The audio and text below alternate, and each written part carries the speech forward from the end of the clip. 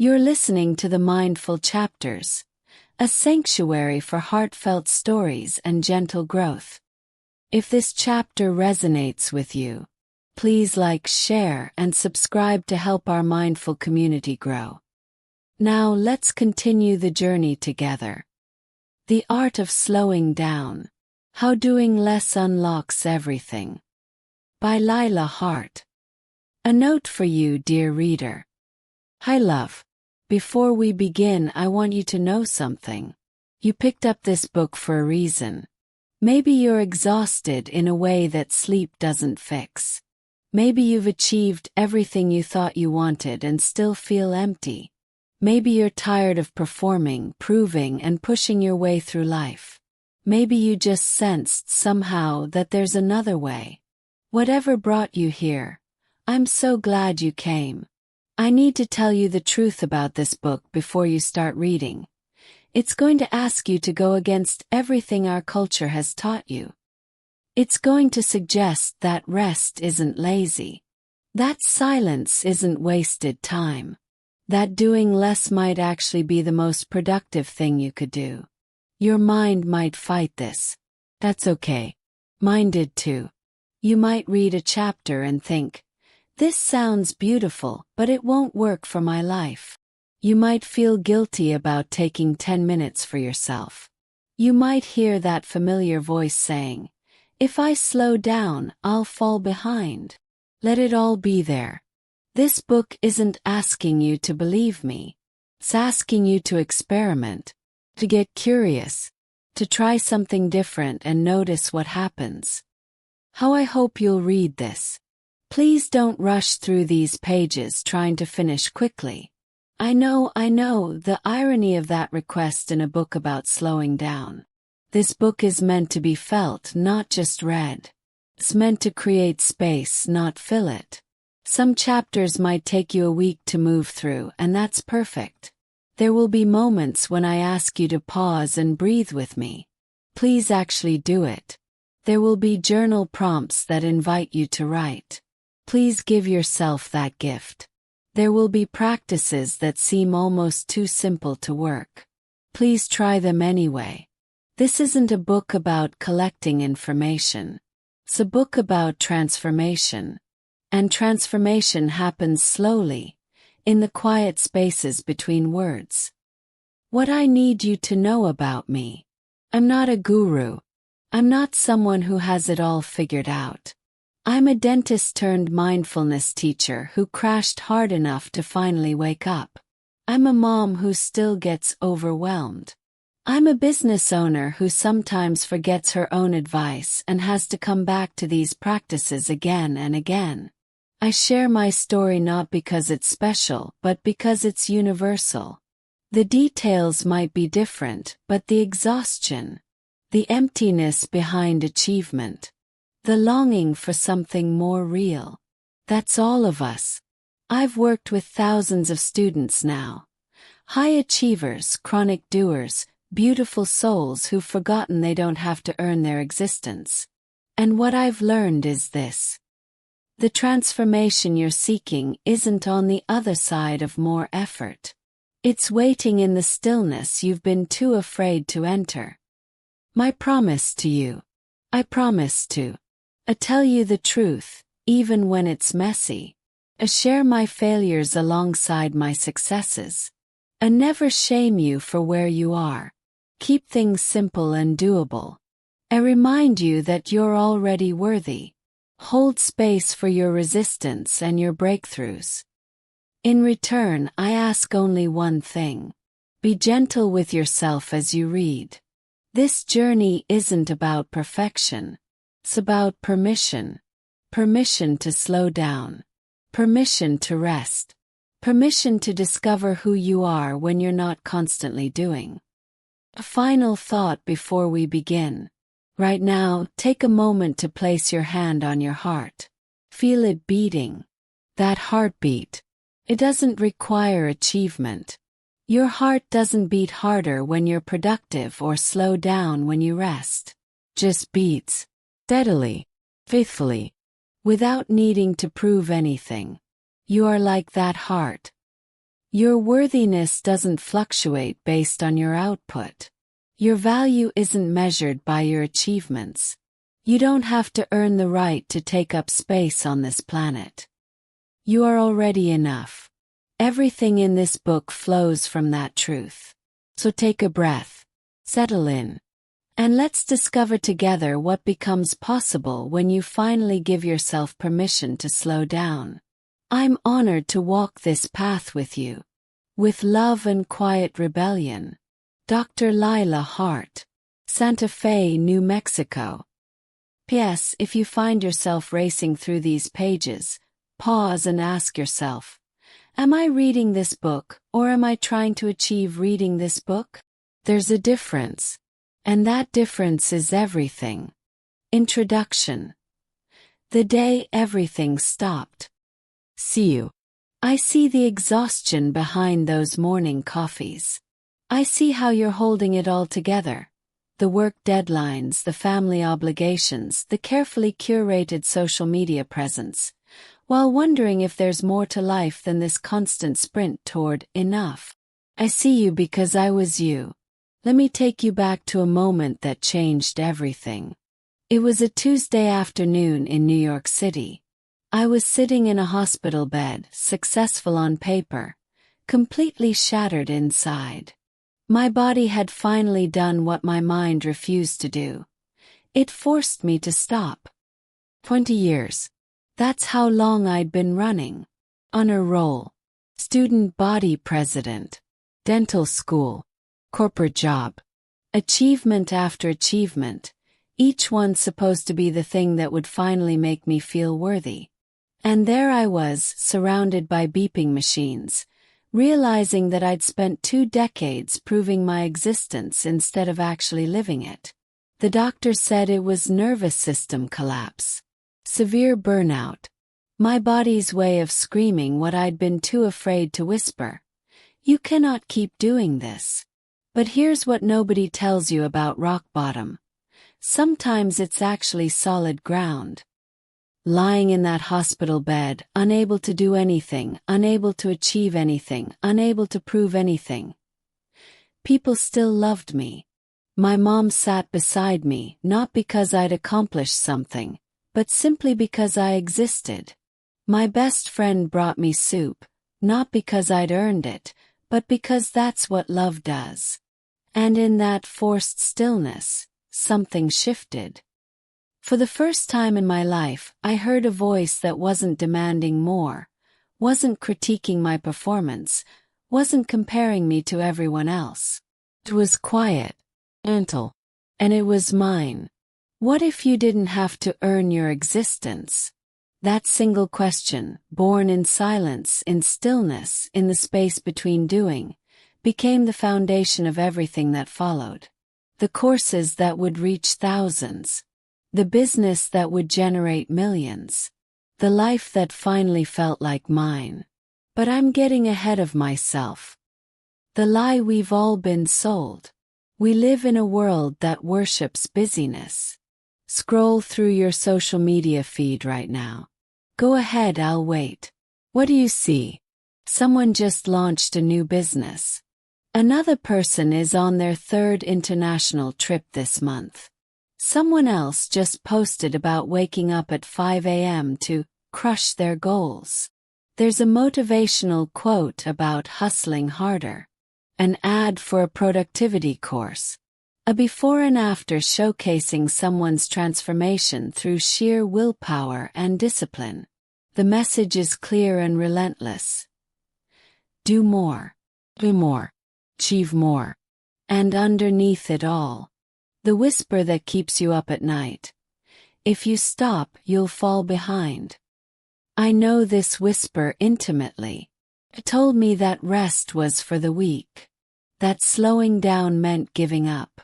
That if I wasn't constantly producing, improving, optimizing, I would become irrelevant. Worthless. So I kept running. And maybe you did too. But here's what I discovered in that hospital bed. And what I've spent the last several years proving through both science and lived experience. The opposite is true. Your breakthrough isn't waiting on the other side of more effort. It's waiting in the pause you're too afraid to take. What this book is and isn't. Let me be clear about something. This is not a book about doing nothing. This is not about quitting your job to find yourself, or abandoning your responsibilities or pretending that goals don't matter. This book is about something far more radical. Learning to do less and receive more. It's about understanding that you are not a machine meant to produce constantly. You are a human being with a nervous system and intuition, and a connection to something larger than your to-do list. It's about recognizing that in our addiction to noise, social media notifications, endless options, constant stimulation, we've lost access to the most powerful tool we have, our ability to hear ourselves. And most importantly, it's about giving you permission to slow down without the guilt, to rest without the shame, and to trust that doing less might actually be the key to everything you've been chasing. My promise to you. This book is built on 3 simple truths I've learned through my own transformation and through working with thousands of students. 1. Silence helps you hear your true desires.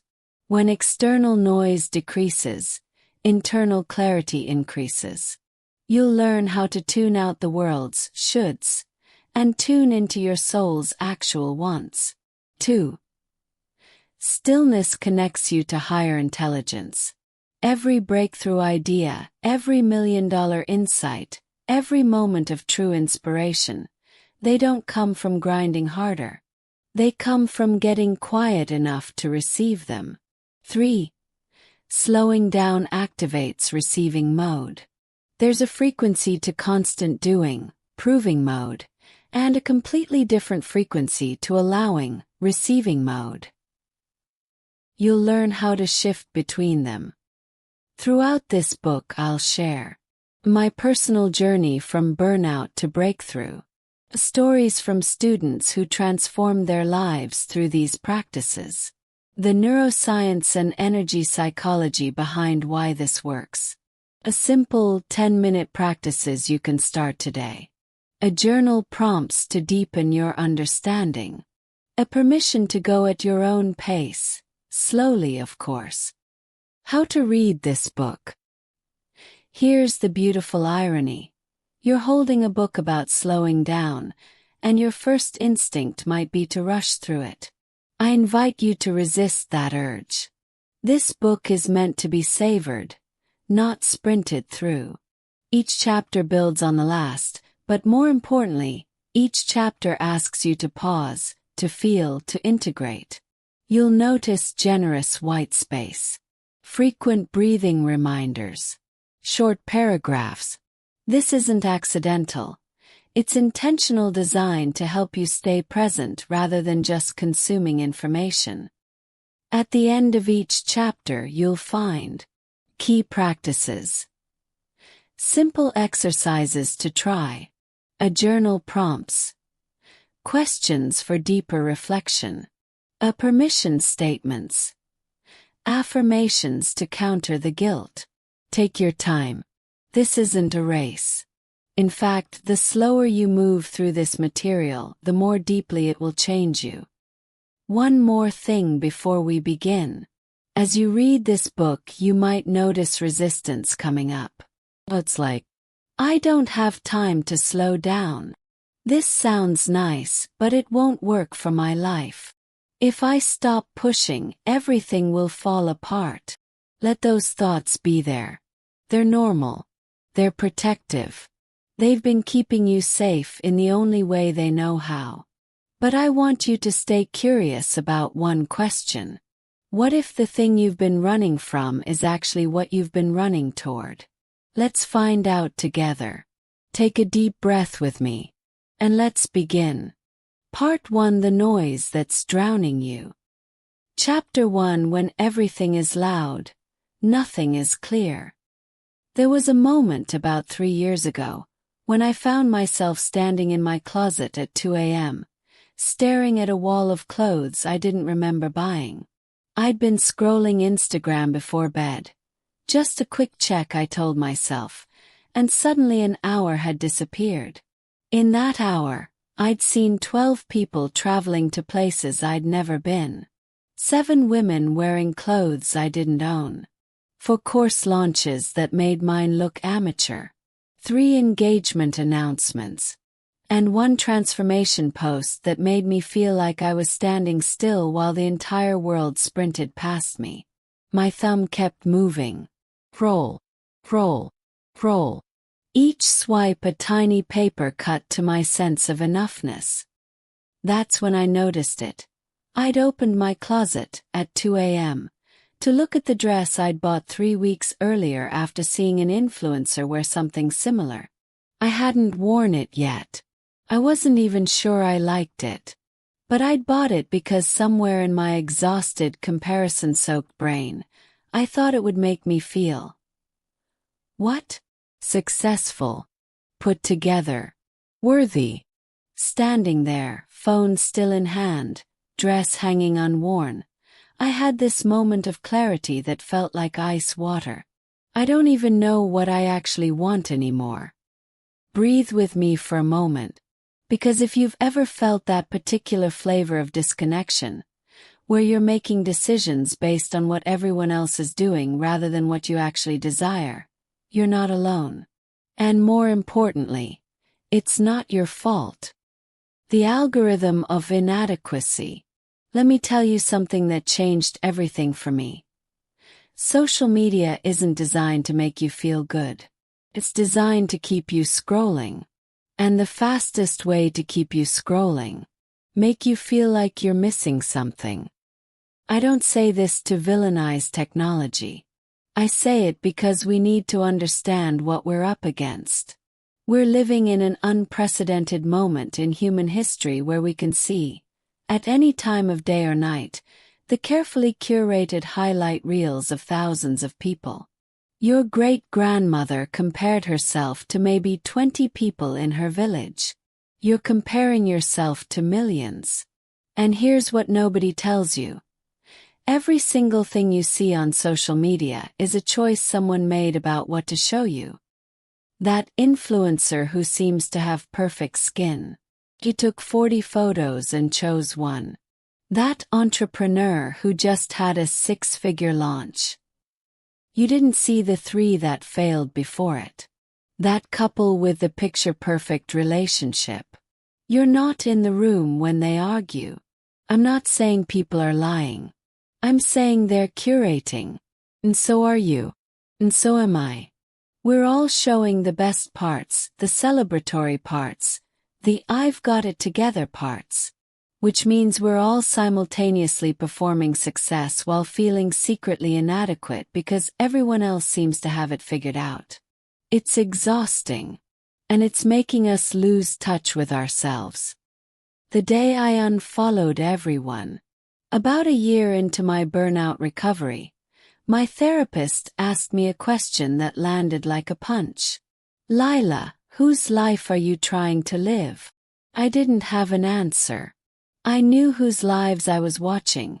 The wellness influencer with her perfect morning routine, the business coach with her 7-figure launches, the mom blogger who seemed to balance it all effortlessly. But my own life, my actual desires, silence. So I tried an experiment. I called it my social media fast. But it was really more like a social media cleanse. And followed everyone. Not in a dramatic, burn-it-all-down way. Just quietly, methodically. I went through and unfollowed every single person who made me feel less than when I saw their content. The ones who made me question my choices. The ones who made me feel behind. The ones whose success felt like my failure. It didn't matter if they were lovely people, many of them were. It didn't matter if their content was good for me. Arguably, it wasn't. All that mattered was this. When I saw their posts, did I feel more connected to myself or more disconnected? The answer was disconnected. They went. First, my feed felt empty. Quiet. Almost uncomfortably so. But then something remarkable happened. What lives in the quiet? Without the constant noise of other people's lives, I started hearing something I hadn't heard in years. My own voice. Small at first. Tentative. Like it wasn't sure if it was allowed to speak. I don't actually want to wake up at 5 a.m. I hate the color I painted the office.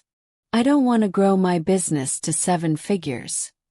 I want to grow it to sustainable. I'm tired. These weren't revolutionary thoughts. They weren't even particularly interesting. But they were mine. And I'd been drowning them out with everyone else's opinions for so long that hearing them felt like meeting a stranger. Except the stranger was me. I started noticing other things too. Without the constant input, I had space for output. Ideas would bubble up during my morning coffee. Not ideas about how to be more productive or optimize my life, but creative ideas. Whimsical ideas. Ideas that had nothing to do with achievement and everything to do with joy. One morning, I woke up wanting to learn to bake sourdough bread. Not because it was trending. Not because some influencer was doing it. Just because something in me wanted to put my hands in dough and watch something rise. That impulse, that simple, quiet desire, felt more real than anything I'd done in months. And here's what I realized. I hadn't lost myself in the noise. I just stopped being able to hear myself over it. The comparison trap, and why your brain falls into it. Let me share something from neuroscience that helped me understand why this is so hard. Your brain has something called the reticular activating system, RAS. Think of it like a filter that decides what information gets your attention. And here's the thing.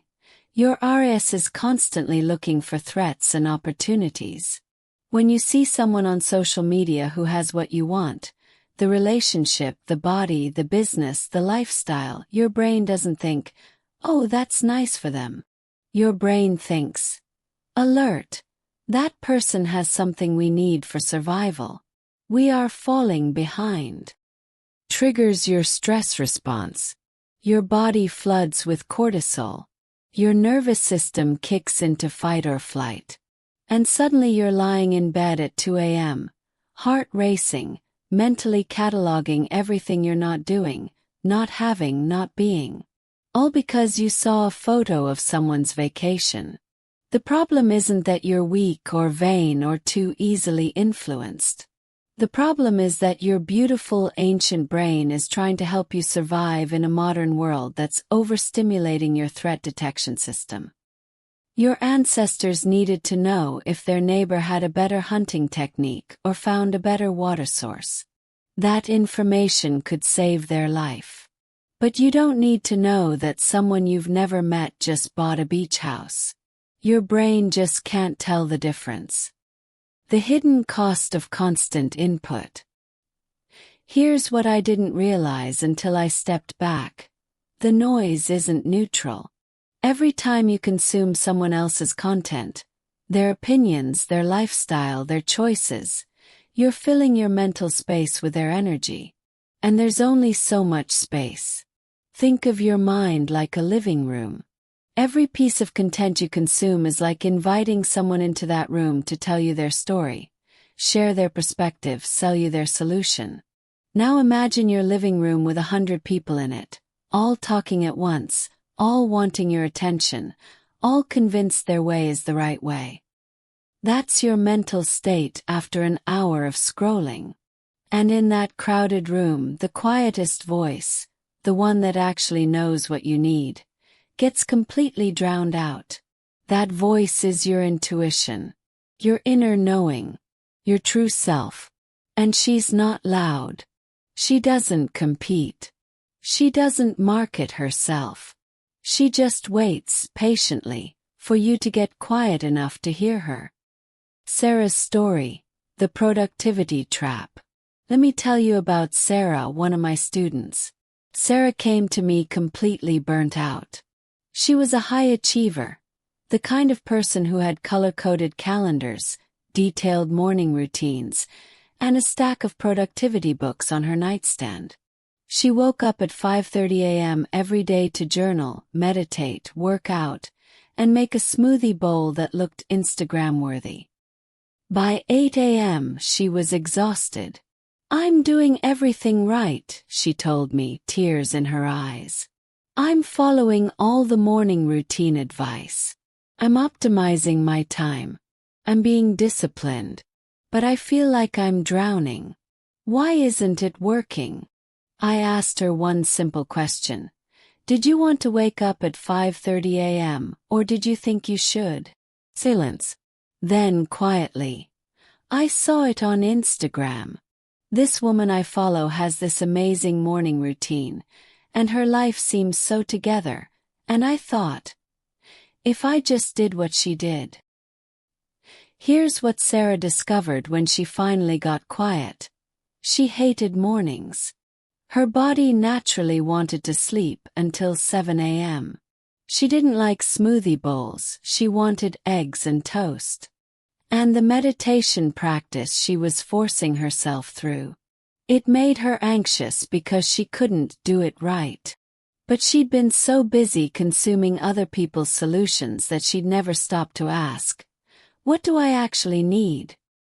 Once Sarah gave herself permission to listen to her own body instead of everyone else's advice, something shifted. She started sleeping until 7 a.m. She made breakfast she actually enjoyed. She replaced formal meditation with 5 minutes of simply sitting with her coffee in silence. Her life got slower, simpler, quieter, and for the first time in years she felt like herself. The questions nobody's asking. Here's what I want you to consider. When was the last time you made a decision about what to buy, where to go, what to do, how to spend your time, without first checking what other people were doing? When was the last time you felt a desire and trusted it without immediately Googling if it was the right desire to have? When was the last time you sat in silence without reaching for your phone? These aren't judgment questions. They're curiosity questions. Because somewhere along the way we learned that the answers to our lives exist outside of us. In experts. In influencers. In the collective wisdom of the internet. And while external guidance has its place, we've overcorrected. We've outsourced our knowing. The cost. We've forgotten how to hear ourselves. What your body already knows. Your body is brilliant. Let me say that again, your body is brilliant. It knows when you're tired, even if you ignore it. It knows what foods nourish you, even if you eat what you should. It knows who feels safe and who doesn't, even if you override the signal. It knows what you need, even if you're too busy to listen. But your body doesn't speak in words. It speaks in sensations, in whispers, in subtle feelings that are easily drowned out by the noise of modern life. That tightness in your chest when you agree to plans you don't want. That's your body saying no. That expansive feeling when you think about a particular idea. That's your body saying yes. That exhaustion that sleep doesn't fix. That's your body begging you to slow down. But we've been trained to override these signals. Push through. To ignore discomfort in service of productivity. To treat our bodies like machines that should perform consistently regardless of input. And then we wonder why we feel disconnected, depleted, and lost. The myth of figuring it out. One more thing before we close this chapter. You might be reading this thinking, "Okay, I need to get quiet so I can figure out what I want." I want to gently challenge that language. You don't need to figure yourself out like you're a puzzle with missing pieces. You need to remember yourself like waking up from a dream where you forgot who you were. There's a difference. Figuring out implies something's broken and needs fixing. It implies effort, analysis, force. Remembering implies something's already there, just covered up. It implies gentleness, allowing, returning home. You already know what you need. You already know what you want. You already know what feels true. You've just been listening to everyone else so loudly that you can't hear yourself anymore. Coming home to yourself. That night in my closet, staring at a dress I didn't want, something clicked. I wasn't living my life. I was performing someone else's idea of what my life should look like. And the exhausting part. I couldn't even tell you whose idea it was. Some amalgamation of magazine covers and Instagram posts and advice from well-meaning people and societal expectations, and it didn't matter. What mattered was this. I wanted to come home to myself. Not to some improved version. Not to the person I'd be after I achieved X or changed Y. Just myself.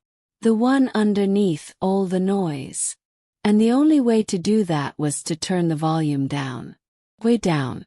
So I could finally hear the whisper that had been there all along. This is not your life. But it could be. Practice. The social media audit. This week, I invite you to get curious about your relationship with external noise. You don't have to unfollow everyone like I did, though you're welcome to. But I do want you to notice. For 7 days. 1. Before you open social media, pause. Place your hand on your heart. Take 3 breaths. Ask yourself, how do I feel right now? Notice without judgment. 2. After 15 minutes of scrolling, pause again. Same hand on heart. Same 3 breaths. Ask, how do I feel now? Notice the difference. 3. Keep a small journal with 2 columns. People/accounts that make me feel more like myself. People/accounts that make me feel less like myself. For at the end of the week, read your journal. Then make one small change. Unfollow one person who consistently makes you feel less than. Follow one person or account or nature or art that makes you feel more alive. That's it. Just notice. Just one change. Because coming home to yourself doesn't happen all at once. It happens in small, gentle steps toward what feels true. Journal prompts. Take your time with these. There's no rush. You might spend 5 minutes or 50. Let your hand move and see what comes. 1. When I scroll social media, I'm usually looking for. 2. The last time I made a decision without checking what others were doing was. 3. If nobody could see my life or judge my choices, I would. 4. The voice I hear most often in my head sounds like, is it mine? Or someone else's? 5. When I imagine a completely quiet day with no external input, I feel. Permission statements. Read these slowly. Let them sink in. Say them out loud if you can. I give myself permission to turn down the volume on other people's lives. I give myself permission to unfollow anyone who makes me feel less than.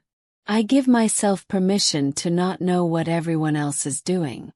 I give myself permission to trust that my desires are valid, even if they're different from everyone else's. I give myself permission to come home to myself, slowly and gently. Before you move to the next chapter, take 3 deep breaths.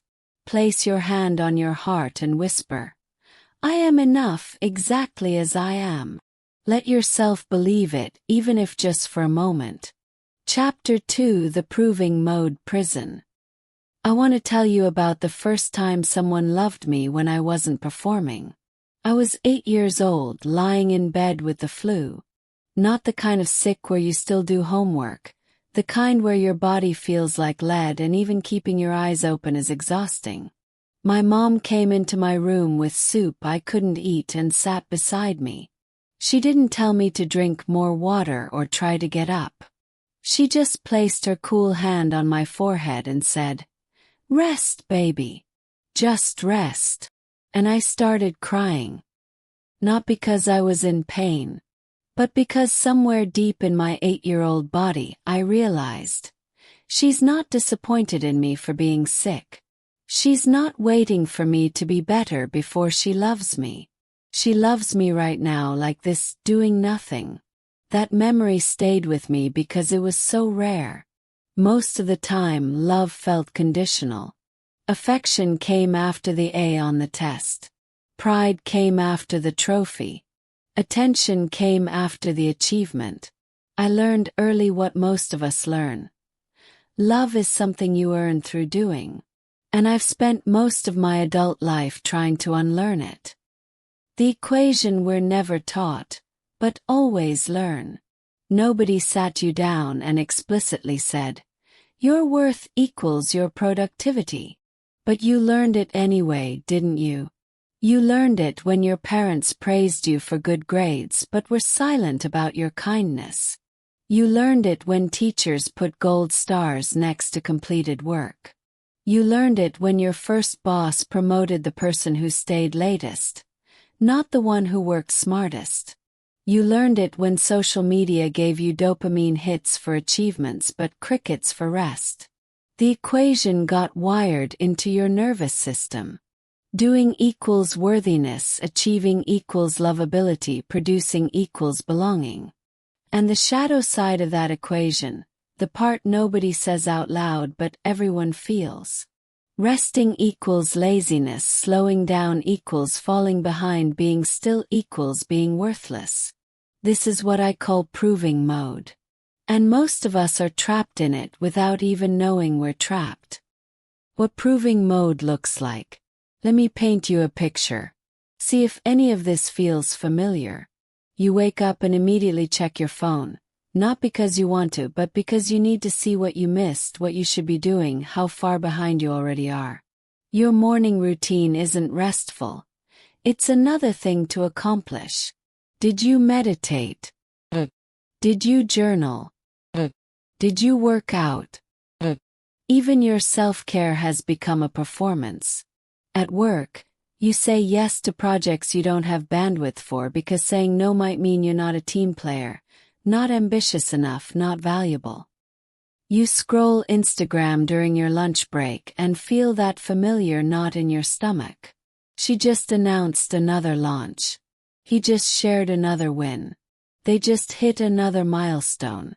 And you're eating a sad desk salad wondering why you're not further along. Evening comes. You're exhausted but you can't rest yet. There's still email to answer, things to clean, content to create, that side project you promised yourself you'd work on. You collapse into bed, set 17 alarms, and your last thought before sleep is, "Did I do enough today?" And your first thought upon waking is, "I need to do more." This is proving mode. And it's killing us softly. My confession, the year I broke. Let me tell you what proving mode did to me. In my final year of dental school, I was at the top of my class. Honor roll, research publications, leadership positions. All the boxes checked. On paper, I was winning. In reality, I was disintegrating.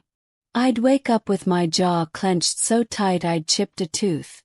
Ironic for a dentist to be. My hands would shake during procedures, not from lack of skill, but from exhaustion.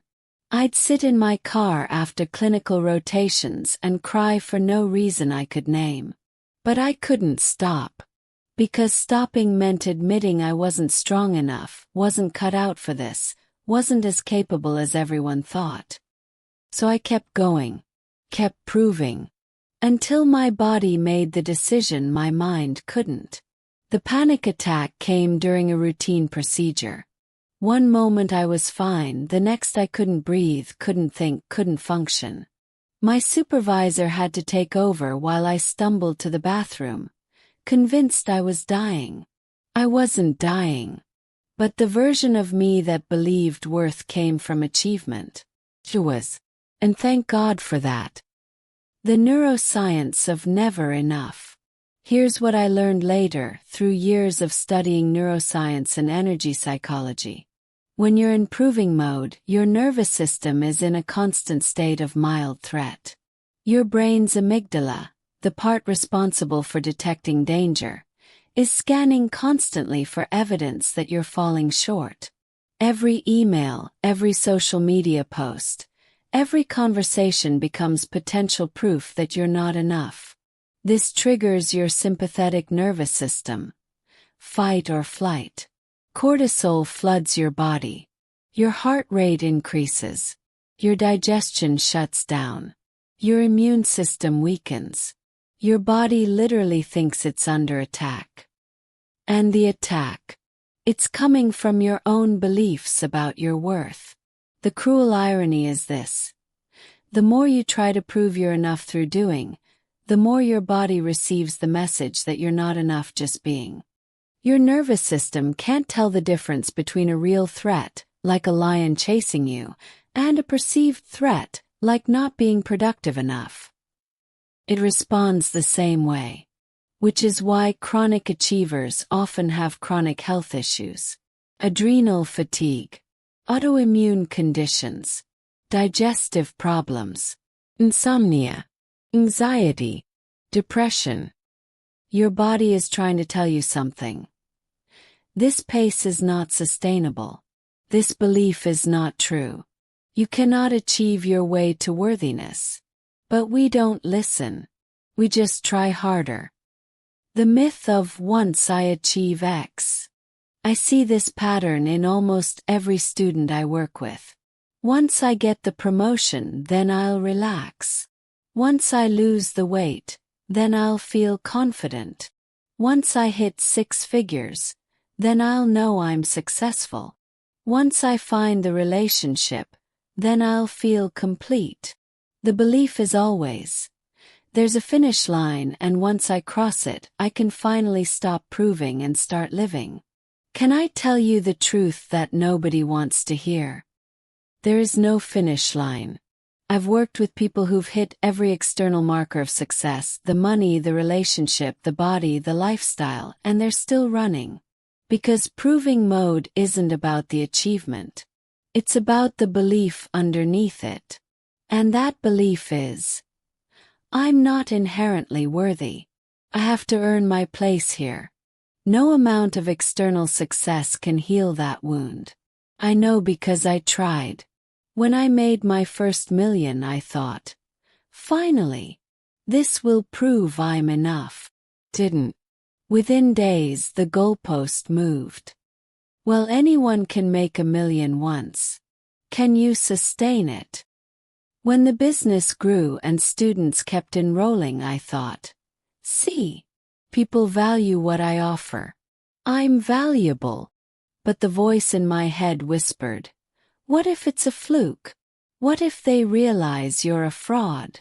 The problem isn't what you haven't achieved. The problem is believing achievement determines your worth in the first place. Maya's story, the breaking point. Let me tell you about Maya. Maya came to one of my retreats 2 years ago. She was a corporate lawyer. Brilliant, accomplished, earning more money than most people dream of. From the outside, she had it all. From the inside, she was hollow. I can't remember the last time I did something just because I wanted to, she told me.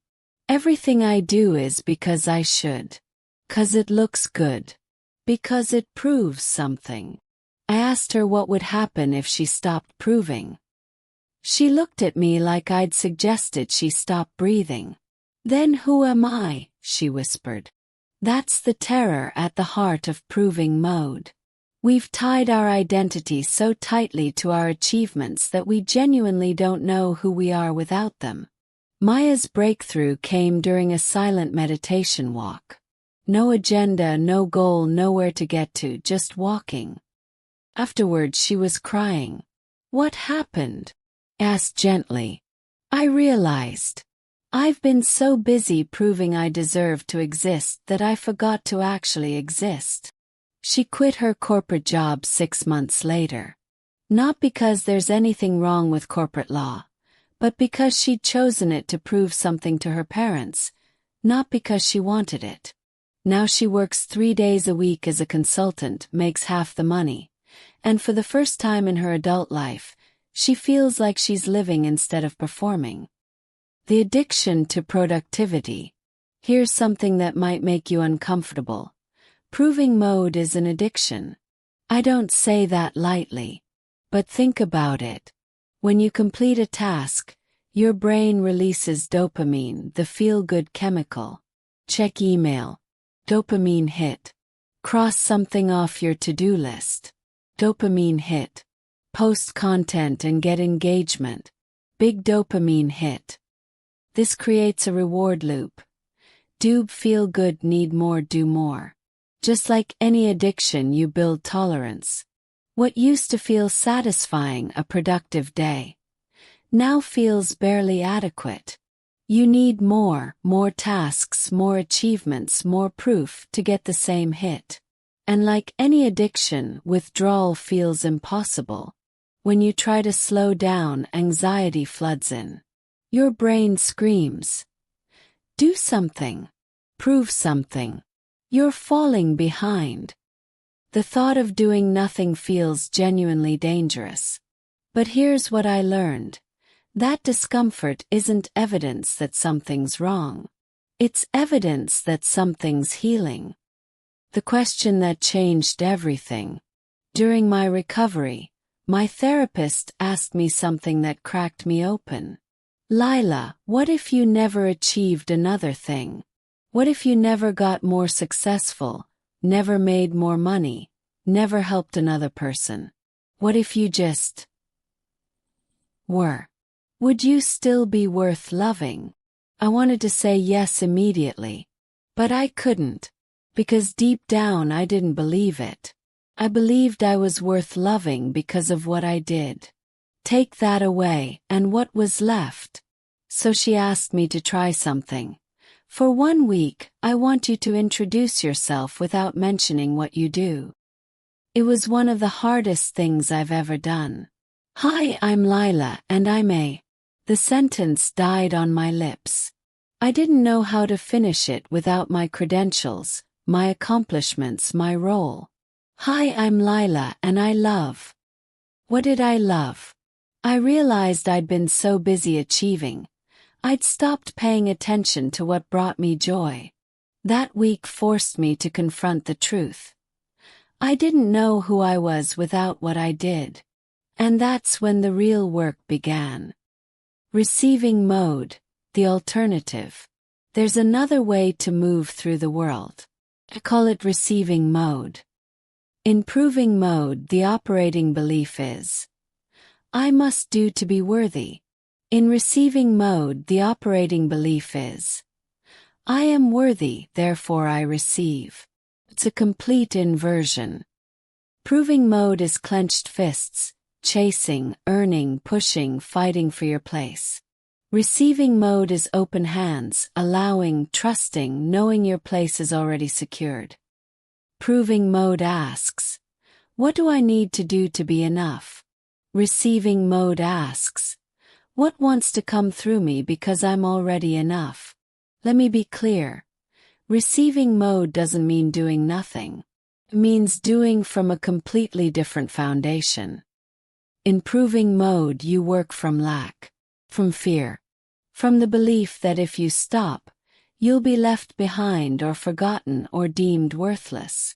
In receiving mode, you work from overflow, from inspiration, from the belief that you have something valuable to offer simply because you exist. The output might look similar, but the internal experience is radically different, and so are the results. Why receiving mode actually works better. Here's the part that blew my mind when I finally understood it. Receiving mode is more productive than proving mode. Not in the hustle harder sense, but in the sustainable, creative, actually enjoyable sense. When you're in proving mode, you're operating from your stress response. Your prefrontal cortex, the part of your brain responsible for creativity, problem-solving, and strategic thinking, is partially shut down. You're in survival mode, not thriving mode. Your ideas are derivative. Your energy is depleted. Your work is forced. When you're in receiving mode, your nervous system is regulated. Your prefrontal cortex is fully online. You have access to intuition, to flow states, to the kind of ideas that seem to come from somewhere beyond you. Your work feels effortless. Your energy is sustainable. Your creativity is alive. This is why my business exploded when I stopped trying so hard. Why the courses I created from a place of rest and inspiration did better than the ones I white-knuckled through.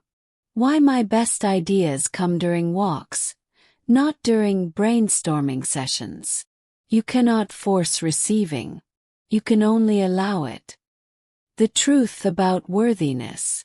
Let me tell you something that might save you years of suffering. You are not worthy because of what you do. You are worthy because you exist.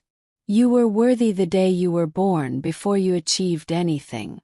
You'll be worthy on your deathbed, when you can no longer do anything. Your worth is intrinsic, unconditional, non-negotiable. Every spiritual tradition points to this truth. Every wisdom lineage teaches it. Your worth is not earned, it's inherent. But our culture has amnesia about this. We've created an entire economic system based on the opposite belief. That people only deserve good things if they work hard enough. So we hustle, we prove, we achieve, we collapse.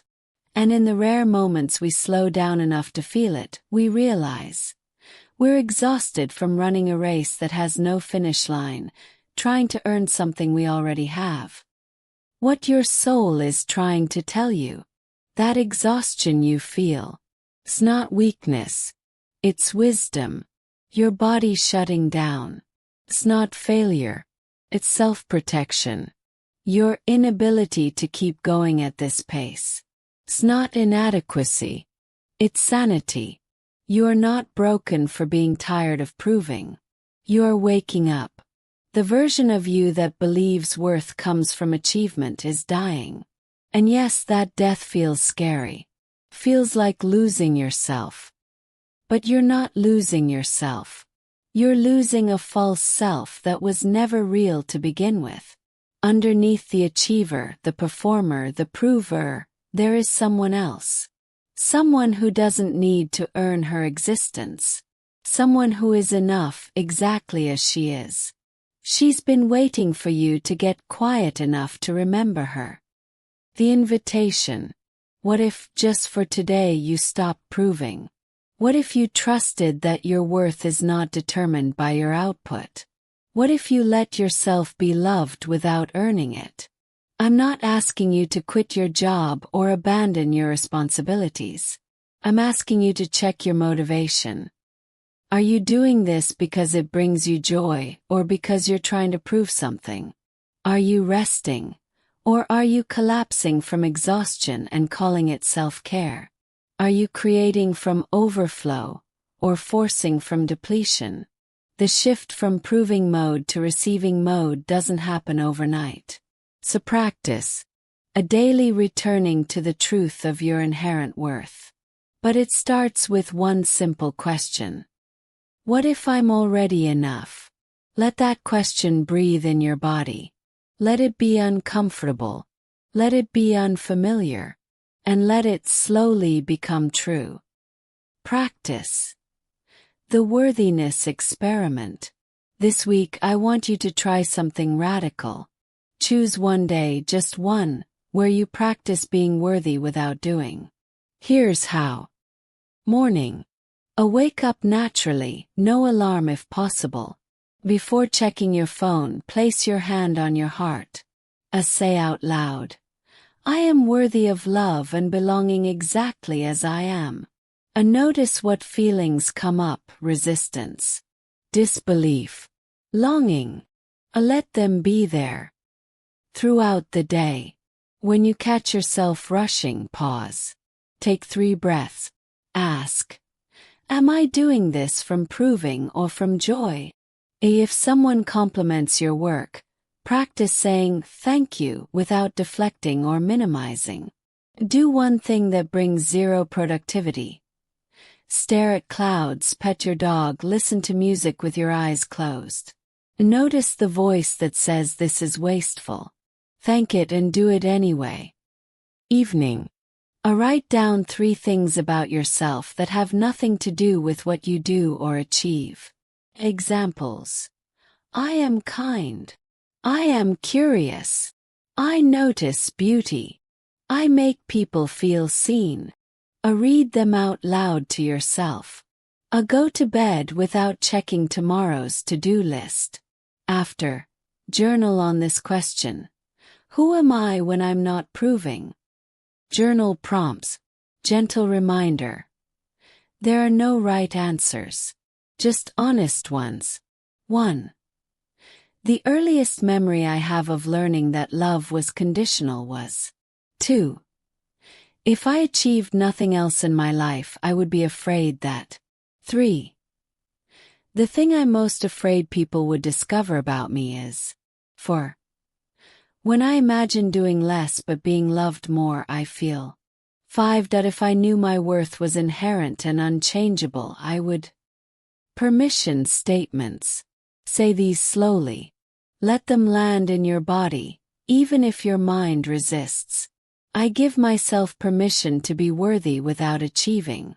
I give myself permission to rest without guilt. I give myself permission to receive love for simply existing. I give myself permission to disappoint people who only value me for what I do.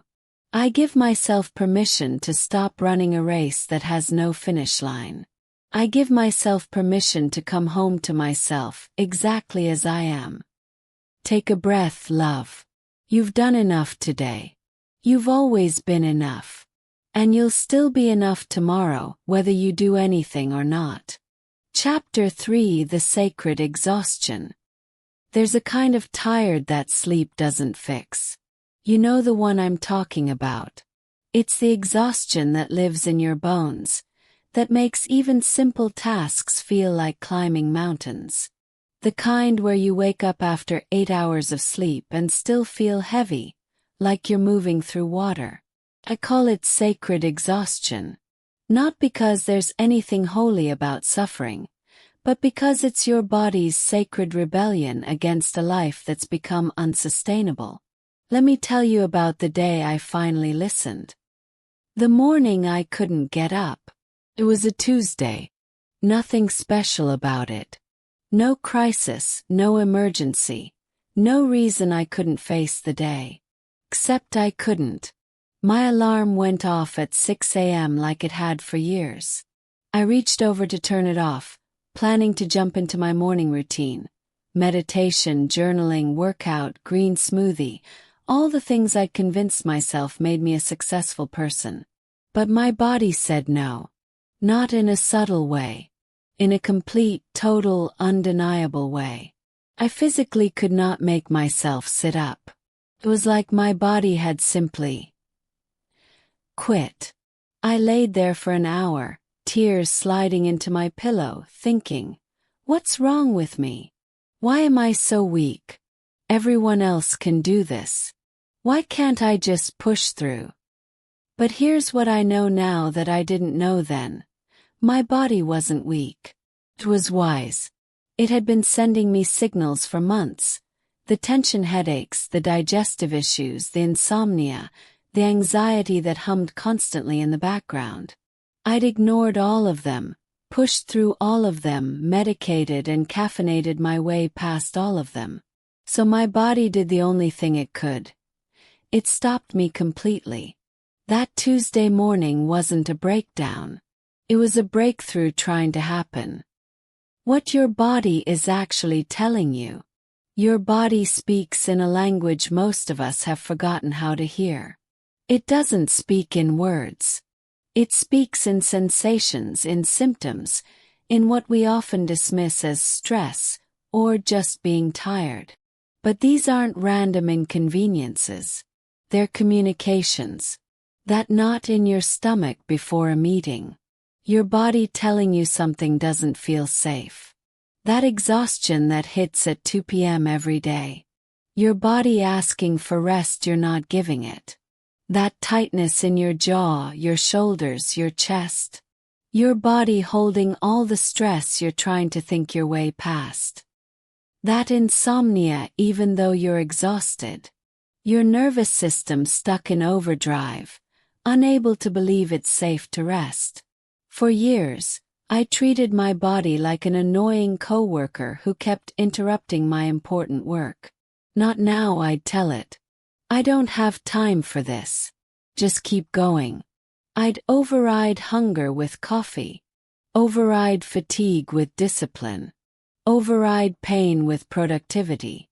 And my body, patient, forgiving, always trying to help, kept trying to get my attention. Until it couldn't be ignored anymore. The nervous system science nobody teaches you. Let me share something that would have saved me years of suffering if I'd learned it earlier. Your nervous system has two modes: sympathetic, fight or flight, and parasympathetic, rest and digest. These aren't moral categories. Neither one is good or bad. They're both necessary for survival. Sympathetic is for when you need to run from a tiger or meet a deadline or handle an emergency. It mobilizes your energy, sharpens your focus, floods your body with adrenaline and cortisol. Parasympathetic is for when you're safe. It's the state where your body heals, your digestion works, your immune system functions, your creativity flows. It's where you actually live, not just survive. Here's the problem. Most of us are stuck in sympathetic. We wake up in sympathetic. Alarm jolts us awake, immediate anxiety about the day. We stay in sympathetic, rushing, multitasking, consuming stressful news. We try to sleep in sympathetic. Mind racing, body tense, can't turn off. Your body never gets the signal that it's safe to rest. And here's what happens when you stay in sympathetic too long. Your body starts breaking down. Adrenal fatigue, hormonal imbalances, autoimmune issues, digestive problems, chronic pain, anxiety, depression. These aren't separate issues. They're all your body screaming the same message. You are not safe. You need to rest. Please, please stop. Why self-care isn't working.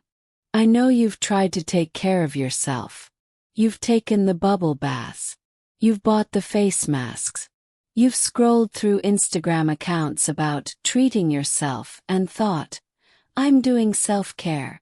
Why don't I feel better? Here's why. You can't self-care your way out of a nervous system that never feels safe. Real rest isn't a bath bomb. It's not a spa day or a vacation or even meditation, if you're doing meditation as another item on your to-do list, another thing to get right. Real rest is nervous system regulation. It's teaching your body that it's safe to stop performing, stop vigilance, stop preparing for the next threat. And that can't happen in a weekend. Can't happen with an occasional yoga class. It can't happen while you're still living at the pace that broke you in the first place. Let me tell you about Jennifer. Jennifer's story, the wellness trap. Jennifer came to me after spending thousands of dollars on self-care. She had every wellness product imaginable. Essential oil diffusers, meditation apps, supplements stacked on her counter, a therapist, a life coach, an acupuncturist, a massage therapist. Her calendar was color-coded with self-care appointments. She was still exhausted. I don't understand, she told me, frustrated. I'm doing everything right. I'm investing in myself. I'm prioritizing wellness. Why do I still feel like I'm drowning? I asked her one question. When's the last time you did nothing? Nothing. She looked confused. Nothing. Not meditation, not journaling, not any practice or technique. Just nothing. She stared at me. I don't know. I don't think I have time for nothing. There it was. Jennifer had turned self-care into another form of proving. Another thing to achieve, another box to check, another way to optimize herself. She was still in proving mode, just with better smelling candles. What Jennifer needed wasn't more self-care. It was permission to stop caring about doing self-care perfectly. She needed permission to just be, to just exist, to do nothing and still be worthy. That permission can only come from you. The guilt that guards the gate. Here's what happens when you finally give yourself permission to truly rest. Guilt shows up. That voice in your head that says, everyone else is working. You're being lazy. You don't deserve rest until you've earned it. If you stop, you'll lose everything you've worked for. Productive people don't need this much rest. You're falling behind.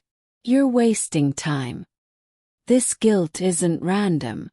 It's been programmed into you since childhood. You learned that productivity equals worth. That busyness equals importance. That rest equals laziness. This guilt is actually a protective mechanism. It's trying to keep you safe by keeping you in the patterns you know, even if those patterns are killing you. But here's the truth that the guilt doesn't want you to know. Rest is not something you earn. It's something you require to survive. You don't have to justify it. You don't have to prove you deserve it. You need it like you need air and water and food. And just like you wouldn't guilt yourself for breathing, you don't have to guilt yourself for resting. My sacred no. After that Tuesday morning when I couldn't get up, I made a decision that changed everything. I decided to honor my exhaustion instead of fighting it. I cleared my calendar for a month. No meetings, no commitments, no social obligations. I told my clients I was taking a break. I stopped posting on social media. I stopped checking email except once a week. The first week was terrifying. The guilt was overwhelming. My mind screamed constantly, "You're going to lose everything. People will forget about you. You're being irresponsible. You're being weak." But I stayed with it, and something remarkable happened. By week 2, the noise in my head started to quiet. Not because I did anything to fix it, but because I stopped adding to it. By week 3, I started having ideas again. Real ideas, not forced ones. Ideas that came from somewhere deep and true. By week 4, I felt like myself for the first time in years. Not the performing self. Not the achieving self. As myself. That month of sacred rest didn't hurt my business. It exploded it. The course I created after that break, from a place of genuine inspiration, not forced productivity, made more money in 3 months than I'd made the entire previous year. Not because I worked harder, but because I finally worked from wholeness instead of depletion. The 3 types of rest you actually need. When I started studying rest deeply, really studying it, not just doing what Instagram told me to, I learned that there are different types of rest, and most of us are only addressing 1 or 2 while ignoring the others. Physical rest. This is the obvious one. Sleep, naps, lying down, gentle movement instead of intense exercise. Your body literally needs to not be moving. But here's what most people miss. Physical rest also means saying no to things that deplete you physically, even if they seem worthy. Mental rest. This is the rest your brain needs from constant thinking, planning, problem-solving, decision-making. This is why meditation works. Not because you're achieving anything, but because you're giving your mind permission to stop. Mental rest also means consuming less information. Less news, less social media, fewer podcasts and books and courses. Just less input. Emotional rest. This is the rest you need from performing emotions you don't feel. From being on all the time. From managing other people's feelings. From pretending you're fine when you're not. Emotional rest means letting yourself feel whatever you're actually feeling without trying to fix it, change it, or spiritually bypass it. Most people do physical rest, sort of, but completely neglect mental and emotional rest. Which is why you can sleep 8 hours and still wake up exhausted. Your body rested. Your mind and heart didn't. The practice of doing nothing. I want to teach you something that sounds ridiculous in its simplicity but is actually revolutionary. The practice of doing literally nothing. Not meditation, that's doing something. Not journaling, that's doing something. Not even mindful walking, still doing something. Nothing. Just existing. Here's how. Set a timer for 10 minutes. Sit or lie somewhere comfortable. Then do nothing. Don't try to clear your mind. Don't focus on your breath. Don't visualize or affirm or manifest anything. Just exist. Your mind will wander. Let it. Thoughts will come. Let them. You'll feel uncomfortable. Let that be there too. You might feel guilty. Welcome to the practice. The point isn't to achieve some Zen state. The point is to practice being human without needing to prove anything, fix anything, or become anything. The point is to remember that your existence doesn't require justification. When I first tried this practice, I lasted about 90 seconds before anxiety flooded in. This is pointless. You're wasting time. You should be working. But I kept practicing. And slowly, over weeks and months, something shifted. I started to remember what it felt like to just be. Not be productive, not be impressive, not be anything other than alive. And that remembering. That's where everything changed. Anna's breakthrough, the power of pause. Anna was a client who came to me on the edge of complete burnout. High-powered executive, single mom, always going, always doing, always proving she could handle it all. She was excellent at handling it all. And it was destroying her. I gave her one assignment. 10 minutes a day of doing nothing. She laughed. I don't have 10 minutes. Then make it 5. She tried it for 3 days and quit. It makes me too anxious. My mind won't stop. I know. Keep going. She resisted for another week. Then, out of desperation more than belief, she tried again.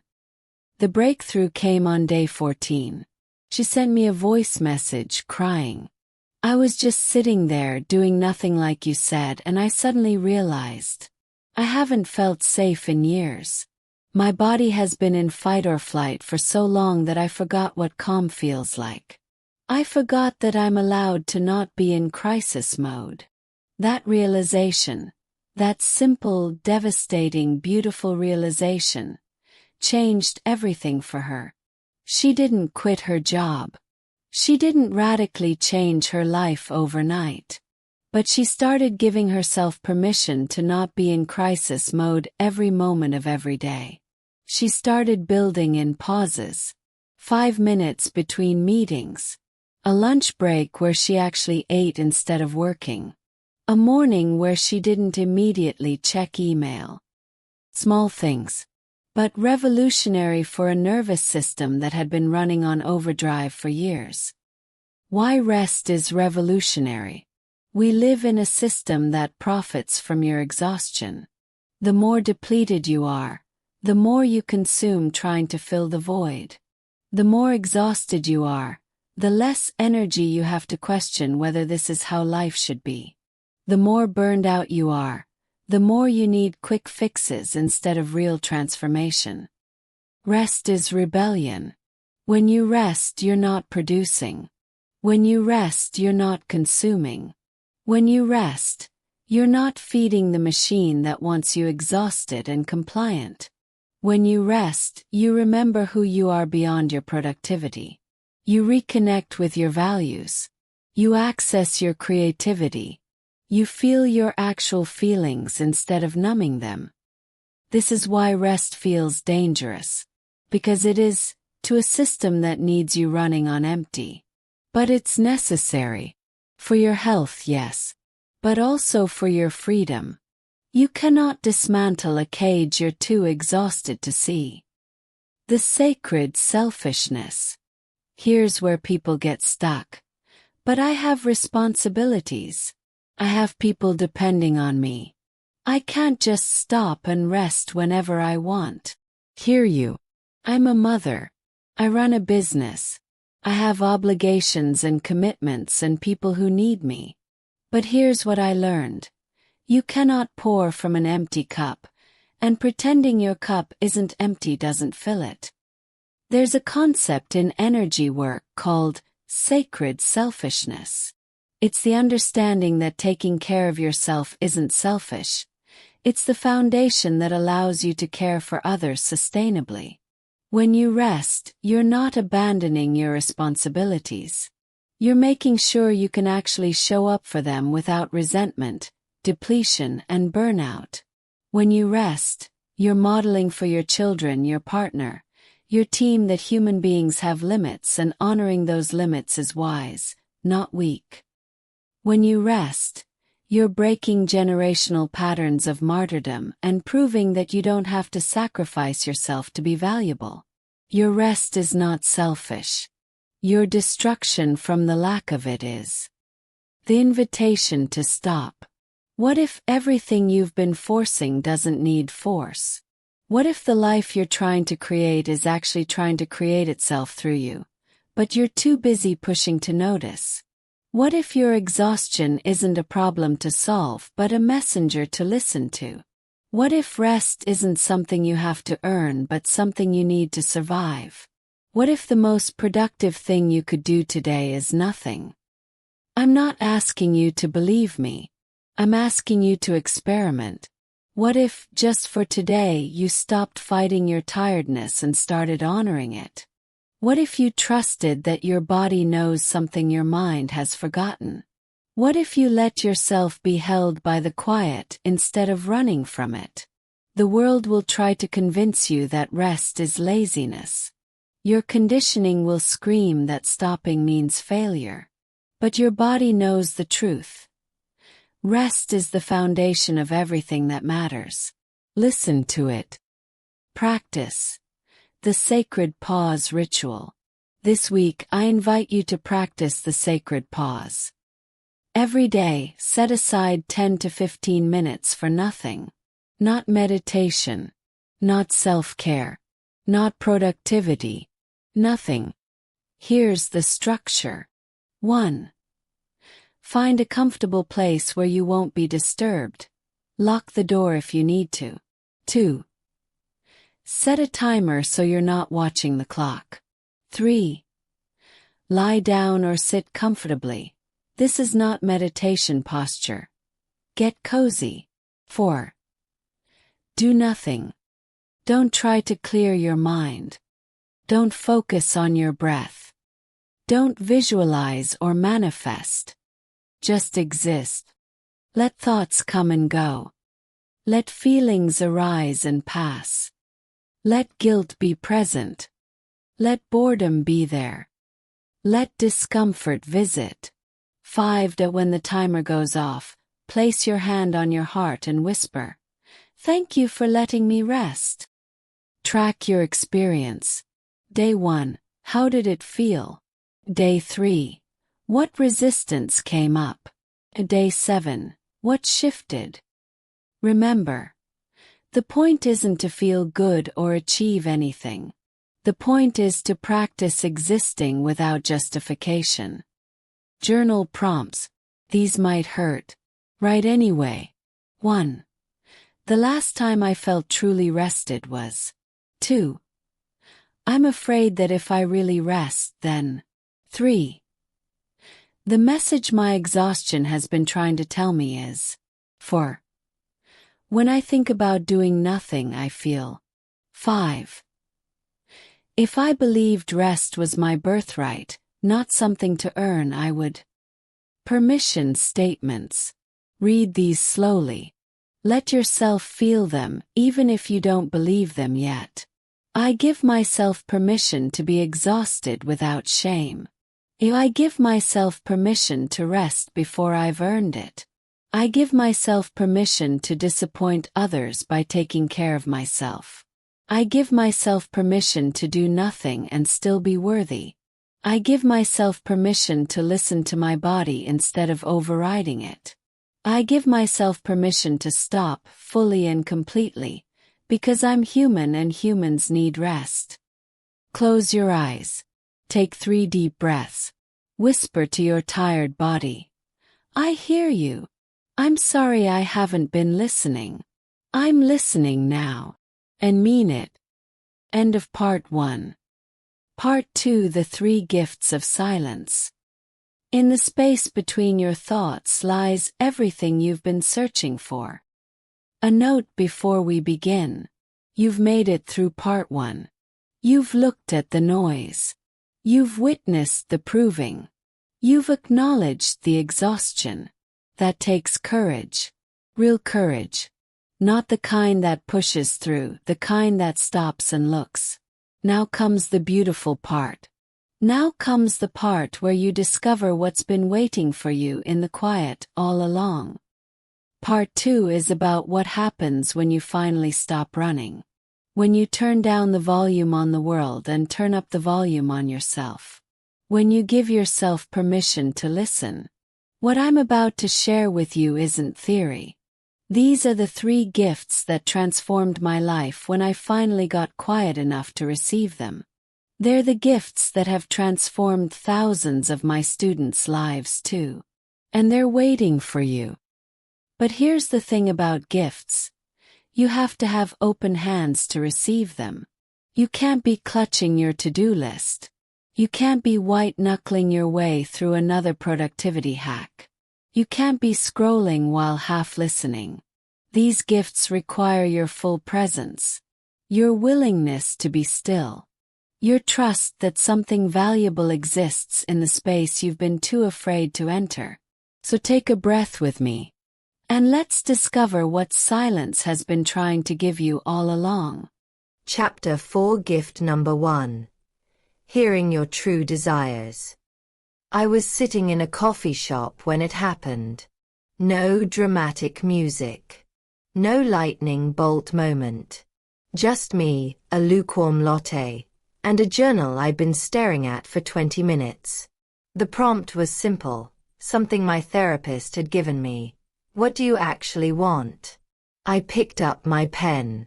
Put it down. Picked it up again. Nothing came.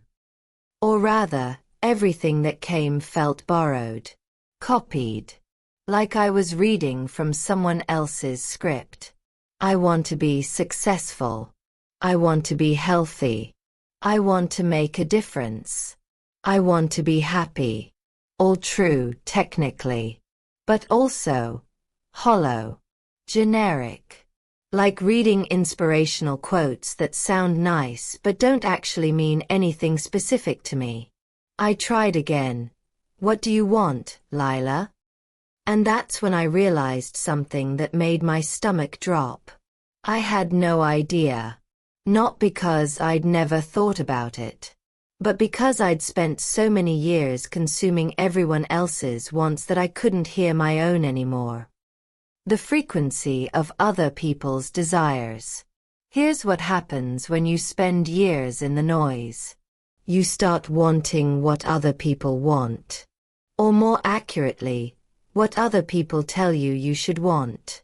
You scroll Instagram and see someone's minimalist home, and suddenly you want a minimalist home, even though you've always loved your colorful, cluttered space. You see someone's morning routine that starts at 5 a.m., and suddenly you want to be a morning person, even though your body has always felt most alive at night. You see someone's relationship or body or business or lifestyle, and suddenly you want that too, even though you've never actually asked yourself if that's what would make you happy. This isn't because you're easily influenced or lack willpower. It's because desires are frequencies, and when you're constantly tuned into other people's channels, you forget what frequency your own soul operates on. I spent years wanting things I thought I should want. A certain size body because that's what magazines told me was beautiful. A certain type of success because that's what society told me mattered. A certain way of living because that's what looked impressive on the outside. And I achieved some of those things. Lost the weight. Got the credentials. Built the impressive resume. But I never felt satisfied. Because they weren't my desires. They were borrowed ones. And borrowed desires will never fill you up. The question nobody's asking. In all the manifestation content you've consumed, the vision boards, the affirmations, the scripting exercises, has anyone ever asked you this? How do you know that's what you actually want, and not just what you've been told to want? Most manifestation teaching skips right over this. It assumes you already know what you want and just need the technique to get it. But what if the biggest block to manifesting isn't your technique? What if it's that you're trying to manifest things that aren't actually aligned with your soul? This is why people successfully manifest and still feel empty. They got the thing, the relationship, the money, the body, the lifestyle, but it doesn't feel like they thought it would. Because it was never theirs to begin with. My first real desire. After that coffee shop moment, I started a practice. Every morning before I let any external input in, no phone, no social media, no news, no podcasts, I would sit in silence and ask, what do I want today? Not, what should I want? Not, what would be good for me? Just, what do I want? The first few weeks, the answers were still generic. Still borrowed. My mind would immediately go to what I thought I was supposed to want. But I kept asking. And slowly, something shifted. One morning, about 3 weeks in, I asked the question and immediately thought, I want to bake bread. I almost dismissed it. That's not a real desire. That's not going to change my life. That's not impressive or productive or goal-oriented. But there was something about it that felt true, clear, mine. So I did it. I spent that afternoon making sourdough from scratch, something I'd never done before and had no reason to do other than I wanted to. And when I pulled that first loaf out of the oven, golden and steaming and imperfect, I started crying. Not because of the bread, but because for the first time in years, I'd done something purely because I wanted to. Not because it would achieve anything. Not because it would impress anyone. Not because it was self-care or productive. Just because my soul whispered, I want this, and I listened. That's when I understood. True desires aren't loud. They're not demanding. They're not trying to prove anything. They're quiet. And they require silence to hear. The difference between wanting and yearning. Let me make a distinction that changed everything for me. Wanting comes from the mind. It's strategic. It's about achieving, acquiring, proving. Yearning comes from the soul. It's magnetic. It's about becoming, experiencing, remembering. Wanting says, I want $1,000,000. Yearning says, I long to feel free. Wanting says, I want to lose 20 pounds. Yearning says, I long to feel at home in my body. Wanting says, I want that person to love me. Yearning says, I long to be truly seen. When you manifest from wanting, you might get the thing. But it won't satisfy you because the thing was never what you were actually seeking. When you manifest from yearning, you might get the thing, or you might get something completely different that actually fulfills the deeper need. This is why silence is essential. Wants are loud. Yearnings are whispers. Rebecca's story. The career she never wanted. Rebecca came to me, successfully manifesting the wrong life. She'd followed all the advice, done the vision boards, said the affirmations. And it worked. She manifested a 6-figure corporate job, a beautiful apartment, an impressive title. She was also miserable. I don't understand, she told me, exhausted. I got everything I asked for. Why do I feel worse than before? We spent a session just sitting in silence together. Not meditation, not guided visualization. Just quiet. Then I asked her, Rebecca, forget everything you think you should want. Forget your parents' expectations and society's definitions of success. If you were alone on a desert island with no one to impress, what would you spend your time doing? She was quiet for a long time. Then, almost embarrassed, I'd write. And I'd garden. And I'd cook elaborate meals for no reason. That's all I've ever really wanted to do. Then why are you in corporate finance? The answer came slowly, painfully. Because it's impressive. Because it proves I'm smart. Because my parents sacrificed so much for my education, and being a writer felt like wasting it. Because I was ashamed that what I wanted wasn't ambitious enough. There it was. The borrowed desire masquerading as her own. Rebecca didn't quit her job the next day. But she started making space for her real desires. Writing in the mornings. Taking cooking classes. Letting herself want what she actually wanted instead of what looked good on paper. A year later, she transitioned to freelance writing, made half the money, and was happier than she'd been in a decade. Not because she manifested her dream life, but because she finally let herself know what her dream life actually was. The clarity practice. Tuning your inner radio. Your true desires exist on a specific frequency. Think of them like a radio station that's always broadcasting, but you've been tuned to everyone else's channels for so long that you forgot how to find your own. Here's how to tune back in. Step 1. Clear the channels. Before you can hear your frequency, you need to quiet the others. This means start your day without input, no phone for the first hour. Take regular breaks from social media, even just 24 hours. Stop asking everyone else's opinion on your decisions. Notice when you're about to make a choice based on what looks good versus what feels good. Step 2. Ask the real questions. Stop asking, what should I want? Start asking, what makes me lose track of time? What did I love doing before I learned to be productive?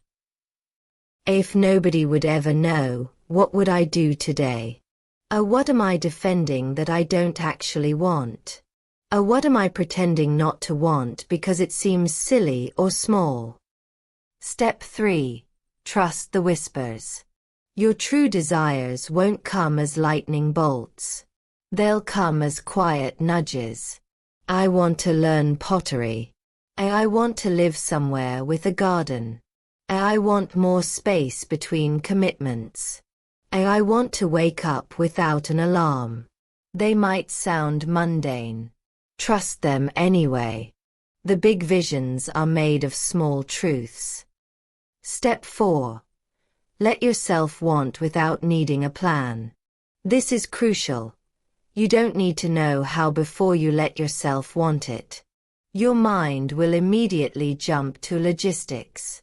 But how would I afford that? But that's not practical. But I don't have time for that.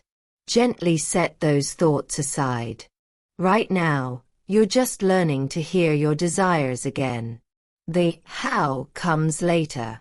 First, you need to know what you're actually calling in. The body knows before the mind does. Here's something most manifestation teaching misses.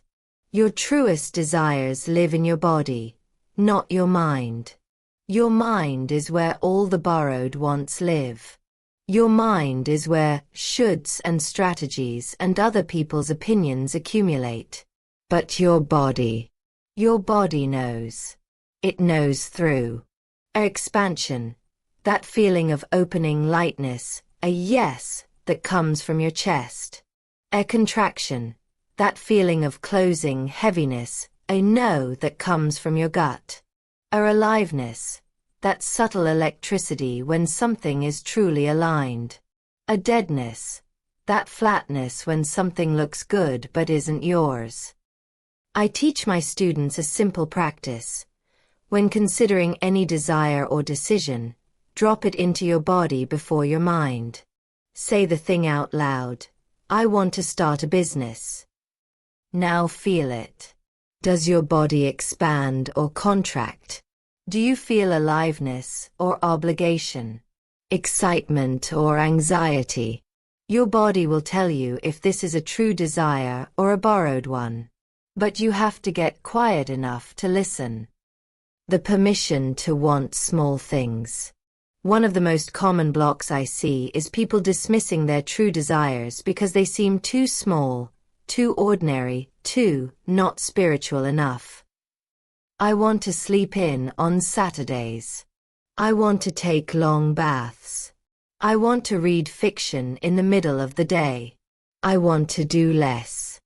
These feel embarrassing to admit when everyone else is manifesting six figures and dream relationships and total life transformations. But here's what I've learned. Small desires are portals to big transformations.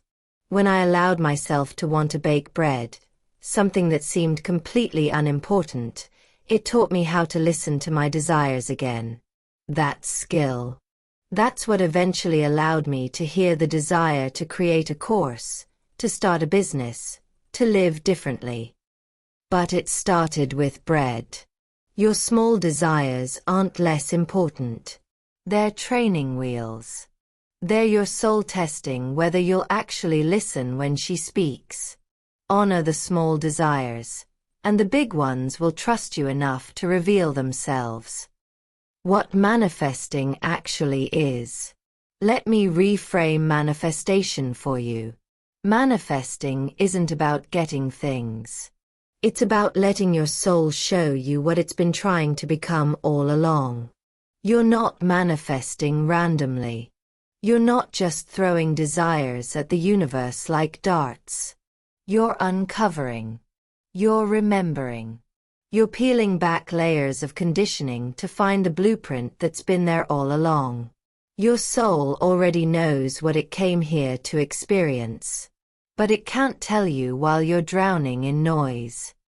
Silence is how your soul finally gets your attention.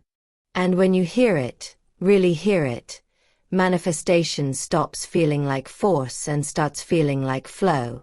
Not because you're attracting things from outside you, but because you're finally aligned with what's been trying to emerge from within you all along. The sacred selfishness of true desires. I need to address something that comes up constantly. But what if my desires are selfish? What if what I want isn't what's best for my family / my kids / my partner / the world? Listen carefully. Your true desires are never actually in conflict with what's best for others. The confusion comes because we've been taught that our wants don't matter, that sacrifice is noble, that putting ourselves last is virtuous. But a person living their true desires, their soul's desires, not their egos, is the best version of themselves. They're more present, more generous, more genuinely loving. A person living borrowed desires is resentful, depleted, performing love instead of feeling it. Your children don't need you to sacrifice your dreams for them. They need you to show them that dreams matter. Your partner doesn't need you to abandon yourself to keep them. They need you to be whole so the relationship can be real. The world doesn't need more martyrs.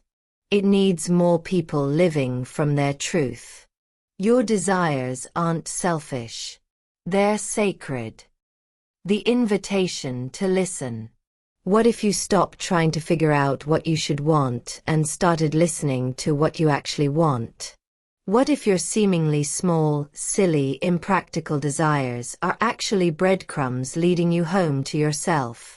What if the reason your manifestations haven't worked is because you've been trying to manifest someone else's life?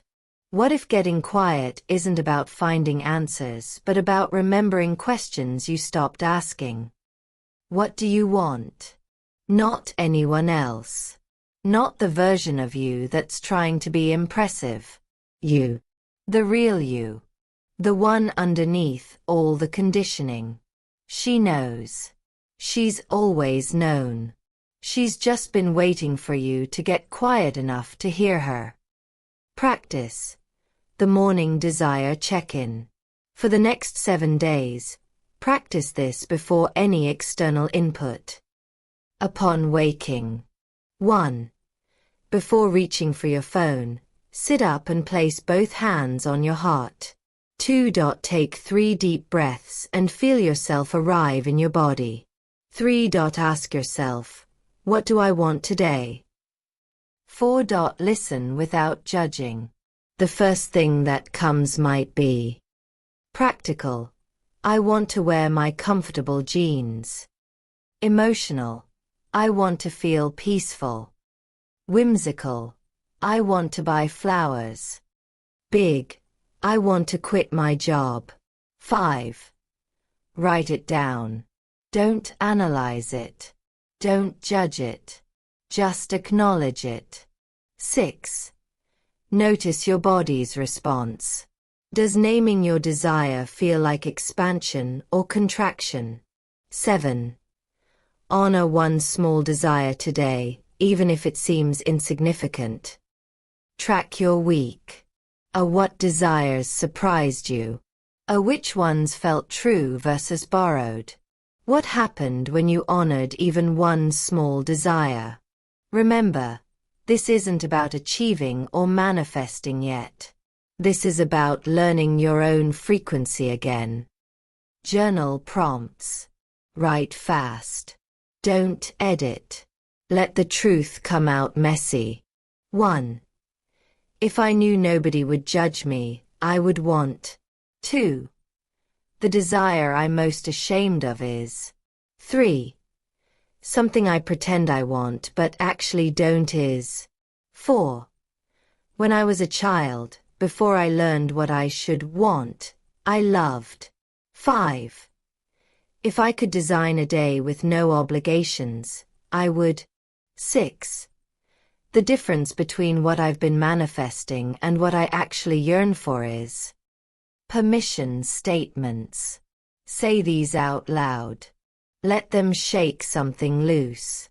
I give myself permission to want what I want, not what I should want. I give myself permission to change my mind about what I desire. I give myself permission to want small, ordinary, unimpressive things. I give myself permission to stop defending desires that aren't mine. I give myself permission to disappoint people by choosing my truth over their expectations. I give myself permission to listen to the quiet voice that knows what I need. Before moving to the next chapter, close your eyes and ask, what am I pretending not to want? Whatever answer comes, whisper back, I see you. You matter. Chapter 5, Gift Number 2. Connecting to Higher Intelligence. The $1,000,000 idea came to me in the shower. Not during a brainstorming session.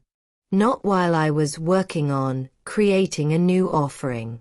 Not after consuming 17 productivity podcasts about how to generate ideas.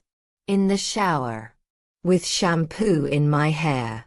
Thinking about absolutely nothing. One moment my mind was blank, and the next moment, fully formed, there it was, the entire structure for what would become my most successful course. The modules. The price point. The positioning. Even the name. It didn't feel like I'd thought of it. It felt like I'd received it. And when I got out of the shower and wrote it down, still dripping wet, towel barely wrapped around me, my hands were shaking. Not from excitement, though there was that too. From recognition. This was the real thing. The kind of idea that doesn't come from grinding or forcing or trying to come up with something. The kind that comes from somewhere else entirely.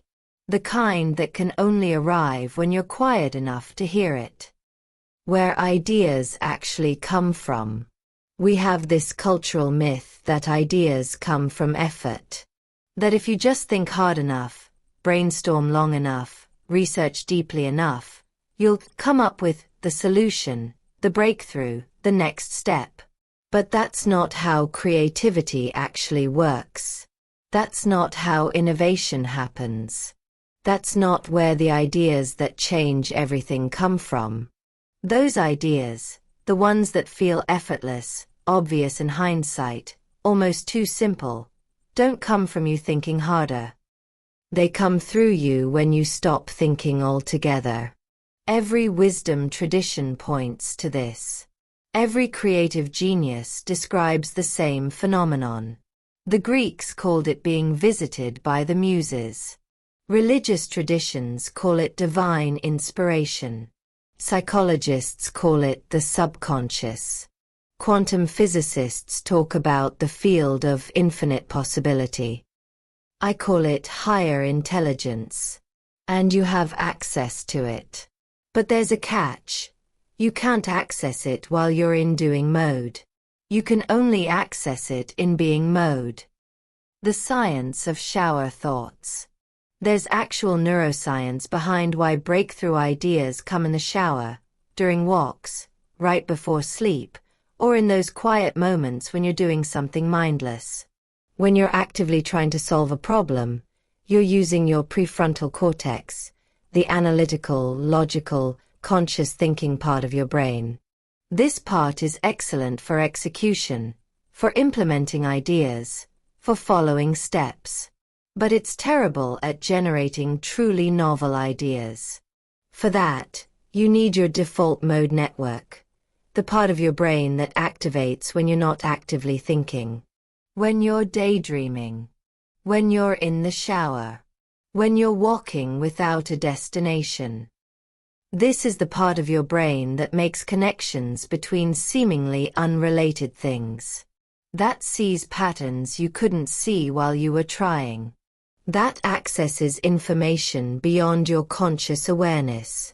But here's the crucial part. The default mode network only activates when you stop trying. When you're scrolling social media, your brain thinks it's resting, but it's actually consuming. When you're listening to podcasts, it's still in input mode. Even meditation, if you're doing it with an agenda, I need to calm down, keeps your prefrontal cortex partially engaged. The default mode network needs actual rest, actual space, actual nothing. This is why your best ideas come when you finally stop trying to have them. My dark year of forcing. Let me tell you about the year I tried to force creativity. I just had my first successful course launch. It had worked almost too easily. I'd created it from inspiration, launched it simply, and it sold out immediately. Naturally, I thought, great. I've figured out the formula. Now I just need to do it again. So I sat down to create the next course. But this time I was strategic about it. I researched what topics were trending. I analyzed what my competitors were doing. I created elaborate spreadsheets and content calendars and marketing plans. I was being professional, intentional, smart, and I couldn't create anything. Every idea felt flat. Every module I outlined felt forced. Every time I sat down to write content, it was like pulling teeth. Nothing flowed. Nothing felt true. But I kept pushing. Because I'd convinced myself that success required effort, and if I just worked harder, thought smarter, tried more, eventually something would come. 6 months. That's how long I spent grinding, forcing, trying to manufacture inspiration through sheer willpower. The course I finally created? It was fine. Technically correct. Well-researched. Professionally produced. It was also completely lifeless. And the launch. It flopped. Not dramatically, just quietly, disappointingly, exhaustingly flopped. I'd spent 6 months in my head trying to think my way to brilliance, when brilliance can only be received. The shift. From doing to allowing. After that failed launch, I was depleted, discouraged, starting to believe maybe the first success had been a fluke. That's when my mentor asked me a question that changed everything. How did you create the first course? I thought back. I don't know. It just kind of came to me. Were you trying? No. I had the idea while I was walking one morning, and it felt so clear that I came home and wrote the whole thing in like 2 days. And this time, silence. Because this time, I'd been trying so hard that there was no space for anything to come through. She said something I'll never forget. You can't force a download. You can only make yourself available to receive one. That phrase, make yourself available, unlocked something. I'd been so busy trying to create that I'd made myself completely unavailable to receive. So I tried something radical. I stopped working on the course. Completely. I deleted all my research, all my outlines, all my strategic plans. And I started taking long walks. Started sitting by the window doing nothing. Started letting myself be bored. For 2 weeks, nothing happened. My mind kept trying to strategize, to force, to figure it out. Then, during one of those walks, it came. Not the whole course at once. Just a whisper. What if you taught about this completely differently? I followed the whisper. And over the next few days, in between moments of nothing, the entire structure revealed itself. Effortlessly. Obviously. Perfectly. That course made 3 times what the first one did. Not because I worked harder, but because I finally understood that I'm not the source of the ideas. I'm the vessel. You are an antenna, not a generator. This is going to sound woo-woo, but stay with me. You are not meant to generate everything from your limited human mind. You're meant to tune into something much larger and let it come through you. Think of yourself as an antenna. An antenna doesn't create the radio signal. It receives it. But an antenna full of static, or pointed in the wrong direction, or covered in interference, can't receive clearly. Your mind is the same way. When it's full of noise, other people's opinions, constant input, anxious thoughts, strategic planning, forcing and efforting, you can't receive the signal. But when it's clear, quiet, receptive, the signal comes through perfectly. This is why every spiritual tradition emphasizes meditation, prayer, contemplation, silence. Not because these practices are good for you in some vague wellness way, but because they clear the channel so higher intelligence can reach you. Marcus's story. The breakthrough that saved his business. Marcus came to me in crisis. His tech startup was failing. They'd burned through funding, the product wasn't gaining traction, and he was 3 months from having to shut down completely. He'd tried everything. Hired consultants. Pivoted the strategy multiple times. Worked 16-hour days trying to find the solution. Nothing was working. I'm a problem solver, he told me, exhausted. This is what I do. I analyze data, I find patterns, I create solutions. But I can't see it this time. I don't know what I'm missing. I asked him when he'd last taken a full day off. He laughed, a bitter, tired sound. I don't have time for days off. I'm trying to save my company. That's exactly why you need one. He was skeptical but desperate enough to try. I gave him one assignment. Take an entire Saturday. No work. No phone.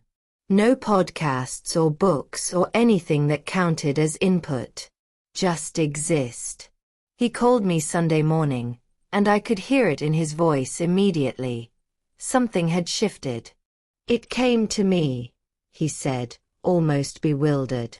I was just sitting on my porch yesterday afternoon, doing nothing like you said, feeling guilty about wasting time, and suddenly I saw it. The whole problem. We've been trying to solve the wrong thing. That insight, which came only when he stopped trying, led to a complete pivot. They rebuilt the product around this new understanding. 6 months later, they were profitable. Marcus told me later. I'd been so deep in the problem, thinking my way through it, that I couldn't see the forest for the trees. I needed to step back completely before the answer could find me.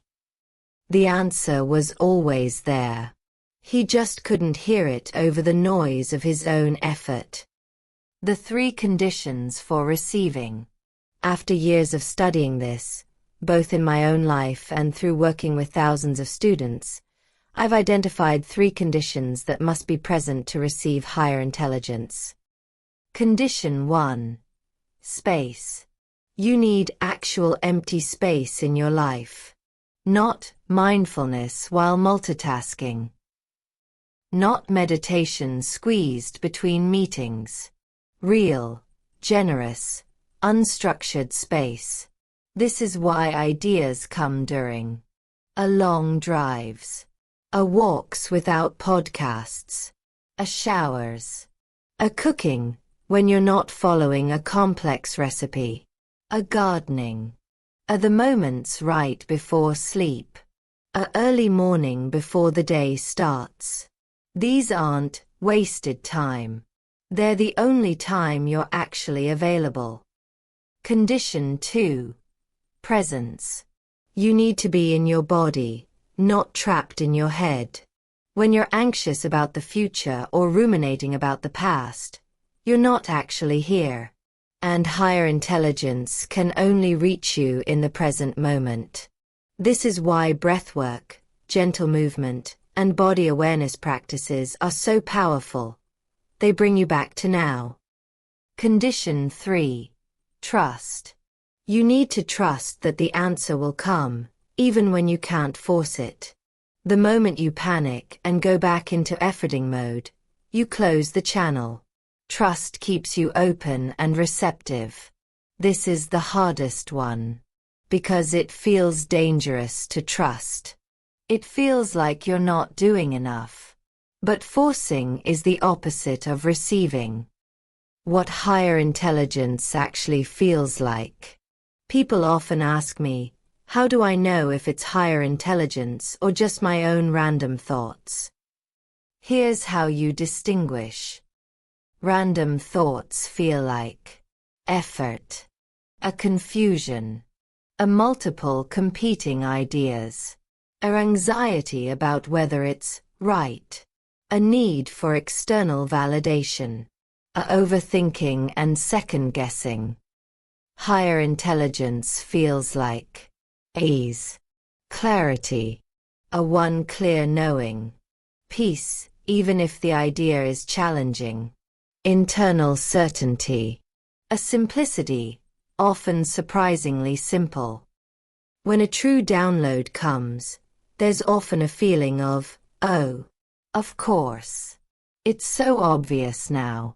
Not because you're smart, but because you finally got out of the way enough to see what was always there. The practice of strategic idleness. I want to teach you something that sounds paradoxical. How to be strategically idle. This isn't about being lazy. It's about understanding that rest is not separate from your work. It's essential to it. Here's the practice. 1. Identify your creative question. What's the thing you're trying to figure out? The project you're working on? The decision you need to make? The problem you're trying to solve? Name it clearly. Write it down. 2. Ask and release. Speak your question out loud. Yes, actually out loud. I'm open to receiving clarity about X. I trust that the answer will come. Then, and this is crucial, let it go. Don't keep thinking about it. Don't try to solve it. Release it completely. 3. Create space.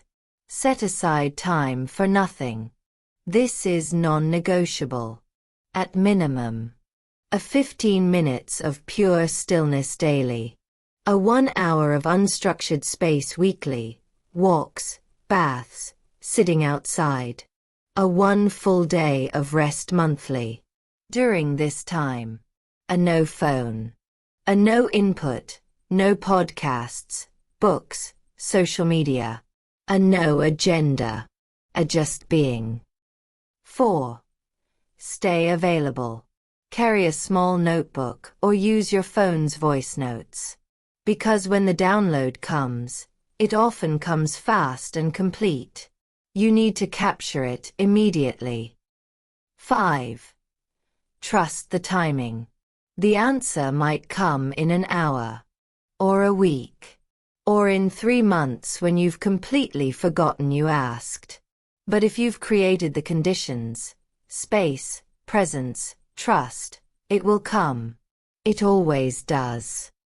The frequency of inspiration. Here's something that bridges both spiritual understanding and quantum physics. Everything is vibration, including ideas. Ideas exist on different frequencies.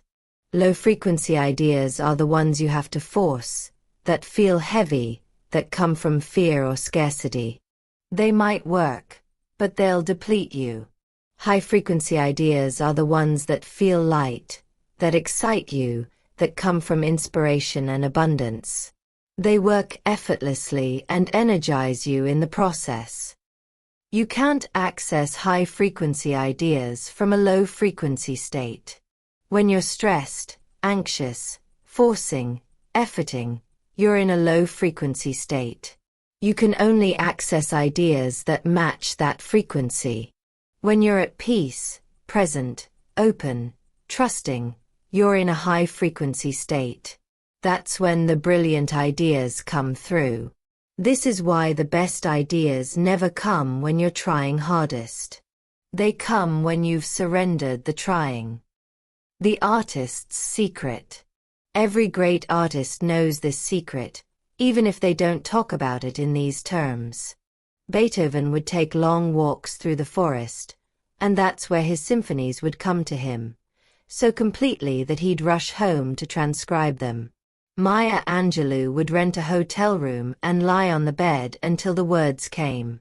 Einstein's theory of relativity came to him in a daydream. Paul McCartney woke up with "Yesterday" fully formed in his mind. These weren't people who worked harder than everyone else. They were people who understood that their job wasn't to create, it was to receive and then execute what they received. The creation part. That's not actually your job. Your job is to 1. Make yourself available. 2. Receive what comes. 3. Have the courage to bring it into form. The creation is already happening in the field of infinite possibility. You're just the one translating it into this reality. Why this matters for manifestation. Here's where this connects to everything else we've been talking about. You can't manifest your way to a life that hasn't been downloaded yet. Most people are trying to manifest specific things, the money, the relationship, the body, without ever getting quiet enough to receive the blueprint of what they're actually here to create. So they force. They strategize. They take massive action toward goals that might not even be theirs. And they wonder why it feels so hard. When you connect to higher intelligence, when you receive the download of what wants to come through you, manifestation stops being about force and becomes about flow. Because you're not trying to create something from nothing. You're bringing into form something that already exists energetically. The universe isn't trying to give you what you think you want. It's trying to show you what's possible that you haven't imagined yet. But you can't hear that while you're busy telling it what you already decided you need. The invitation to receive.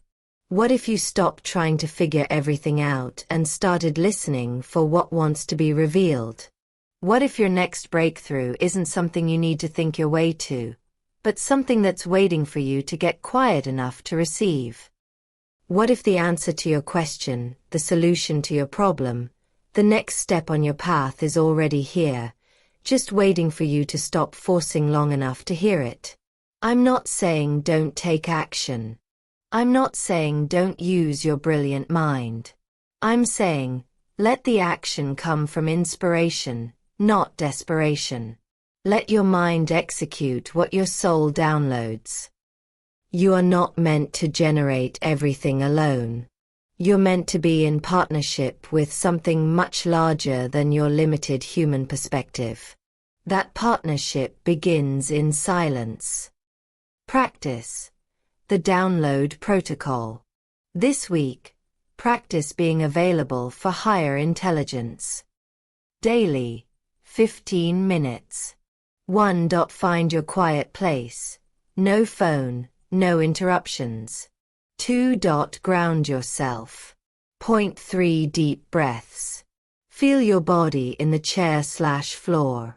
Notice sounds, temperature, sensations. Arrive fully here.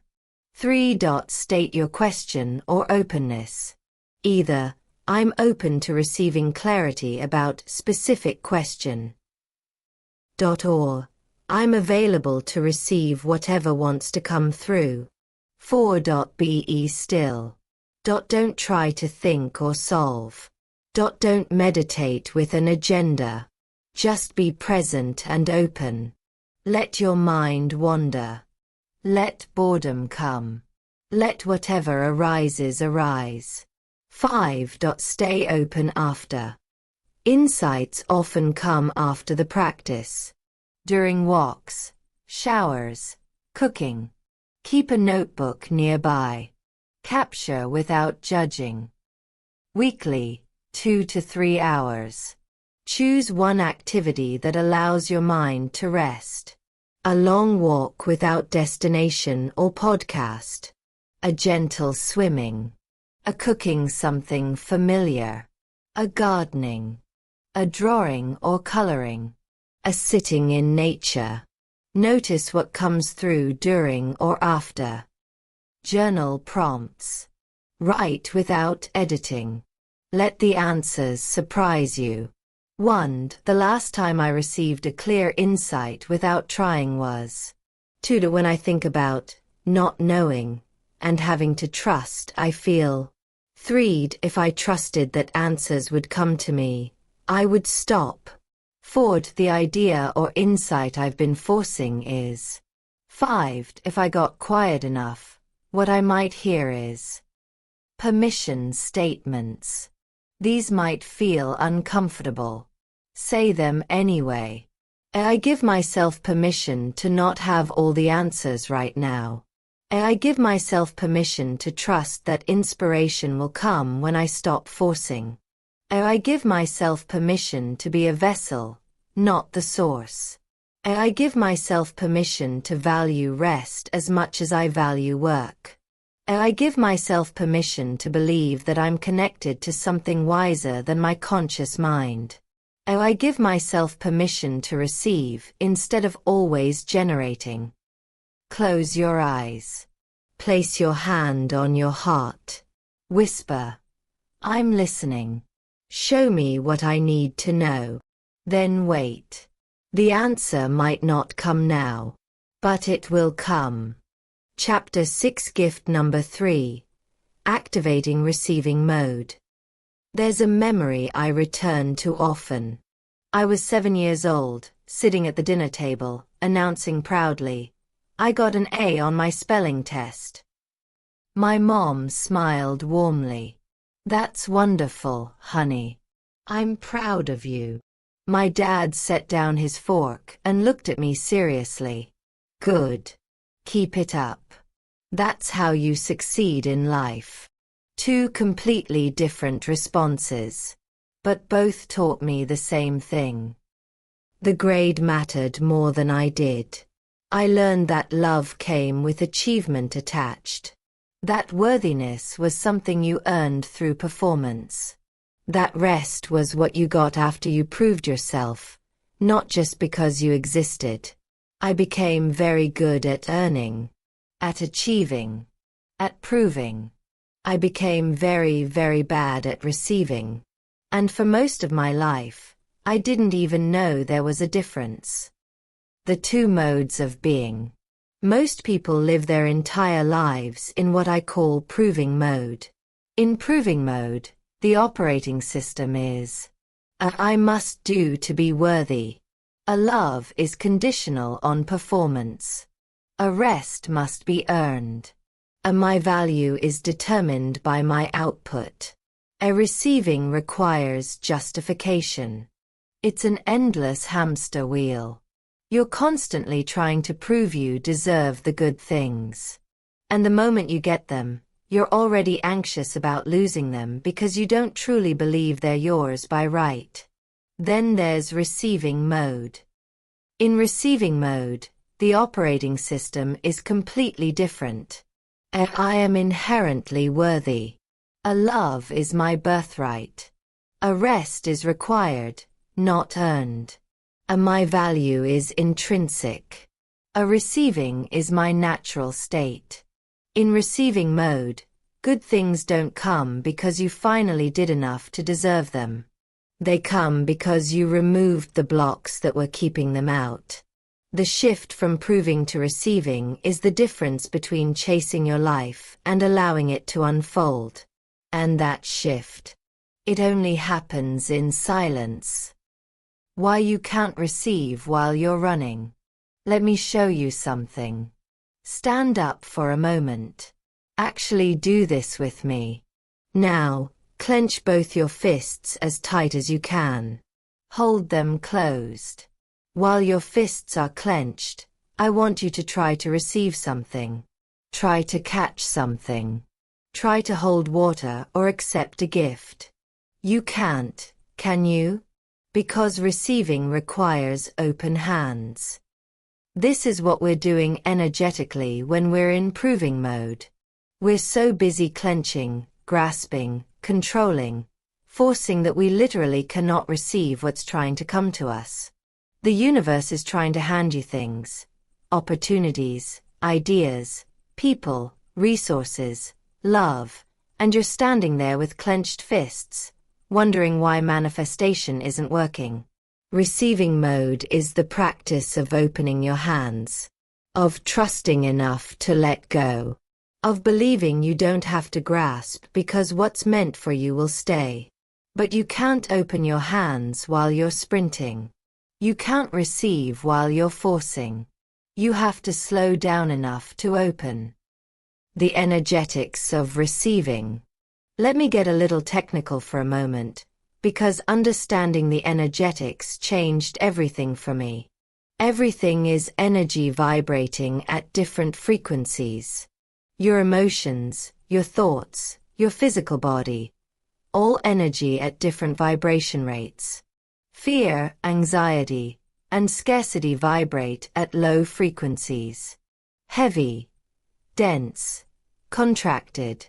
Love, peace, and abundance vibrate at high frequencies. Light, expansive, open. Here's what most people don't understand. You manifest from your frequency, not from your action. You can take all the right actions, the morning routines, the affirmations, the vision boards, the hard work, but if you're doing them from a frequency of, I'm not enough yet, you're broadcasting scarcity. And the universe responds to your frequency, not your words. When you're in proving mode, your frequency is, I don't have it yet. I'm not worthy yet. I need to do more to deserve it.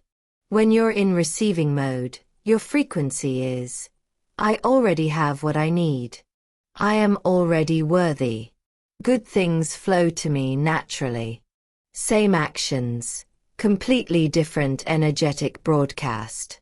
Guess which one actually manifests what you want? My $1 million shift. Let me tell you about the moment everything changed financially for me. I'd been working so hard. Building the business, creating content, launching courses. Hustling, grinding, proving I could do it. And I was making money. Not terrible money. But not abundant money. Just enough money. With a lot of effort. Then I had a breakdown. Not a dramatic one. A quiet, exhausted collapse where my body just said, no more. I took a month off. No work. No content. No hustle. During that month, I did a lot of nothing. A lot of sitting. A lot of staring at trees and crying and sleeping and slowly remembering who I was underneath all the doing. And somewhere in that month, something shifted. I stopped feeling like I had to prove I deserved to be successful. I stopped feeling like I had to earn every dollar through sweat and suffering. I stopped believing that ease meant I wasn't working hard enough. I just opened my hands. When I came back to work, I created one course. Not from force, from inspiration. From the download that came during all that quiet. From a place of overflow instead of depletion. I launched it simply. No big fancy launch strategy. No stressful marketing hustle. Just, this is what came through me. If it's for you, here it is. That course made more money in 3 months than I'd made the entire previous year. Nothing about my external strategy changed. My internal frequency did. I shifted from proving mode, I need to earn this, to receiving mode, I'm worthy of receiving this. And when your frequency shifts, what you attract shifts with it. The sharpening the axe story. There's an old story I love about 2 woodcutters competing to see who could cut down more trees. The first woodcutter worked relentlessly. He barely took breaks, just kept swinging his axe hour after hour, determined to win through sheer effort. The second woodcutter would work for 50 minutes, then rest for 10. During those 10 minutes, he would sharpen his axe. At the end of the day, the second woodcutter had cut down significantly more trees. The first woodcutter was frustrated. How? I worked harder than you. I barely stopped. The second woodcutter smiled. You worked harder. I worked smarter. While you were dulling your blade, I was sharpening mine. Most of us are the first woodcutter. We're so busy swinging that we never stop to sharpen. We think rest is wasted time. That pausing means falling behind. That if we're not constantly doing, we're not being productive. But here's the truth. Your capacity to receive is your sharpness. And you can't sharpen an axe while you're swinging it. Elena's story. The surrender experiment. Elena came to one of my retreats absolutely desperate. She'd been trying to manifest a relationship for 3 years. She'd done everything. The affirmations, the visualizations, the dating apps, the coaching, the inner work. She'd worked on her limiting beliefs. She'd healed her trauma. She'd become the version of herself she thought she needed to be. Nothing was working. What am I doing wrong? She asked me, tears streaming down her face. I've tried everything. I've done all the work. Why isn't it happening? I asked her one question. Are you trying to receive a relationship, or are you trying to prove you deserve one? She went completely still. Then quietly, I don't know the difference. That's when I knew. She was in proving mode. Every action she took was trying to earn worthiness. And that frequency, I'm not enough yet, was the very thing blocking what she wanted. I gave her one assignment for the 3 days of the retreat. Stop trying. Completely. No visualizing the relationship. No affirmations. No dating apps. No working on herself. Just exist. Rest. Allow. Open her hands. She resisted hard. But if I stop trying, it will never happen. Or, I said gently, maybe it can only happen when you stop trying. On the last day of the retreat, we were sitting in a circle sharing. Elena spoke last. She was crying, but this time it was different. I gave up, she said. I actually gave up. Not in a defeated way, but in a surrendered way. I realized. I've been so busy chasing love that I forgot how to just be open to it. I've been so focused on becoming worthy that I never believed I already was. 3 weeks later, she met her now husband. Not through trying. Through living her life, open and available, no longer broadcasting the frequency of lack. She didn't manifest him through doing more. She manifested him through finally receiving what was always available. The receiving practice. How to actually shift. The shift from proving mode to receiving mode isn't complicated. But it does require practice because we're unwiring decades of conditioning. Here's how you do it. Step 1. Notice your frequency.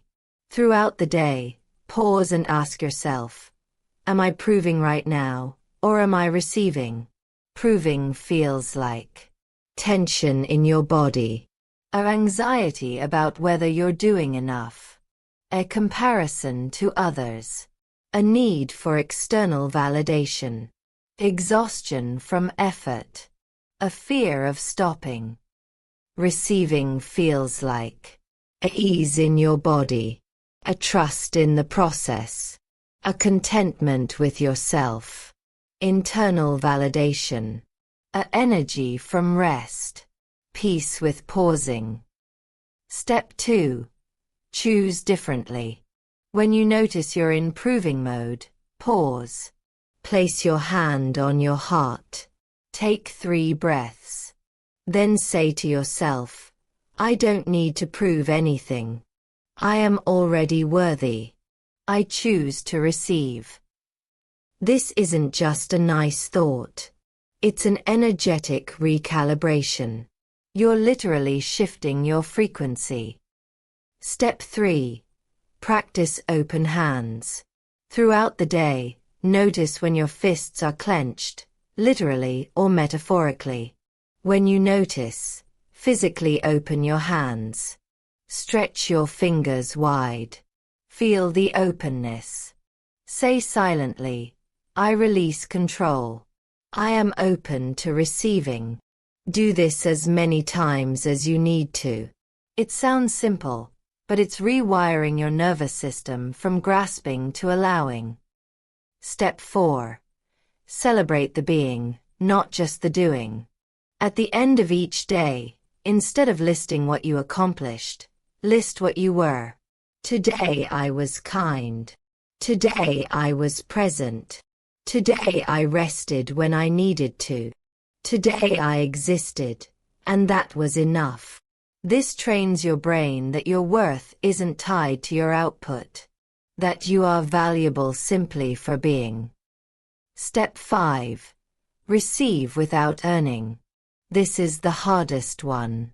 Practice receiving things without feeling like you have to earn them or immediately reciprocate. Someone compliments you. Just say, thank you. Don't deflect or minimize. Someone offers to help you. Accept it. Don't insist you can do it yourself. You want to take a nap in the middle of the day? Take it. Don't make yourself finish 3 more tasks first. Every time you receive without earning, you're reprogramming your worthiness. The quantum physics of receiving. Stay with me here because this is where science and spirituality beautifully converge. In quantum physics, there's something called the observer effect. Simply put, the act of observing something changes it. At the quantum level, particles exist in a state of possibility.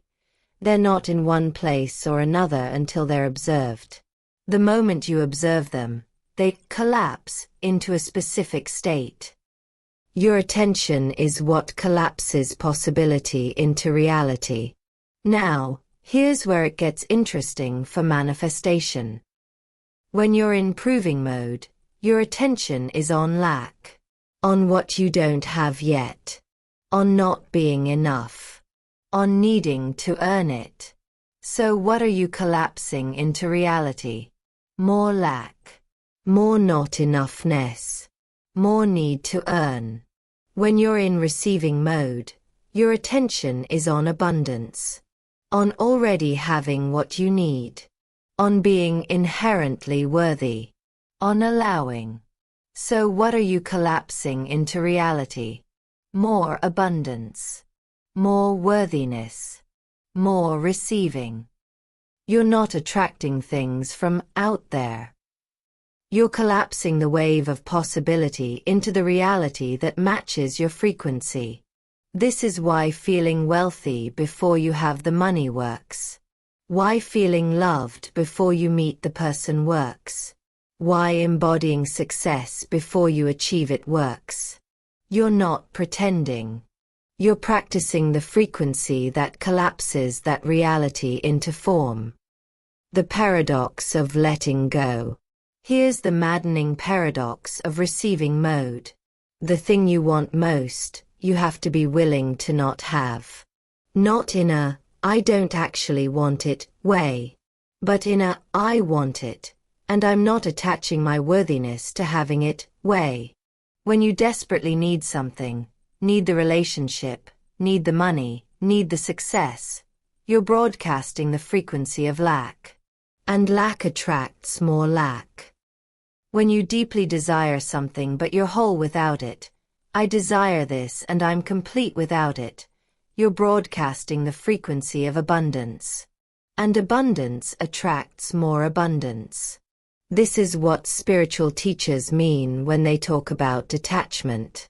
Not that you stop caring, but that you stop making your okayness conditional on getting it. The moment you're okay either way, it usually shows up, because you've finally stopped blocking it with the frequency of desperate need. What receiving mode actually looks like. People sometimes misunderstand receiving mode. They think it means being passive, doing nothing, just sitting around waiting for things to magically appear. That's not receiving mode. That's resignation. Receiving mode is active, just in a completely different way. In proving mode, a force action from depletion, a hustle from fear, control from anxiety, push from lack.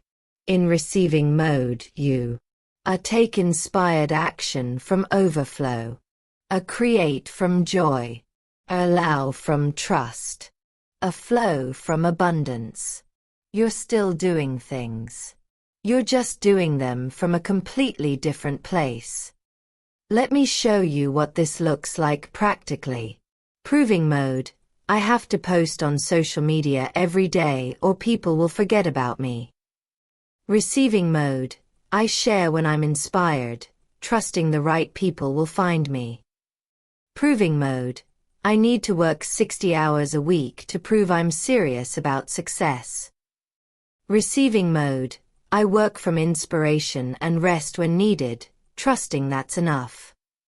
Proving mode. I have to say yes to every opportunity or I might miss my big break. Receiving mode. I say yes to what feels aligned, trusting better opportunities will come. Proving mode. If I'm not constantly doing, I'm falling behind. Receiving mode. Rest is where breakthroughs happen. I trust the process. See the difference? Same life. Completely different energy. The sacred no. One of the most powerful tools for shifting into receiving mode is learning to say no. Not mean no. Not defensive no. But sacred, boundaried, self-honoring no. Every time you say yes when you mean no, you're in proving mode. You're trying to earn love, approval, worthiness through people-pleasing. Every time you say no when you mean no, you're in receiving mode. You're honoring your truth and trusting that the right things will stay. I used to say yes to everything. Every coffee meeting, every collaboration request, every opportunity that came my way. Because what if saying no meant missing out? What if people thought I wasn't grateful? What if I needed to prove I was still relevant? The result: exhaustion, resentment, and a life that didn't feel like mine. When I started practicing the sacred no, everything changed. I started saying, "Thank you so much for thinking of me. This doesn't feel aligned right now, but I appreciate you." Or simply, "I'm not available for that." No over-explanation. No guilt. Just honoring my truth. At first, it felt terrifying. But then I noticed something. The people who mattered respected it. And the space I created by saying no allowed room for the yes that actually mattered. The trust fall. Ultimately, shifting into receiving mode is a trust fall. You have to trust that you're worthy without proving it. A rest won't ruin you. A slowing down won't make you fall behind. A saying no won't cost you everything. The right things will find you without force. You're safe to receive. And here's the thing about trust. You can't think your way into it. You can only practice your way into it. Every time you rest without guilt, you're practicing trust. Every time you receive without earning, you're practicing trust. Every time you say no without over-explaining, You're practicing trust. Every time you do less and it's still okay, you're practicing trust. Trust isn't a destination. It's a daily practice. Some days you'll believe it completely. Other days you'll slip back into proving. That's okay. This isn't about perfection. It's about direction. Are you moving toward receiving or toward proving? That's the only question that matters. The invitation to open. What if you've been working so hard because you didn't believe receiving was allowed? What if the exhaustion isn't a sign you need to try harder, but a sign you need to finally trust? What if everything you've been chasing is trying to reach you, but your clenched fists are keeping it out? What if the shift you've been seeking isn't about doing more, but about being more open? I'm not asking you to quit your job or stop trying or give up on your dreams.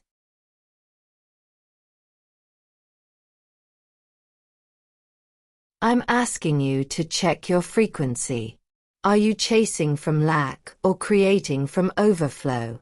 I'm asking you to open your hands, to trust that what's meant for you won't miss you. I'm asking you to practice receiving like it's a skill, because it is. And most of us were never taught it. Your worthiness isn't up for debate. Your enoughness isn't conditional.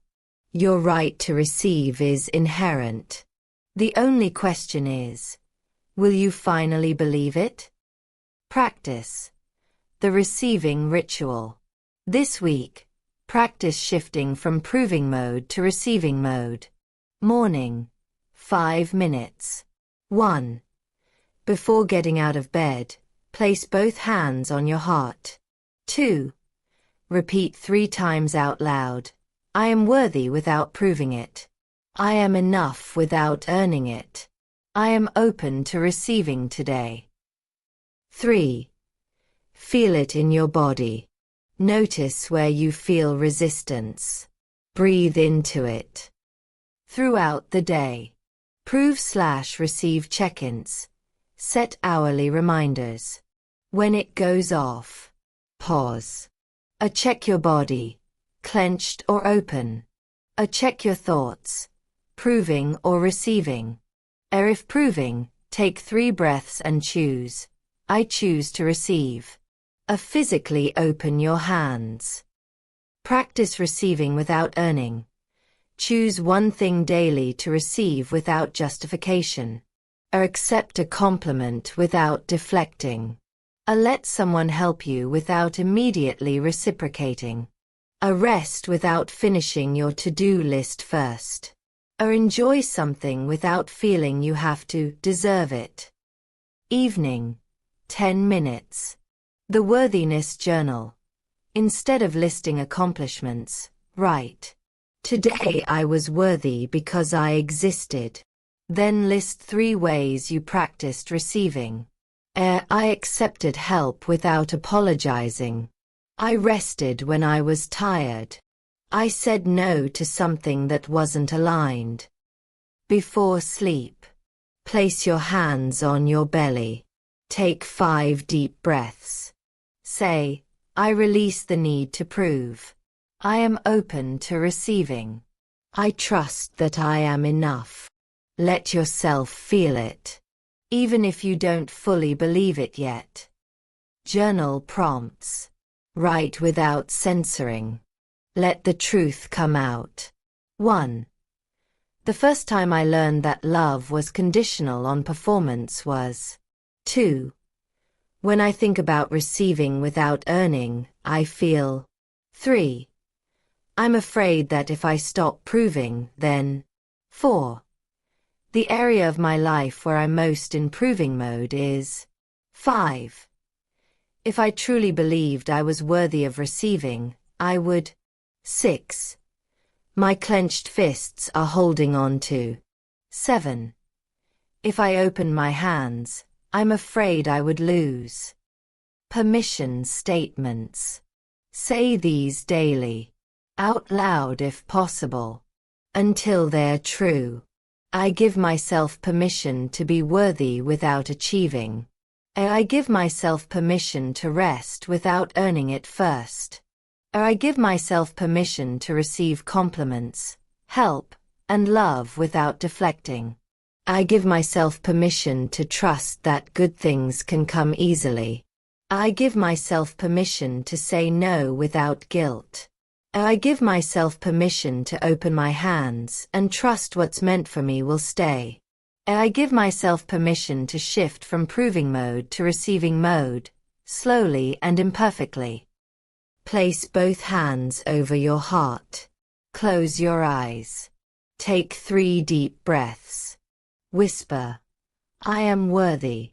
I am enough. I am open to receiving. Feel it settle into your bones. This is your new frequency. Part 3: The Slow Growth Protocol.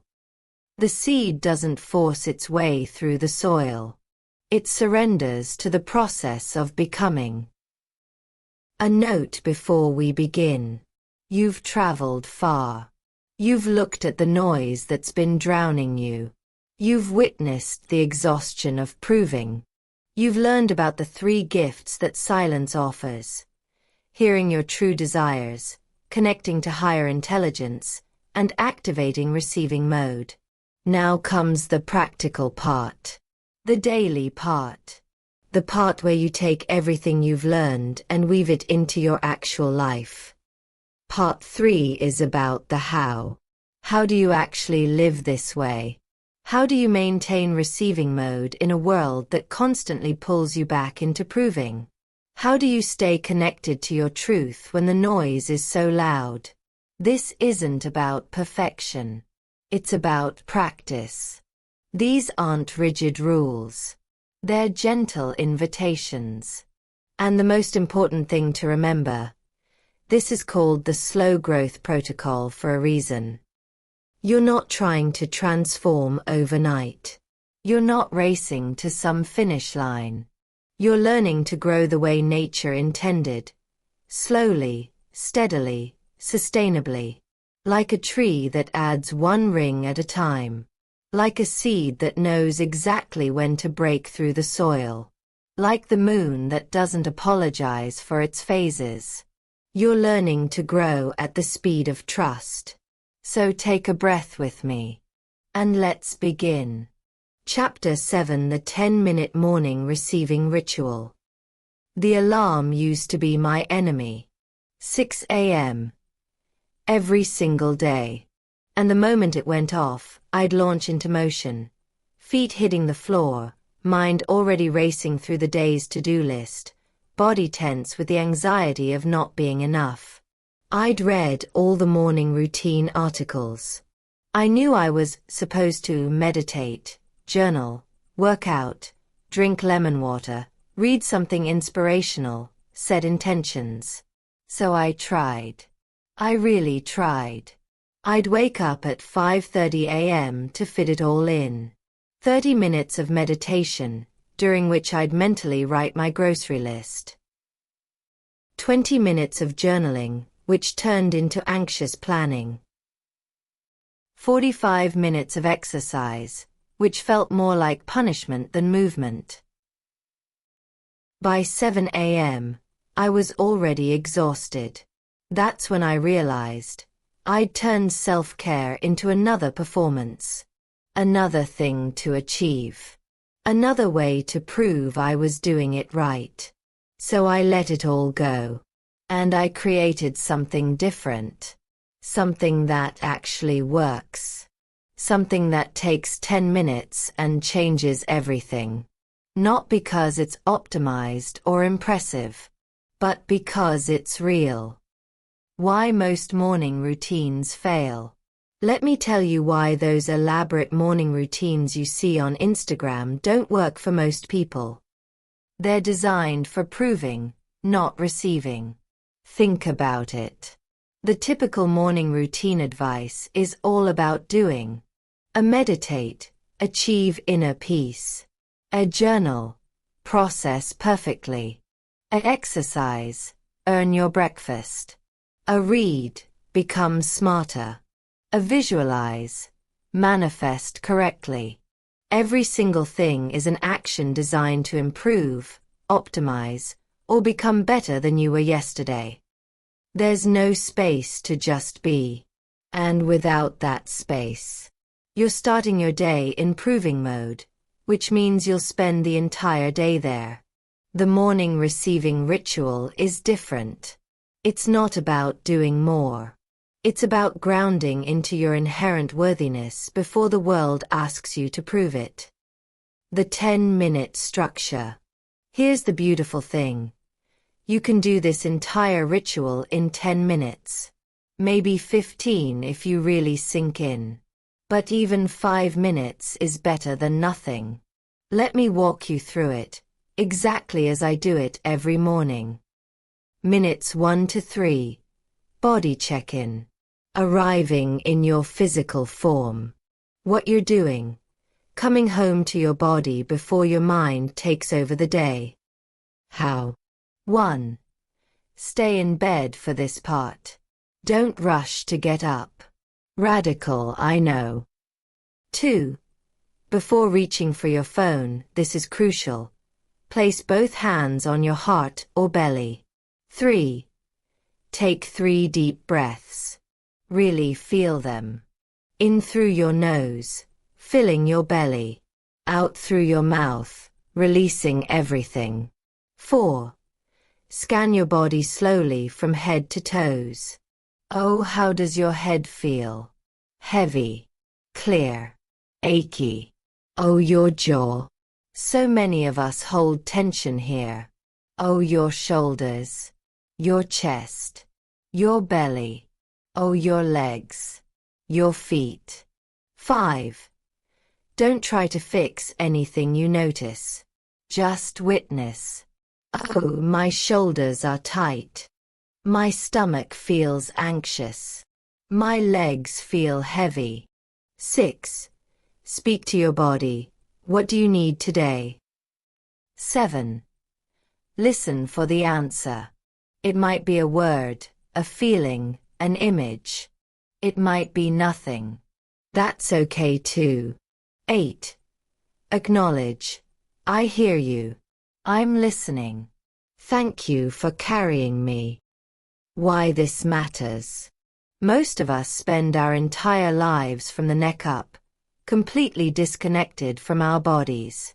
We override hunger, fatigue, pain, discomfort, all the ways our body tries to communicate. This practice brings you back into your body. It sends the message. You matter. I'm paying attention. We're in this together. And it starts your day from presence, not performance. Minutes 4 to 6. Gratitude as frequency. Shifting into the vibration of already having. What you're doing. Not just thinking about gratitude, actually feeling it in your body. How? 1. Still in bed, hands still on heart or belly. 2. Choose one thing to be grateful for. Just one. Not a list. One specific thing. Not I'm grateful for my family, too general. But I'm grateful for the way my daughter laughed yesterday. Specific, real. 3. Close your eyes and drop into the memory or feeling of this thing. Don't think about it. Feel it. Oh, if it's a person, see their face. Feel their presence. Oh, if it's a moment, replay it in your body. Oh, if it's something you have, home, food, health. Feel what it's like to have it. 4. Let the feeling expand in your body. Notice where you feel it. Chest, belly, throat. Let it fill you. 5. Stay with this feeling for at least 60 seconds. This is not a quick, I'm grateful, check, exercise. You're marinating in the frequency. 6. As you feel it, whisper, this is abundance. I already have so much. I am already wealthy. 7. Notice how your body feels different than it did 3 minutes ago. Why this matters. Gratitude isn't about being positive or spiritual. It's about shifting your frequency. When you genuinely feel grateful, when you let it move through your body, you're vibrating at the frequency of I have. And the frequency of I have attracts more having. Most people think gratitude in their heads, I should be grateful for X. That doesn't change anything. Feeling gratitude in your body, that changes your entire energetic signature. And it only takes 2 minutes if you actually do it. Minutes 7 to 9. Future self-embodiment. Collapsing time by feeling your future now. What you're doing, not visualizing from lack, I don't have this yet, but embodying from wholeness, this is already mine. How? 1. Still in that grateful, open-hearted state. 2. Think of one thing you're calling in. One desire. One version of yourself. One feeling state. Not a list of goals. Just one thing. Examples. I desire to feel free in my work. I desire to feel at peace in my body. I desire to feel deeply connected in relationship. I desire to feel abundant with money. 3. Don't focus on the thing itself, the money, the relationship, the body. Focus on the feeling of having it. What does free feel like? What does peace feel like? What does connected feel like? What does abundant feel like? 4. Feel it now. Not someday when I achieve it. Right now in your body, in this bed. Feel it as if it's already true. Where do you feel it? Chest opening, belly softening, shoulders dropping, breath deepening. 5. Breathe into that feeling for at least 60 seconds. Let it be real. Let it be now. 6. As you feel it, whisper, this is my frequency. This is who I already am. I am already this. 7. Open your eyes slowly. Notice that you just experienced your future in your present. That's not visualization. That's quantum shifting. Why this matters. Here's what quantum physics tells us. The future isn't set. It exists as a field of possibilities. And the version that becomes real is the one you're vibrating with now. When you vibrate with lack, I don't have it yet, I hope I get it someday. You keep it in the future. When you vibrate with having, I feel it now, it's already mine. You collapse it into your present. You're not pretending. You're practicing the frequency that makes it real. This is the difference between manifestation that works and manifestation that feels like wishful thinking. Minute 10. Permission statement. Sealing in the shift with self-permission. What you're doing. Giving yourself explicit permission to receive today. How? 1. Sit up now, finally getting out of bed, but slowly. 2. Place both hands on your heart. 3. Say out loud, yes, actually out loud. I give myself permission to receive today. I don't have to earn it. I don't have to prove it. I am worthy exactly as I am. I trust that what's meant for me will find me. I am enough.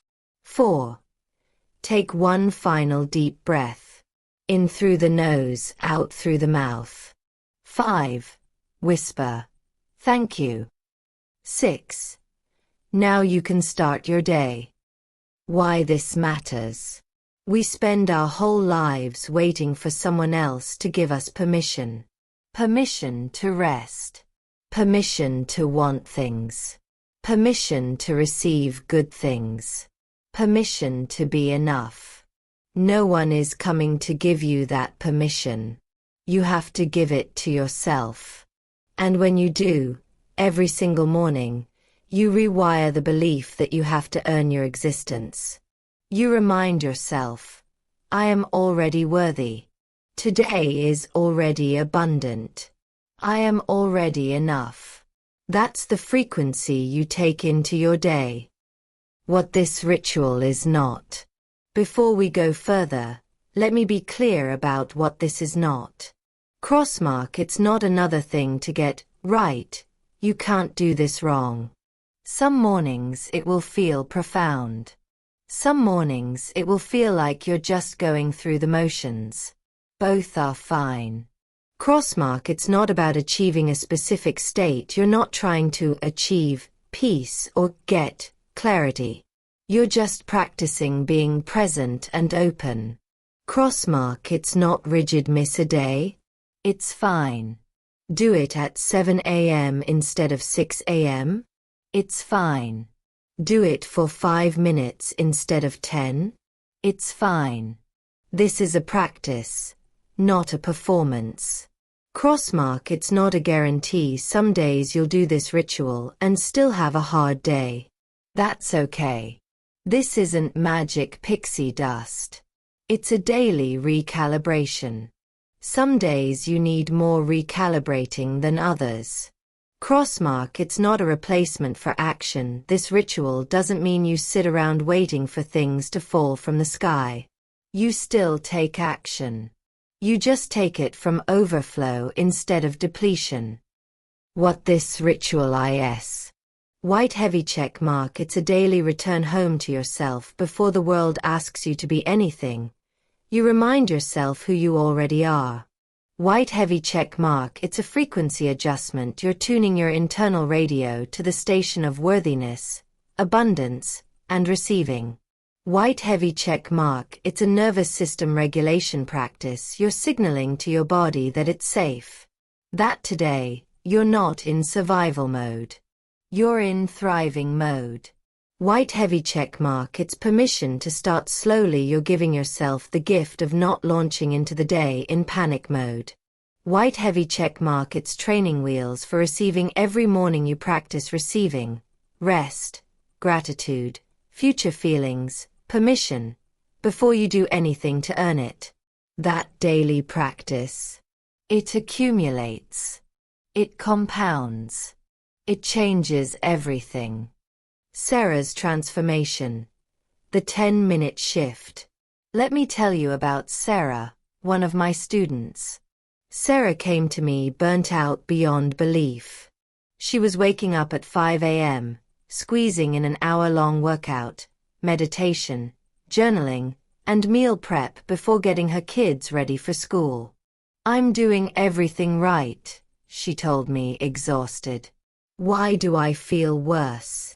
I asked her, how do you feel when you wake up? Anxious. Like I'm already behind before the day even starts. And how do you feel after your morning routine? Accomplished. But also, still anxious. Like I'm just checking boxes to prove I'm a good mom and a disciplined person.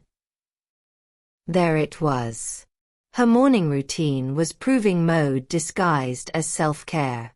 I introduced her to the 10-minute morning receiving ritual. She was skeptical. That's it. That's not enough. I need to work out. I need to meditate longer. I stopped her. You need to remember you're already enough before you do anything. Try it for 1 week. She reluctantly agreed. The first few days, she said it felt too easy, almost lazy. But by day 4, something shifted. I woke up this morning and for the first time in years, I didn't feel behind. I felt okay. Just okay, exactly as I was. And then when I did start my day, I had so much more energy. Because I wasn't running from anxiety. I was moving from peace. 3 months later, Sarah still does the ritual. She's added back some movement and journaling, but now she does them because she wants to, not because she's trying to earn her worthiness. Her output didn't change. Her energy completely transformed. The compound effect of 10 minutes. Here's what most people don't understand about small, daily practices. They compound. 10 minutes every morning doesn't sound like much. It sounds almost laughably small compared to the elaborate routines everyone's posting about. But here's the math. 10 minutes times 7 days equals 70 minutes a week of receiving mode. 70 minutes times 4 weeks equals 280 minutes a month. Almost 5 hours. 280 minutes times 12 months equals 3,360 minutes a year. 56 hours. That's 56 hours a year of pure, intentional frequency shifting. And that's just the direct time. What about the impact? Every day you start in receiving mode, you're more likely to notice opportunities, instead of being blinded by anxiety. More likely to take inspired action, instead of forcing from depletion. More likely to say no to what's not aligned, instead of people-pleasing. More likely to rest when you need it, instead of pushing through. More likely to trust the process, instead of white-knuckling control. 10 minutes doesn't just affect 10 minutes. It affects your entire day. And your days compound into your life. How to actually make this happen? I know what you're thinking. This sounds nice, but I don't have time. I already wake up stressed. How am I supposed to add this? Here's the truth. You don't add this to your morning. You start your morning with this. Which means you might need to wake up 10 minutes earlier. Yes, I know. But you're waking up earlier to do less, not more. You're waking up earlier to receive, not to hustle. Give up 10 minutes of scrolling. Be honest. You probably spend way more than 10 minutes on your phone in the morning. What if you used that time for yourself instead? Simplify everything else. What if you didn't need that elaborate morning routine? What if these 10 minutes were enough? Prepare the night before. Set out your clothes. Prep breakfast.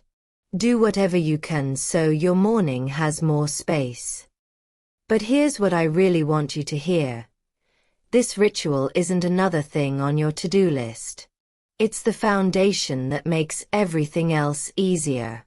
When you start your day from worthiness instead of anxiety, everything flows differently. So yes, it costs you 10 minutes. But it saves you hours of spinning, forcing, and exhausting yourself.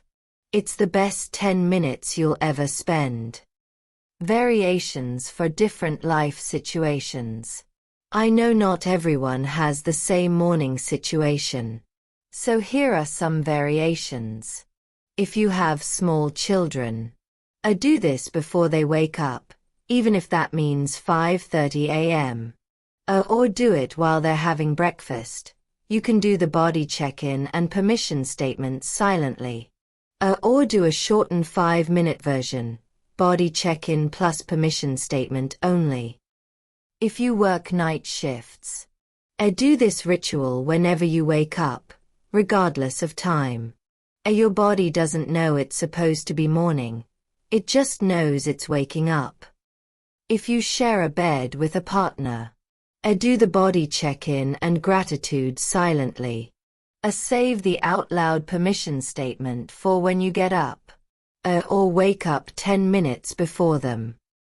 If you have chronic illness or disability, adapt the body check-in to be about presence, not expectation. You might ask your body, what support do you need? Instead of, what do you need to do? The permission statement is especially powerful. I am worthy even when my body can't do everything I want it to. If you're in crisis or deep grief, this ritual might feel impossible some days. That's okay. On those days, just do the 3 breaths and the permission statement. I give myself permission to just survive today. That's enough. The practice isn't about feeling good. It's about staying connected to yourself. The invitation to begin. What if you started tomorrow morning, just one morning, by doing this ritual instead of reaching for your phone? What if you gave yourself 10 minutes to remember your worthiness before the world asks you to prove it? What if this simple practice became the foundation that changed everything? You don't have to believe it will work. You just have to try it. One morning. 10 minutes. That's all I'm asking. And then notice. Notice how you feel. Notice how your day unfolds. Notice if something shifts, even subtly. Because here's what I've learned from thousands of students doing this practice. The mornings you think you don't have time for this are the mornings you need it most. Practice. Your first week. Let's make this concrete. Here's your first week. Day 1. Just show up, set your alarm 10 minutes earlier. Do the ritual. Don't judge it. Just complete it. Day 2. Notice resistance. You'll probably resist. Your mind will say this is stupid or a waste of time. Notice that voice. Do it anyway. Day 3. Feel into it more. You're past the initial awkwardness. Let yourself actually feel the gratitude and the future embodiment, not just think about them. Day 4. This might feel boring. Good. Boredom means you're not in crisis mode. You're finally slowing down enough to be present. Stay with it. Day 5. Something might shift. Many people report that around day 4 to 5, something clicks. They wake up and actually want to do it. See if that happens for you. Day 6. Test it. What if you skipped it today? How do you feel? Some people need to skip it to realize how much it's already helping. Day 7. Reflect. How was this week different from last week? Even subtly. Write it down. Then, decide, do you want to continue? Not because you should, but because it actually serves you. If yes, keep going. If no, that's okay too. Maybe you need a different practice. Or maybe you'll come back to this later. But give it a real week. 7 days. That's all. Journal prompts. After your first week, reflect on your experience with these questions. 1. The hardest part of this ritual for me was. 2. The part that surprised me was. 3.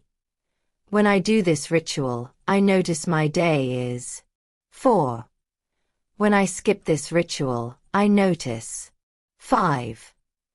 The belief that came up most strongly was. 6. If I committed to this for a month, I think.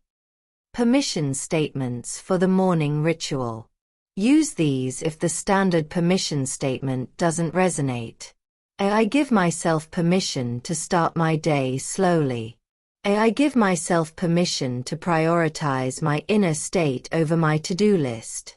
I give myself permission to believe I'm worthy before I do anything. I give myself permission to receive before I give. I give myself permission to trust that 10 minutes of presence is more valuable than an hour of anxious productivity. Tomorrow morning, before you reach for your phone, place your hand on your heart and take one breath. That's all. Just start there. The ritual will follow. Chapter 8: The Art of the Sacred Pause. I was in the middle of replying to an email when I realized I had no idea what it said. I'd read the words, at least, My eyes had moved across them, but I couldn't tell you what the person was asking for. My hands were on the keyboard, ready to respond. But to what? I sat back, closed the laptop, and felt it. The buzzing in my chest, the tension in my jaw, the way my breath had become shallow and quick without me noticing. I'd been moving at full speed for so long that I'd completely left my body. That's when I understood something crucial. The pace at which we move through life is the pace at which we lose ourselves. And the antidote isn't to slow down once in a while, on a vacation or a spa day. The antidote is learning to pause. Regularly. Intentionally. Sacredly. The lost art of pausing. We live in a culture that's allergic to pauses. Watch any conversation. Notice how people barely let the previous sentence finish before jumping in with their response. Watch yourself do it. Notice how you fill every empty moment, waiting in line, sitting in traffic, commercial breaks, with your phone. We've become terrified of empty space. Because empty space feels dangerous. What if something important happens and you miss it? What if you fall behind? What if the silence reveals something you don't want to see? So we stay in motion. Constant, relentless, exhausting motion. And we wonder why we feel so disconnected from ourselves. You can't hear your soul at 100 miles per hour. The pause is where everything happens. The pause is where you remember who you are. The pause is where your body can finally exhale. The pause is where wisdom finds you. But you have to practice it. Because pausing is now a radical act. What a sacred pause actually is. A sacred pause isn't about stopping everything and meditating for an hour, though you can if you want. It's much simpler and more accessible than that. A sacred pause is a deliberate interruption of momentum to come back to yourself. It can be a 3 conscious breaths between tasks, a 2 minutes of staring out the window, a 5 minutes of sitting in your car before going inside, a 10 seconds of closing your eyes before responding, a 1 minute of feeling your feet on the ground. It's not about the length. It's about the intention. I am interrupting the momentum of doing to remember I am a being. That's it. That's the whole practice. The neuroscience of the pause. Let me tell you what happens in your brain when you pause. When you're in constant doing mode, your sympathetic nervous system is activated. This is your stress response, designed for emergencies, for running from tigers, for survival. In this state, your prefrontal cortex, rational thinking, is partially offline. Your amygdala, fear center, is hyperactive. Your body is flooded with cortisol and adrenaline. Your perception narrows. You literally can't see the bigger picture. Your creativity shuts down. Your digestion stops. Your immune system weakens.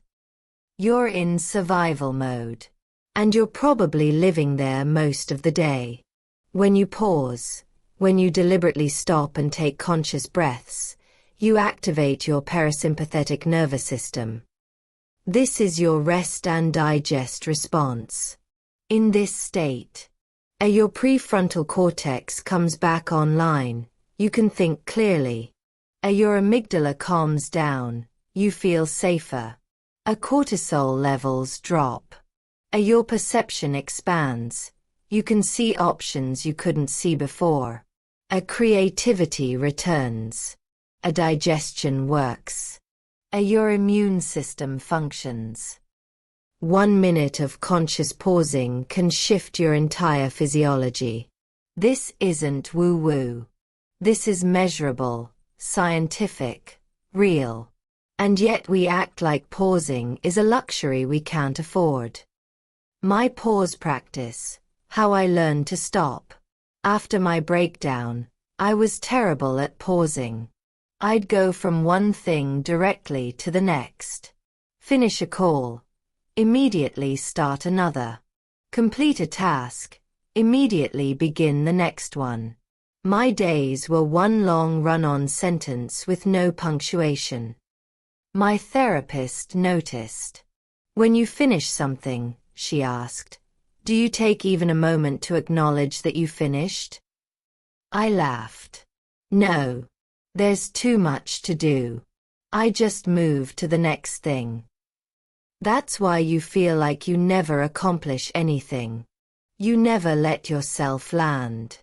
You're constantly in motion, so nothing ever feels complete. She gave me one assignment. After completing any task, pause for 10 seconds before starting the next one. 10 seconds. That's it. At first, it felt impossible. The pull to immediately move to the next thing was so strong. 10 seconds felt like an eternity of wasted time. But I committed. And something remarkable happened. Those 10-second pauses became tiny islands of sanity in my day. Moments where I could actually breathe. Where I could notice. Oh, I just did that. That's done now. I can take a breath. And here's what I noticed. After I started pausing, I actually got more done. Because I was present for what I was doing instead of mentally 3 steps ahead. That 10-second pause grew. Sometimes 30 seconds. Sometimes a full minute. Sometimes I'd pause between tasks and realize, I'm exhausted. I need a longer break. And I'd let myself have it. The pause gave me back my life. The 5 types of sacred pauses. Over the years, I've identified 5 types of pauses. Each serves a different purpose. Each is essential. 1. The transition pause between activities.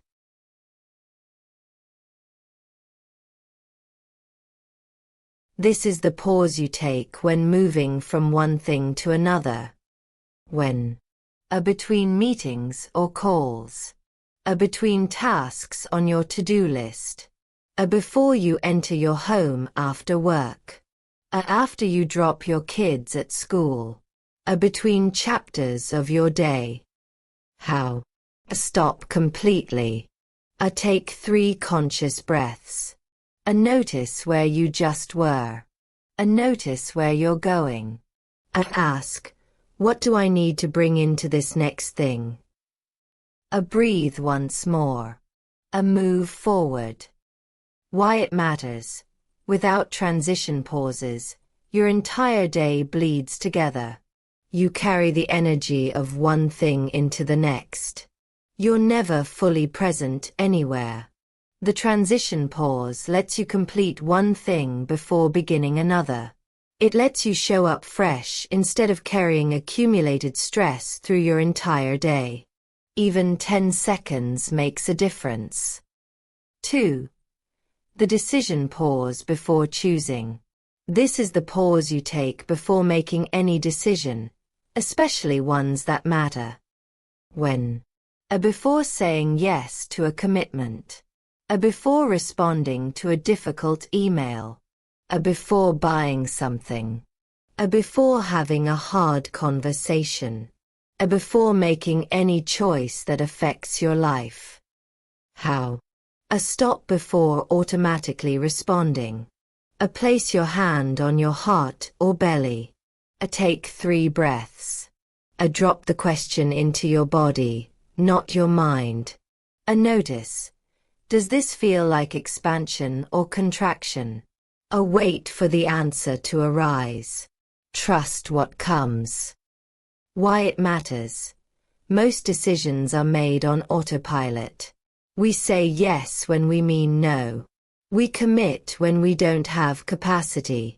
We react instead of respond. The decision pause creates space between stimulus and response. It lets you choose from your truth instead of your conditioning. This single practice can change your entire life. 3. The emotional pause when feelings arise. This is the pause you take when you notice a strong emotion coming up. When you feel anger rising, anxiety starts spiraling, a sadness wells up, a frustration hits, a joy bubbles over. Yes, even positive emotions deserve pauses. How? Stop what you're doing. Name the emotion. This is anger, or this is anxiety. Place your hand where you feel it in your body. Don't try to fix it or make it go away. Just breathe with it for 30 to 60 seconds. Ask, what are you trying to tell me? Listen. Honor whatever answer comes. Why it matters. We've been taught to either suppress emotions or be overwhelmed by them. The emotional pause teaches a third way. Witness them. When you pause with an emotion instead of reacting to it or pushing it away, you create space for it to move through you instead of getting stuck in you. Emotions are energy. Let them move. 4. The gratitude pause to remember what's already here. This is the pause you take to notice what's good, what's working, what you already have. When in the middle of a busy day, when you're feeling lack or scarcity, after something good happens, don't just rush past it. Before meals, at any moment you remember to stop and look around. Notice one specific thing you're grateful for. Not generic, specific. Feel it in your body. Let it fill you for at least 30 seconds. Whisper, thank you. Why it matters. Your brain has a negativity bias. It's designed to notice problems and threats. This kept our ancestors alive, but it makes us miserable. The gratitude pause retrains your brain to notice the good that's already here. And what you notice, you amplify. This isn't about toxic positivity. It's about balance. 5. The body pause to reconnect with your physical form. This is the pause you take to remember you have a body and check in with it. When every hour, set a reminder. When you notice you've been in your head. When you feel disconnected or spacey. When you're anxious or overwhelmed. Before eating. How? Stop everything. Feel your feet on the ground. Scan your body quickly. Head, shoulders, chest, belly, legs. Notice any tension or discomfort without judgment. Take 3 breaths into any area that feels tight. Ask your body, what do you need right now? Listen. Water, movement, rest, stretch. Honor even one small thing it asks for. Why it matters. Most of us live entirely in our heads, using our bodies like vehicles we're piloting from a distance. We ignore signals until they become screams. The body pause keeps you connected. It prevents burnout by catching the early warning signs before they become emergencies. Your body is always communicating. This practice teaches you to listen. The pause resistance, and why it comes up. When I teach the sacred pause, people inevitably have resistance. Let me address the most common ones. I don't have time to pause. You don't have time not to pause. The time you save by not pausing, you lose in. Mistakes from rushing. Decisions you regret. Exhaustion that requires longer recovery. Health issues from ignoring your body. A relationship's damaged by not being present. Pausing saves time. It doesn't waste it. If I pause, I'll lose my momentum. You might lose your frantic momentum. That's good. Frantic momentum is just anxiety in motion. True momentum, the kind that's sustainable, comes from presence, not panic. I'm afraid if I stop, I won't start again. This fear is real. If you're exhausted, pausing might reveal just how tired you are. And yes, once you feel that, it's hard to keep pushing. But isn't that information you need? If you're so depleted that stopping feels dangerous, that's the clearest sign you need to stop. Pausing feels lazy. This is the proving mode talking. It's the voice that says rest must be earned, that stopping means you're weak. Here's the truth. Strategic pausing is one of the most productive things you can do. Ask any elite athlete. Ask any creative genius. Ask anyone operating at their highest level. They'll tell you, rest and pauses aren't optional. They're essential. I don't know how to just be. I know. Most of us don't.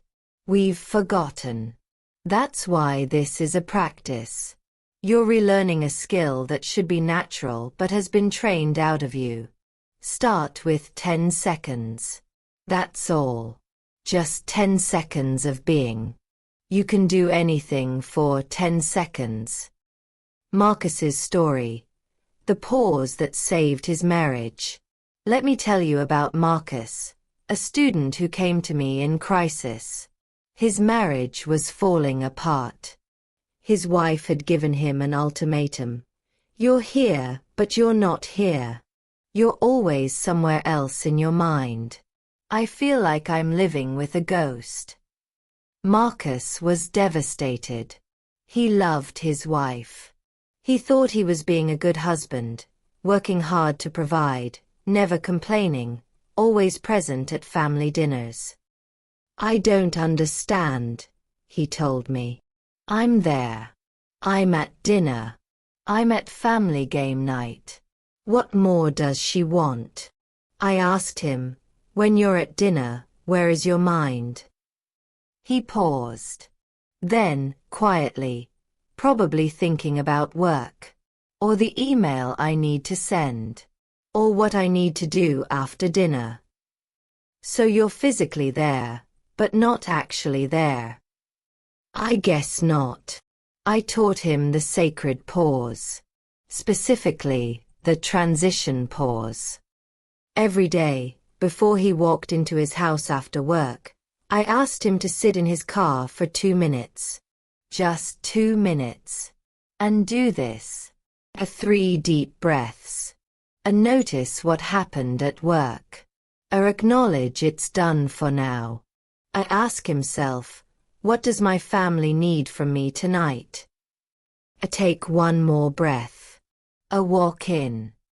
That's it. 2 minutes. The first week, he said it felt weird and kind of pointless. But he kept doing it. By week 2, something shifted. His wife noticed. You feel different, she said one night. You're actually looking at me when I talk. You're here. 6 months later, Marcus's marriage had completely transformed. Not because he learned communication skills or went to therapy, though they did that too. But because he learned to be actually present. The pause, that simple 2-minute pause between work and home, gave him the space to transition. To leave work at work. To show up for his family not just physically, but energetically. 2 minutes changed everything. The 3-breath reset, your emergency pause. Sometimes you don't have time for a full practice. You're in the middle of a meeting, a difficult conversation, a stressful moment. That's when you use the 3-breath reset. This is your emergency pause. You can do it anywhere, anytime, and no one will even notice. How? 1.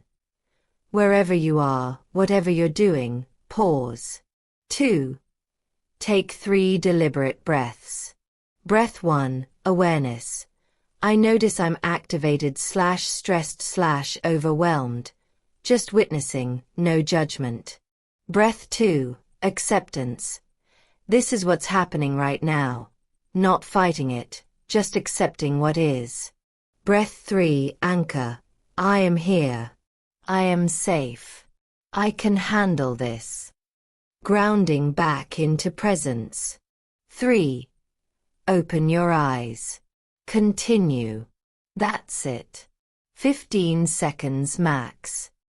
But those 15 seconds can prevent a saying something you'll regret, a making a decision from panic, escalating a conflict, a spiraling into anxiety, a numbing out completely. I use this probably 10 times a day. Before responding to a challenging email. In the middle of a hard conversation. When I feel overwhelm rising.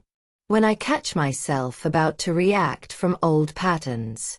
It's the pause that creates choice. Building your pause practice. The 30-day journey. You can't add 5 new pause practices all at once. That's just more doing disguised as self-care. Here's how to actually integrate pausing into your life. Week 1. The hourly body pause.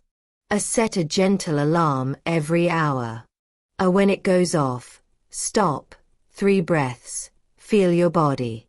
That's it. Just practice remembering you have a body. By the end of week 1, this should feel natural. Week 2. Add transition pauses. Keep the hourly body pauses. Add 10 seconds between tasks. 3 breaths between meetings. 2 minutes in your car before entering your home. Notice how your days feel different. Week 3. Add decision pauses. Keep everything from weeks 1 to 2. Add pause before saying yes to anything. A pause before responding to emails. A pause before buying anything. Ask yourself, is this a yes from my truth or from obligation? Week 4. Add emotional and gratitude pauses. Keep everything from weeks 1 to 3. When emotions arise, pause, name, breathe. Random moments throughout the day. Pause. Notice one thing you're grateful for. You're now practicing all 5 pauses. After 30 days. These pauses have become part of your rhythm. They're not things you do, they're ways you are. Your nervous system has learned it's safe to pause. Your life feels different. The goal isn't perfection. The goal is practice. What changes when you pause? After teaching the sacred pause to thousands of students, here's what consistently changes. 1. You make better decisions because you're responding from wisdom, not reacting from conditioning. 2. Your relationships improve because you're actually present with people instead of physically there but mentally elsewhere. 3. You feel less overwhelmed because you're breaking the day into manageable moments instead of one long blur. 4. Your intuition strengthens because you're creating space for it to speak. 5. Your health improves because your nervous system gets to regulate instead of staying in chronic stress. 6. You enjoy your life more because you're actually in your life instead of rushing through it. 7. You feel more like yourself because you're remembering who you are underneath the doing. None of this requires hours of meditation or complete life overhaul. It just requires learning to pause. The invitation to stop. What if you paused right now? Just for 10 seconds. Put down your phone or step away from this book. Close your eyes. Take 3 breaths. Do it. I'll wait. Did you do it? Or did you keep reading? If you kept reading, I understand. The pull to keep consuming, to keep moving, to not waste time is so strong. But can you see how that's exactly the pattern we're talking about? You couldn't even pause for 10 seconds while reading a book about pausing. That's not a judgment. That's information. That's how deep the resistance to pausing goes. So let me ask again. Will you pause right now? 10 seconds. 3 breaths. Come back to your body. Remember you're a human being, not a human doing. This time, actually do it. Welcome back. How do you feel? Even slightly different. That's the power of the pause. And imagine if you did that dozens of times throughout your day. Imagine how different your life would feel. You don't have to imagine. You can practice. Starting now. Practice. Your sacred pause week. This week, commit to just one type of pause. Choose one. A hourly body pause. A transition pause, between tasks. A decision pause, before saying yes. A emotional pause, when feelings arise. A gratitude pause. Random moments. Set yourself up for success. A put reminders in your phone. A write sticky notes. A tell someone what you're practicing. Accountability. A track it, just a checkmark each time you do it. At the end of the week, notice. How many times did you pause? What resistance came up? What did you notice? How did your week feel different? Then decide. To continue with this pause and add another? Keep practicing just this one? Try a different pause? There's no right answer. Just your answer. Journal prompts. Write honestly. Let the resistance speak. 1. When I think about pausing throughout my day, I feel. 2. The story I tell myself about why I can't pause is. 3. If I paused more, I'm afraid I would. 4. The last time I truly paused and was fully present was. 5. If pausing were as valued as doing in our culture, my life would look like. 6. The area of my life that most needs me to pause is. Permission statements. Say these when the resistance to pausing is strong. I give myself permission to stop moving for a moment. I give myself permission to take 3 breaths between tasks. I give myself permission to pause even when it feels like I don't have time. I give myself permission to believe that pausing makes me more effective, not less. I give myself permission to choose presence over productivity. I give myself permission to interrupt momentum to remember who I am. Right now, before you turn the page, pause. Just for 3 breaths. Feel your body. Notice where you are.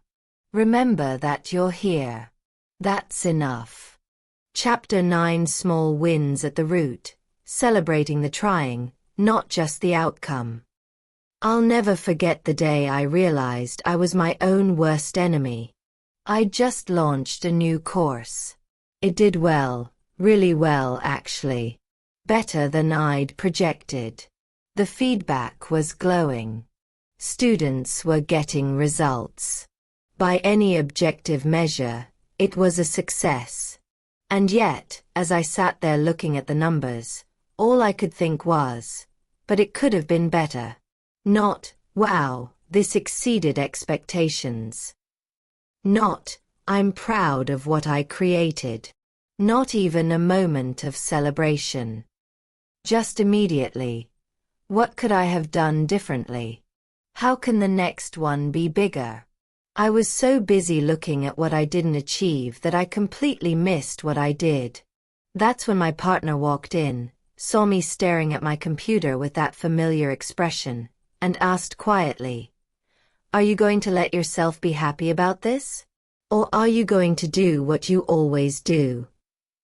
The question landed like a punch. Because he was right. I always did this. Every achievement, every milestone, every success. I'd glance at it for a moment and immediately move the goalpost. I'd trained myself to only see what was missing, never what was there. And in that moment, I realized, if I couldn't celebrate when things went well, how was I supposed to feel worthy during the process? During the trying? During the times when nothing was working yet? I couldn't. Because I'd learned to tie my worth to outcomes, not to the courage of trying. The outcome addiction. We have an addiction in our culture, and it's so normalized that we don't even see it as an addiction. We're addicted to outcomes. We celebrate the finish line, not the training. We praise the promotion, not the years of showing up. We applaud the final product, not the 100 failures that led to it. We value the result, not the process. Think about how we talk about achievement. She lost 50 pounds. Not, she showed up to move her body every day for a year. He made his first million. Not, he got up every day and tried, even when nothing was working. They got the house. Not, they saved and sacrificed and made hard choices for years. We celebrate the destination and ignore the journey. And this creates a massive problem. Your worth becomes tied to results you can't always control. You can control showing up. You can control trying. You can control your effort and your intention. But you can't always control the outcome. So if your worthiness is tied to outcomes, you're on a roller coaster. When you succeed, you feel worthy, temporarily. When you fail, you feel worthless. There's no stable ground. What growing at the root actually means. There's a concept in botany that changed how I see growth. Roots grow down before shoots grow up. When you plant a seed, for weeks or even months, nothing visible happens. Above ground, it looks like nothing is working. It looks like failure. But beneath the surface, something crucial is happening. The seed is sending roots deep into the soil, building a foundation, creating the structure that will eventually support visible growth. If you pulled up that seed to check on it, you'd kill it. If you judged it by what you could see above ground, you'd think it was doing nothing. But the most important growth was happening where you couldn't see it. This is what I call growing at the root. And it's where most real transformation happens. Not in the big, visible achievements, but in the small, invisible moments of showing up, of choosing differently, of trying again after failing, of being gentle with yourself when you want to be cruel. These are the roots. And without celebrating them, the shoots will never come, or won't last. My root work, the year nothing happened. Let me tell you about my nothing year. It was the year after my breakdown. The year I took off to recover. The year I wasn't producing content, launching courses, building my business. From the outside, it looked like I was doing nothing. Like I'd given up. Like I was wasting time. But here's what was actually happening during that nothing year. I was learning to wake up without anxiety. I was practicing saying no without guilt. I was sitting with uncomfortable emotions instead of numbing them. I was noticing when I was proving instead of being. I was asking myself what I wanted instead of what I should do. I was resting without earning it first. I was crying. A lot. Letting years of suppressed feelings finally move through me. Nothing measurable was happening. Everything essential was happening. And here's what nobody tells you. That root work is what made everything that came after possible. The courses I created after that year. They came from authentic inspiration, not forced productivity. The business I built. It came from aligned values, not hustle culture. The peace I feel now. It came from that year of seemingly doing nothing. The roots I grew in silence are what now hold up everything visible. But if I judged myself by outcomes during that year, I would have quit. I would have thought I was failing. Because I didn't understand yet. Sometimes the most important work you do produces nothing you can show anyone. The celebration gap. Here's a pattern I see constantly with my students. They work hard on something. They show up every day. They try their best. They do everything right. And then one of two things happens. Scenario 1. It works. They get the result they wanted. And for about 30 seconds, they feel good. Then immediately, okay, what's next? That wasn't enough. I need more. Scenario 2. It doesn't work. They don't get the result. And they conclude, I failed. I'm not good enough. Why did I even try? In both scenarios, they never celebrate the trying itself. They never acknowledge, I showed up. I was brave. I tried something that scared me. I kept going when it was hard. I was gentle with myself. I grew. Because that's not enough. That's not an outcome. But here's what I've learned. The trying is the outcome. The person you become through the process of trying. That's what actually changes your life. Not the external result. The result is just a cherry on top of the transformation that happened inside you while you tried. But we're so focused on the cherry that we don't even taste the cake. How to celebrate at the root. Let me teach you something that will change your relationship with yourself. Celebrate the inputs, not just the outputs. Celebrate. That you showed up, even when you didn't want to. That you tried, even when you were scared. That you said no to something that wasn't aligned. That you rested when you needed to. That you were kind to yourself after a mistake. That you asked for help. That you chose differently than your old pattern. That you kept going when nothing was working. That you paused instead of reacting. That you listened to your body. These are inputs. Things you can control. Things that build the roots. And every single one of them deserves celebration. Not a party. Not necessarily anything external. But an internal acknowledgement.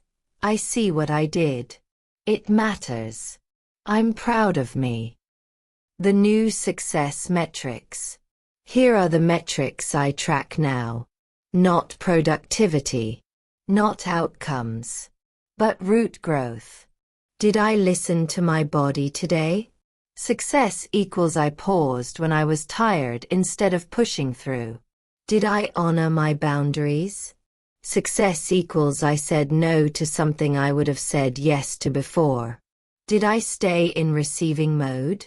Success equals I did less and trusted it was enough. Did I practice self-compassion?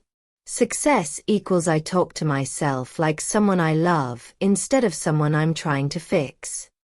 Did I choose from my truth? Success equals I made one decision based on what I wanted, not what I should do. Did I allow rest? Success equals I stopped before collapse instead of waiting for breakdown. These might sound soft, like they don't matter compared to real achievements. But these are what build a life you actually want to live. These are what make the visible achievements sustainable instead of just impressive. These are the roots. Emma's story. The training that mattered more than the race. Let me tell you about Emma, one of my students. Emma signed up for a marathon. Her first one. She'd never been a runner, but she wanted to prove to herself that she could do something hard. She trained for 6 months. Got up early every morning. Followed the plan. Pushed through discomfort. She was so focused on race day, on crossing that finish line, on achieving the goal. 3 weeks before the marathon, she injured her knee. Not terribly, but enough that her doctor told her she couldn't run the race. Not safely. She was devastated. She called me crying. 6 months of work for nothing. I failed. I couldn't even make it to race day. I asked her, "What did you gain in those 6 months?" "Nothing. I didn't finish the race." "But what changed in you?" She was quiet for a long moment. Then, I learned I could commit to something. I learned my body is stronger than I thought. I learned I can wake up early and do hard things. I learned to listen to my body instead of just pushing through pain. I learned that I'm capable. Did you need to cross the finish line to learn those things? Another long pause. No. I learned them in the training. Then you didn't fail. You succeeded at something more important than the race. 6 months later, Emma did run a marathon. And she finished it. But she told me afterward, the race was great. But the training, the showing up every day, the discipline, the self-trust I built, that's what actually changed my life. The outcome was nice. The root work was everything. The practice of micro-celebrations. One of the most transformative practices I teach is what I call micro-celebrations. These are tiny moments throughout your day where you pause and acknowledge something you did. Not something you achieved, but something you chose. Here's how it works. Throughout your day, when you do any of these things, pause for 5 seconds and say to yourself, "I see that. I'm proud of me." That's it. 5 seconds. Simple acknowledgement. Celebrate when you take 3 conscious breaths. Pause between tasks. Say no to something that's not aligned. Ask for help. Speak your truth, even if it's scary. Choose rest over pushing. Notice your feeling without judging it. Don't check your phone for an hour. Eat when you're hungry. Move your body gently. Choose the harder right over the easier wrong. Stay present in a conversation. Catch yourself in an old pattern and choose differently. These aren't achievements. They're alignments. They're moments when you chose your truth over your conditioning. When you chose presence over autopilot. When you chose self-compassion over self-criticism. And every single one deserves a micro-celebration.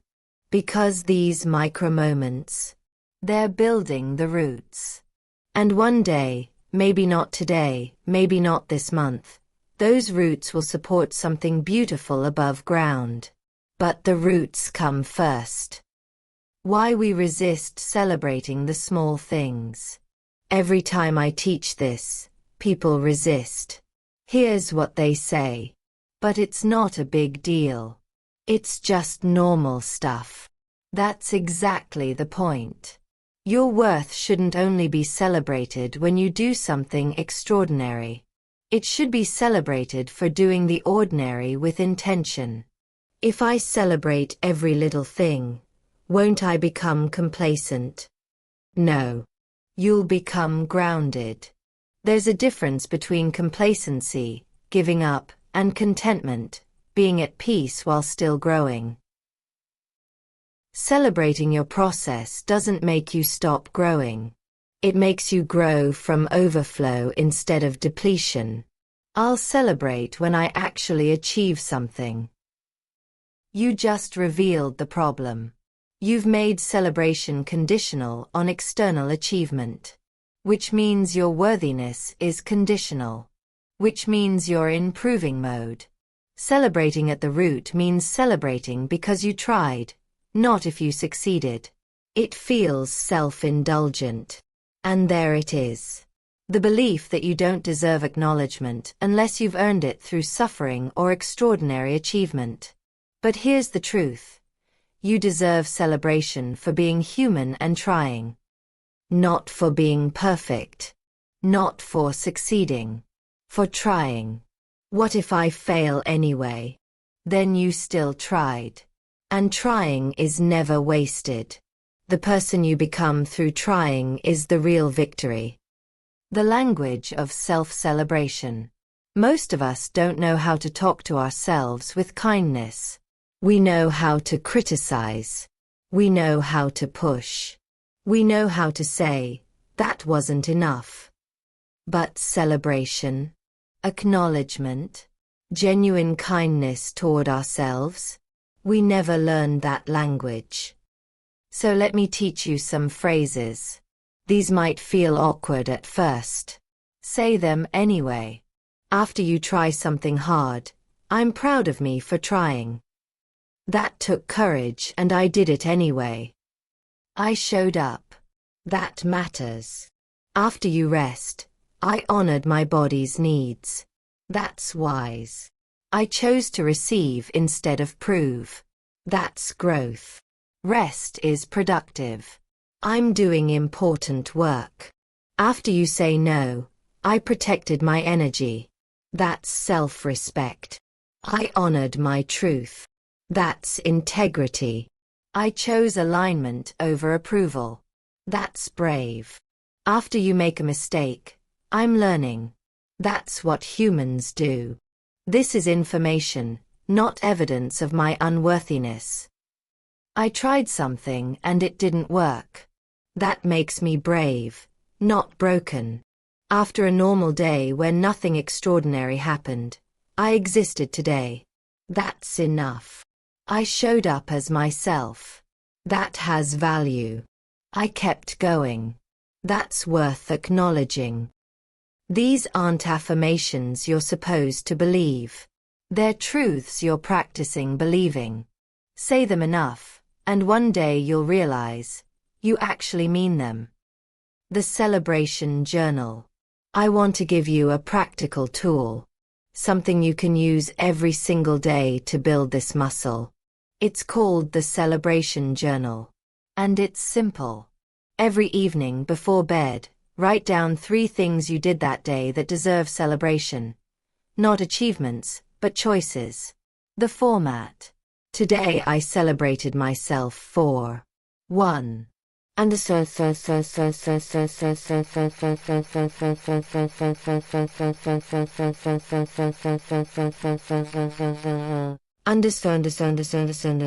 2.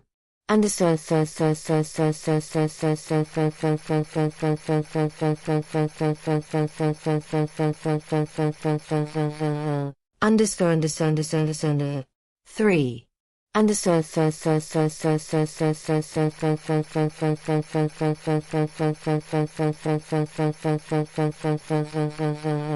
Understand understand. Examples from my own journal. Today I celebrated myself for 1. Saying no to a coffee meeting that I didn't have energy for. 2. Taking a 20-minute nap when I was tired instead of pushing through. 3. Not checking my phone for the first hour after waking up. Today I celebrated myself for 1. Speaking up in a meeting even though I was nervous. 2. Going for a walk just because I wanted to, not because I should exercise. 3. Letting myself cry instead of numbing the feeling. Today I celebrated myself for 1. Finishing a task without immediately starting the next one. 2. Asking my partner for a hug when I felt overwhelmed. 3. Eating lunch away from my computer. Notice, none of these are impressive achievements. They're small choices that align with my values. And when you write these down every single day, something shifts. You start noticing opportunities to make choices worth celebrating. You start seeing yourself with kinder eyes. You start believing that who you're becoming matters more than what you're achieving. Do this for 30 days and your relationship with yourself will transform. What happens when you celebrate at the root? I've watched this practice change hundreds of lives. Here's what consistently happens. 1. Your inner critic quiets down when you're regularly acknowledging what you're doing right. The voice that only sees what's wrong gets less airtime. 2. Your motivation becomes internal. You stop needing external validation because you're giving it to yourself. You become self-sustaining. 3. You try more things when failure doesn't mean you're worthless. When you celebrate the trying regardless of outcome, you become willing to risk more. 4.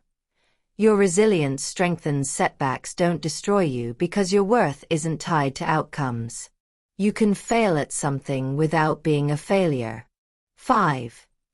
You enjoy the process when you're not just white-knuckling toward a goal.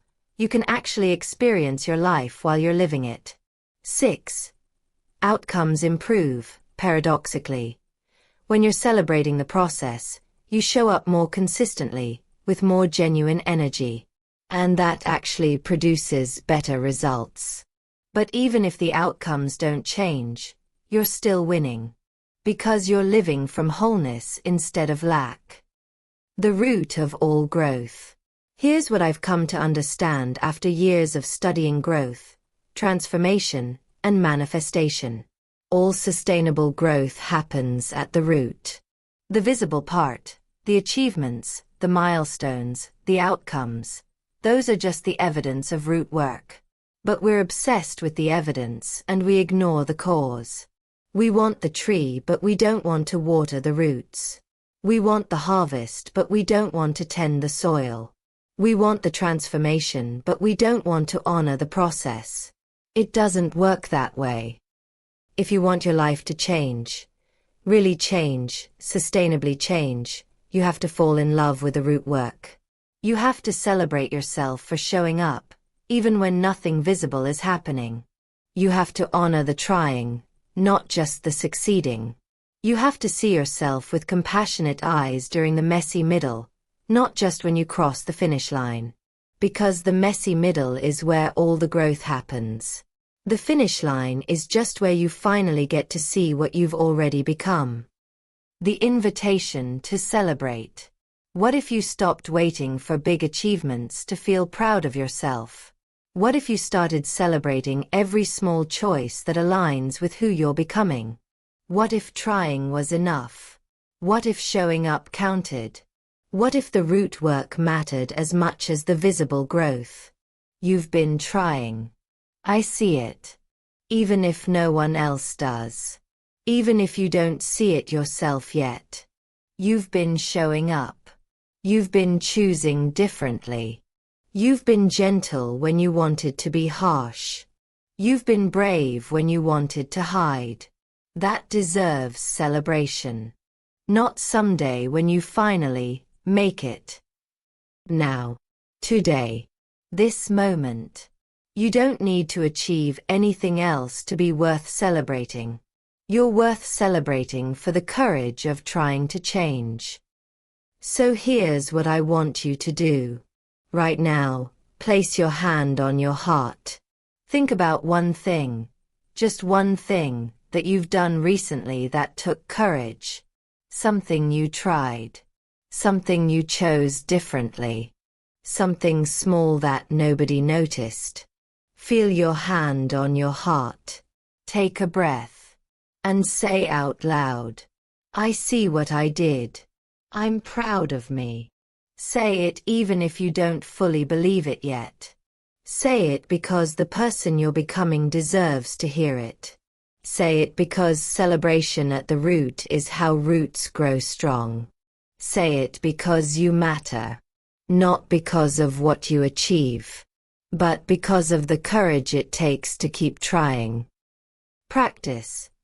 The 30-Day Celebration Challenge. For the next 30 days, commit to celebrating at the root. Daily practice. Morning, set an intention. Today I will notice and celebrate my choices, not just my outcomes. Throughout the day, every time you make a choice aligned with your growth, saying no, resting, pausing, speaking truth, etc., pause for 5 seconds and say internally, I see that. I'm proud of me. Evening, write in your celebration journal. Today I celebrated myself for 1. Understood.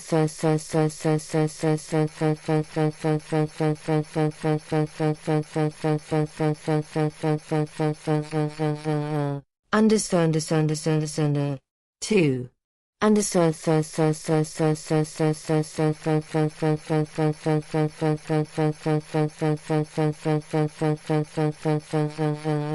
Understood. 3. Understood.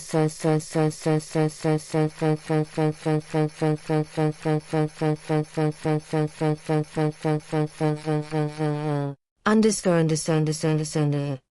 Weekly, every Sunday, review your week's celebrations. Notice patterns.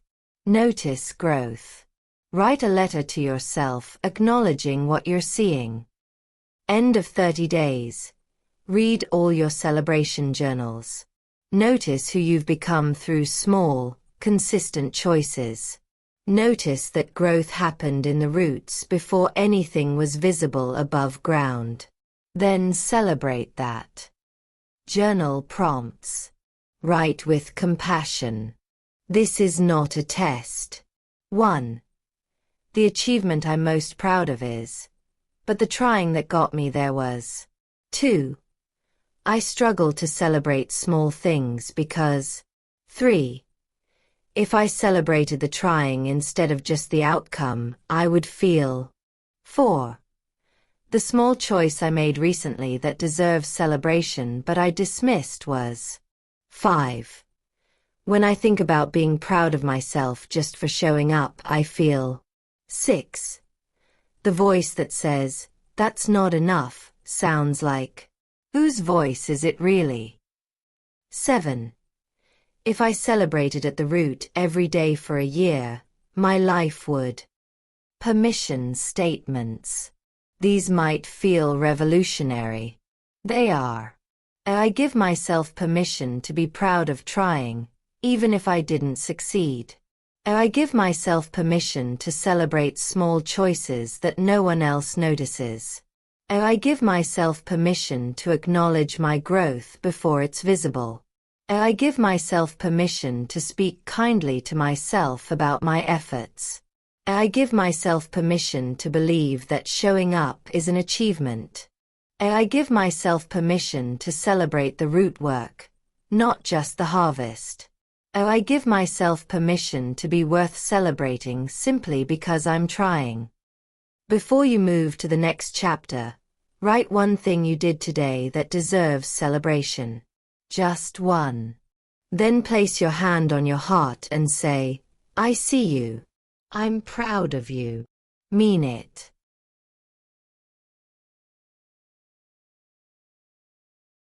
Chapter 10: The 30-Day Slow Growth Challenge. It's been a journey, hasn't it? We've traveled from the noise that drowns you, through the exhaustion of proving, into the gifts of silence.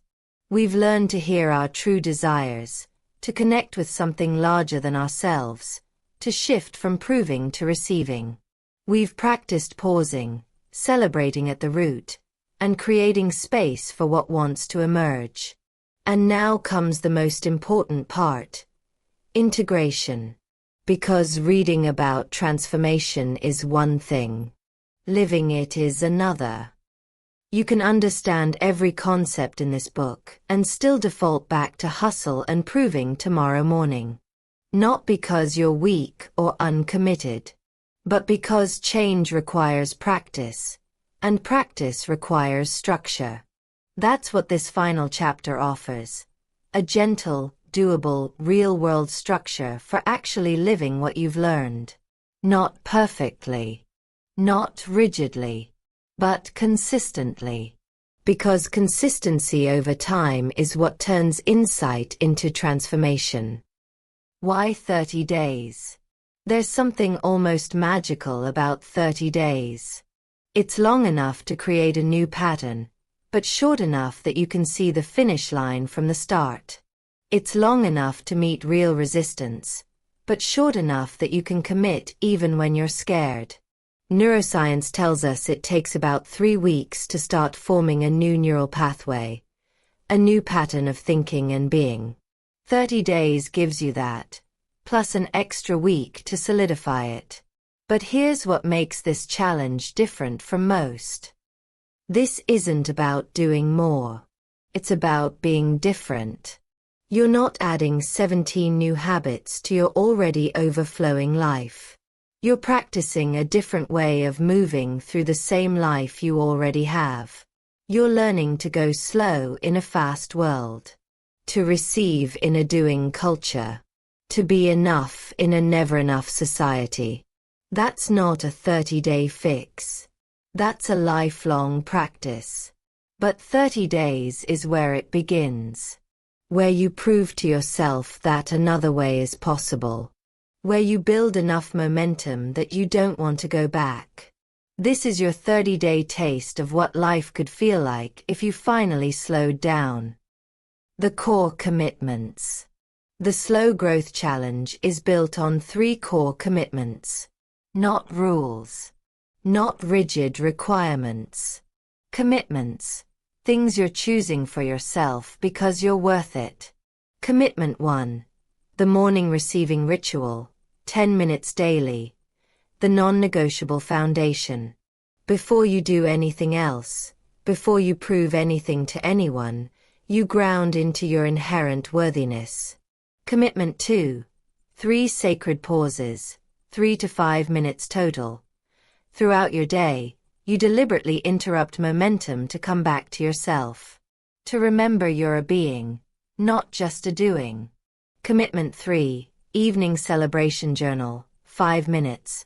Before bed, you acknowledge the root work, the choices, the trying, the small wins that no one else sees but that are building the foundation of your new life. That's it. 20 minutes a day, broken into 3 tiny practices. Not an overhaul. Not a complete life restructuring. Just 3 small commitments that will ripple through everything. The daily structure. Let me walk you through what each day actually looks like. Morning. 10 minutes. Upon waking, before touching your phone. Minutes 1 to 3. Body check-in. A stay in bed. A hands on heart or belly. A 3 deep breaths. A scan body from head to toes. A ask, what do you need today? A acknowledge, I hear you. Minutes 4 to 6. Gratitude as frequency. A choose one specific thing to be grateful for. A feel it in your body, not just think it. A let the feeling expand for 60 seconds. A whisper, this is abundance. Minutes 7 to 9. Future self-embodiment. A choose one desire/feeling state. A feel it now as if it's already yours. A let it live in your body for 60 seconds. A whisper, This is my frequency. This is who I already am. Minute 10. Permission statement. A sit-up, hands on heart. A say out loud, I give myself permission to receive today. I am worthy exactly as I am. I am enough. A take one final breath. Thank you. Then, and only then, begin your day. Midday. 3 sacred pauses. Set 3 gentle alarms for points in your day. When they go off, choose one of these pauses. Pause option 1. The transition pause, 30 seconds, between tasks or activities. A stop completely. A 3 conscious breaths. A notice where you just were. A notice where you're going.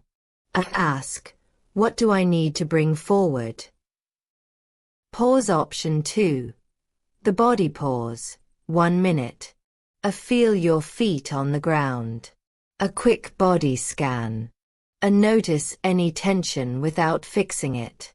A ask your body, what do you need right now? A honor one small thing.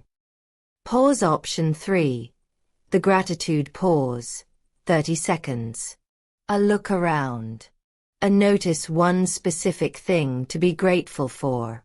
A feel it in your body. A whisper, thank you. Pause option 4. The 3 breath reset, 15 seconds. A breath 1. I notice what's happening. A breath 2. I accept what is. A breath 3. I am here. I am safe. I can handle this. You don't have to do the same pause 3 times. Mix and match based on what you need in the moment. The point isn't which pause. The point is that you pause. Evening. 5 minutes. Before bed, sitting comfortably. The celebration journal. Open your journal or notes app and write. Today I celebrated myself for 1. Understand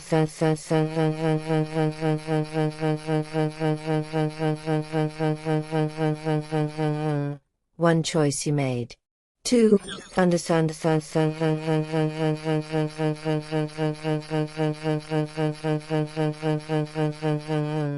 one way you honored yourself. 3. Understand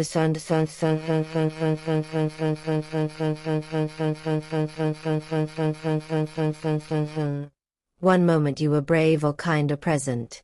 Remember, these aren't achievements. These are alignments. Small choices that built your roots today. Examples. I said no to a commitment that didn't feel aligned.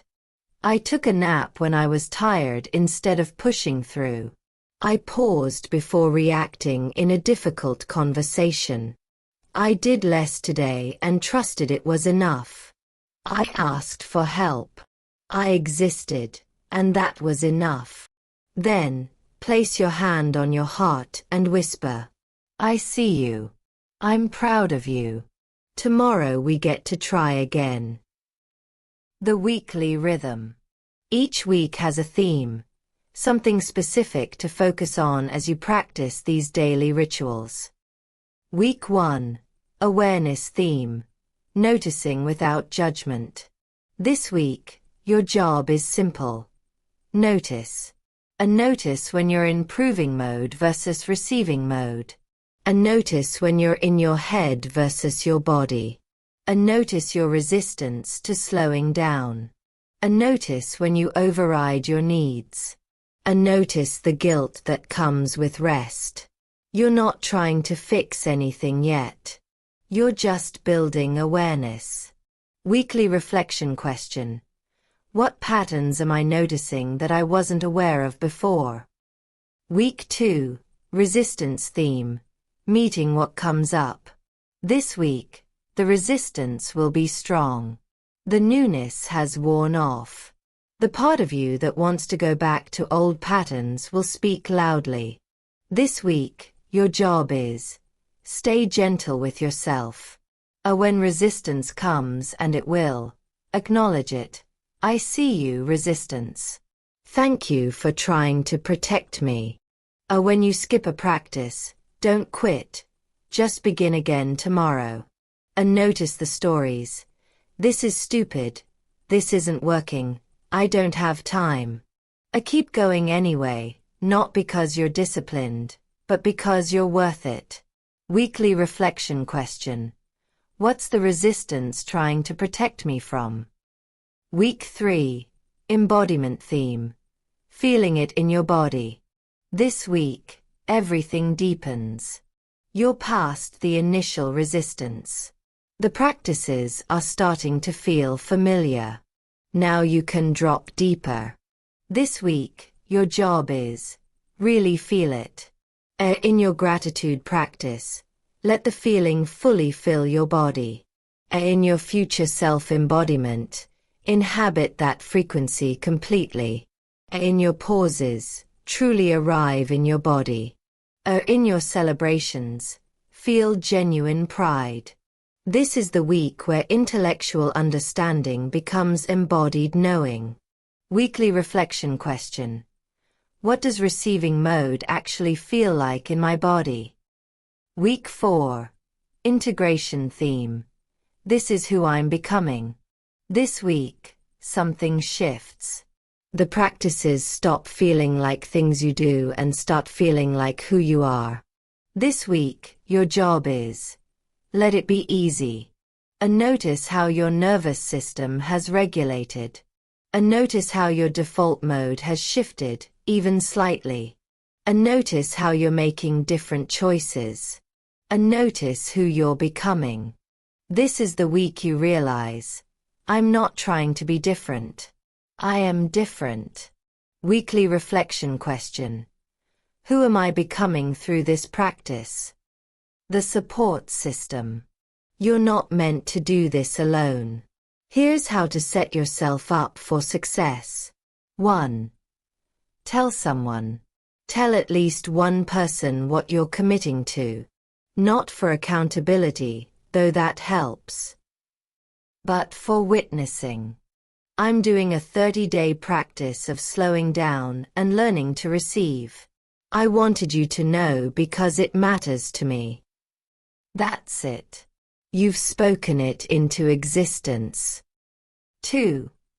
Remove obstacles. What will get in the way? Remove it now. Set out your journal the night before. Set gentle alarms for your pauses. Put your phone in another room at night. Prep what you can so mornings have space. Say no to commitments during these 30 days if you can. Make it as easy as possible to show up for yourself. 3. Build in grace. You will miss days. You will resist. You will forget. You will fall back into old patterns. That's not failure. That's being human. The practice isn't perfection. The practice is returning. Again and again and again. Missing one day doesn't ruin everything. Giving up does. So build in grace from the beginning. Expect imperfection. Commit to compassion. 4. Track simply. Don't overcomplicate this. Just use a calendar or a simple checklist. Morning ritual, 3 pauses, evening journal. Check the boxes. Watch the pattern build. Let the visual evidence remind you, you're showing up. What to expect. Let me set realistic expectations so you don't quit when things feel hard. Week 1 will feel awkward. You're learning something new. Rushed. You'll want to hurry through the practices. Doubtful. Your mind will say, this is stupid. Rebellious. You'll want to skip it. Keep going. Week 2 will feel harder. The resistance intensifies. Frustrating. I'm doing the practices and nothing's changing. Attempting to quit. Maybe this isn't for me. This is the week most people quit. Don't. This is actually where the transformation is beginning. Week 3 will feel a different, something's shifting but you can't name it yet. A easier, the practices feel more natural. A surprising, you'll notice changes you didn't expect. A hopeful, you'll start believing this might actually work. Keep going. Week 4 will feel a natural, you might even crave the practices. A integrated, they're part of you now, not things you do. A grounded, you feel more like yourself than you have in years. A sad that it's ending, but it doesn't have to. This is when you decide if you want to continue. Understand.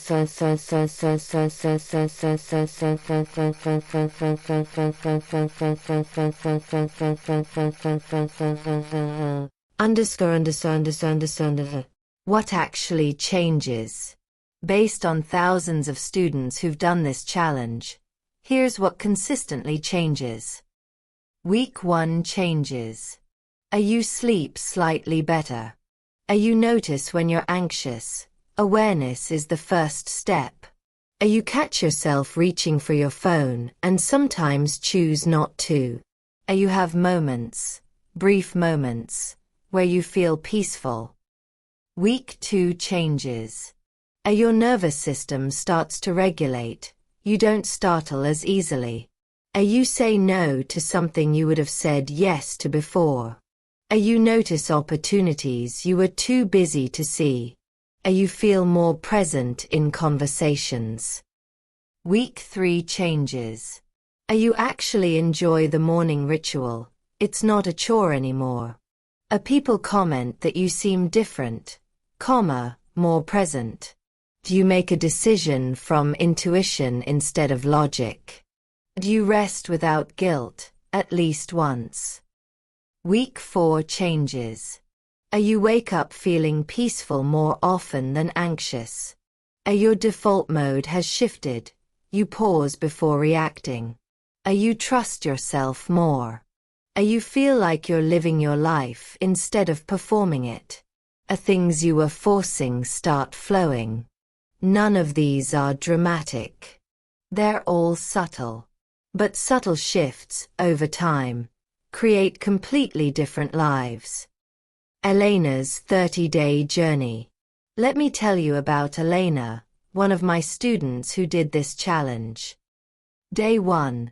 Elena was optimistic. This seems doable. Just 20 minutes a day. Day 5. Elena was frustrated. I keep forgetting the pauses. This feels impossible to fit in. Day 10. Elena wanted to quit. Nothing's changing.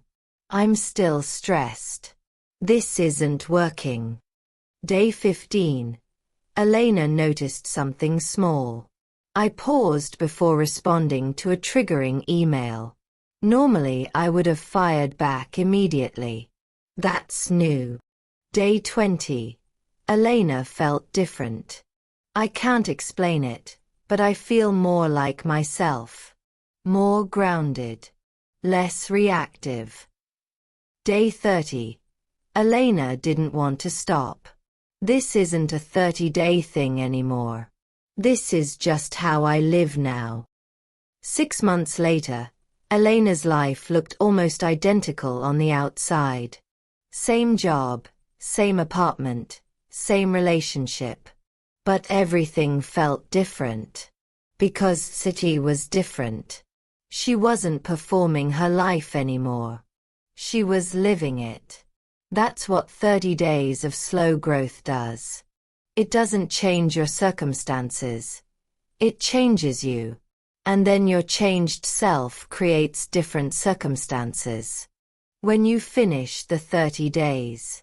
On day 31, you'll have a choice. Option 1. Keep going. The practices have become part of your rhythm. You don't want to stop. So don't. Maybe you continue exactly as you did. Maybe you adjust. Longer practices some days, shorter on others. Maybe you add new elements. The structure was training wheels. Now you know how to ride. Option 2. Take a break. You completed something significant. You learned what you needed to learn. Now you want space to integrate without structure. That's valid. Take the break. But notice, when you're not doing the practices, do you stay in receiving mode? Or do you drift back to proving? That information tells you if you need to return to the practices. Option 3. Start again. Maybe you missed days. Maybe you didn't do it perfectly. Maybe you want to try again with fresh commitment. Beautiful. Start again. As many times as you need. There's no failure here. Only practice. The invitation to begin. So here we are. At the end of the book. At the beginning of your practice. You've learned about the noise that drowns you. The proving mode that exhausts you. The gifts that silence offers. The practices that ground you. But knowing isn't the same as living. And I can't do the living for you. I can only invite you to try. So this is my invitation. What if you gave yourself 30 days? Not to achieve anything. Not to prove anything. Not to become perfect or enlightened or transformed. Just 30 days of practicing a different way. 30 days of starting your morning in receiving mode instead of proving mode. 30 days of pausing throughout your day to remember you're human. 30 days of celebrating the trying, not just the achieving. 30 days of slowness in a world that demands speed. It's not a lot of time. But it's enough time to taste what's possible. Enough time to remember who you are underneath all the doing. Enough time to build roots strong enough to support the life you actually want. You don't have to believe it will work. You just have to try. And then, on day 31, you can decide. Is this who I want to be? Is this how I want to live? If yes, keep going. If no, you're no worse off than you were before. But at least you'll know. You'll have tried. But I deeply believe, that if you really try this, you won't want to go back. Because once you taste receiving mode, proving mode feels exhausting. Once you remember what peace feels like, anxiety feels optional. Once you know your worth isn't tied to your output, the hamster wheel loses its power. You get to choose differently. But first, you have to practice choosing differently. That's what these 30 days are. Practice. Practice being who you already are underneath all the conditioning. Practice receiving what's already available. Practice growing slow and strong instead of fast and fragile. The world needs you to try this. Not the achieving you. Not the proving you. Not the impressive you. The real you. The rested you. The grounded you. The you who knows you're enough. That you changes everything. So will you try? Your commitment. If you're ready, I invite you to make this commitment to yourself. Read this out loud, seriously, actually out loud. For the next 30 days, I commit to remembering that I am enough. I commit to starting my days in receiving mode. 10 minutes every morning to ground into my worthiness before the world asks me to prove it. I commit to pausing 3 times throughout my day, tiny interruptions of momentum to come back to myself, to remember I'm a being, not just a doing. I commit to celebrating at the root every evening, acknowledging the trying, the choosing, the small alignments that are building the foundation of my new life. I commit to being gentle with myself when I miss days, when I resist, when I doubt. I commit to returning again and again, not because I'm disciplined, but because I'm worth it. I commit to these 30 days not as a performance, but as a practice. Not as another thing to achieve, but as a way of remembering who I already am. I commit to slowing down, to receiving, to trusting. And at the end of 30 days, I commit to choosing again, consciously, intentionally, whether this is how I want to continue living. I am worthy of this practice. I am worth this time. I am enough, exactly as I am. And for the next 30 days, I will practice believing it. Now mark your calendar. Seriously. Right now. Don't just think about it. 1. Pick your start date. Tomorrow. Monday. The 1st of next month? Choose. 2. Mark the end date. 30 days from your start. 3. Set your alarms. Morning alarm, 10 minutes earlier than usual. 3 pause alarms throughout the day. Evening alarm, reminder to journal before bed. 4. Prepare your space. Journal or notebook for celebrations. Your phone away from your bed. This book nearby for reference. 5. Tell one person. Text them right now. I'm starting a 30-day slow growth practice. I wanted you to know. Don't wait until you feel ready. You'll never feel ready. Don't wait until your schedule clears.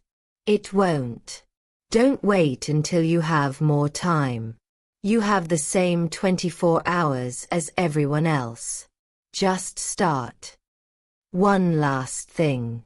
Before you close this book, I want to tell you something I wish someone had told me years ago. You are not broken. You don't need to be fixed or optimized or improved or transformed into someone else. You just need to slow down enough to remember who you already are. Underneath the achieving. Underneath the proving. Underneath the exhaustion and the noise and the constant performance. There's a you who is already whole. Already worthy. Already enough. This practice doesn't create that you. It reveals that you. And once you meet her, really meet her, in the quiet moments, in the pauses, in the stillness, everything changes. Not because you've become someone new, but because you've finally come home to who you've always been. That's what these 30 days are really about. Coming home. So take a deep breath with me now.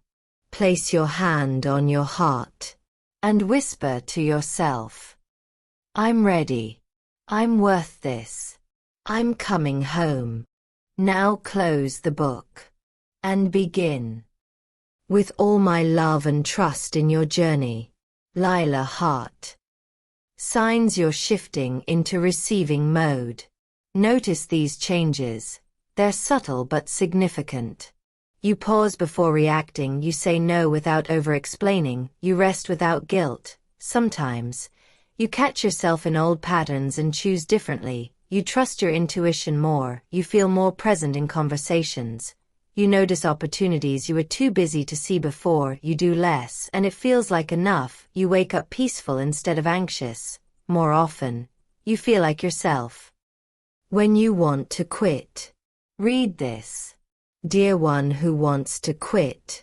I see you. This is hard. The resistance is loud. The old patterns feel safer. But remember why you started. Remember what proving mode cost you. Remember that you're worth this practice. You don't have to be perfect. You just have to return. Missing today doesn't ruin everything. Giving up does. So take 3 breaths. Do the shortest version of one practice.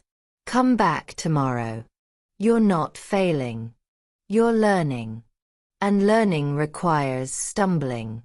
Keep going. Please. Your future self is waiting for you to not give up. With love. Lila. Keep practicing. Keep slowing down. Keep receiving. The world needs you whole. End of book.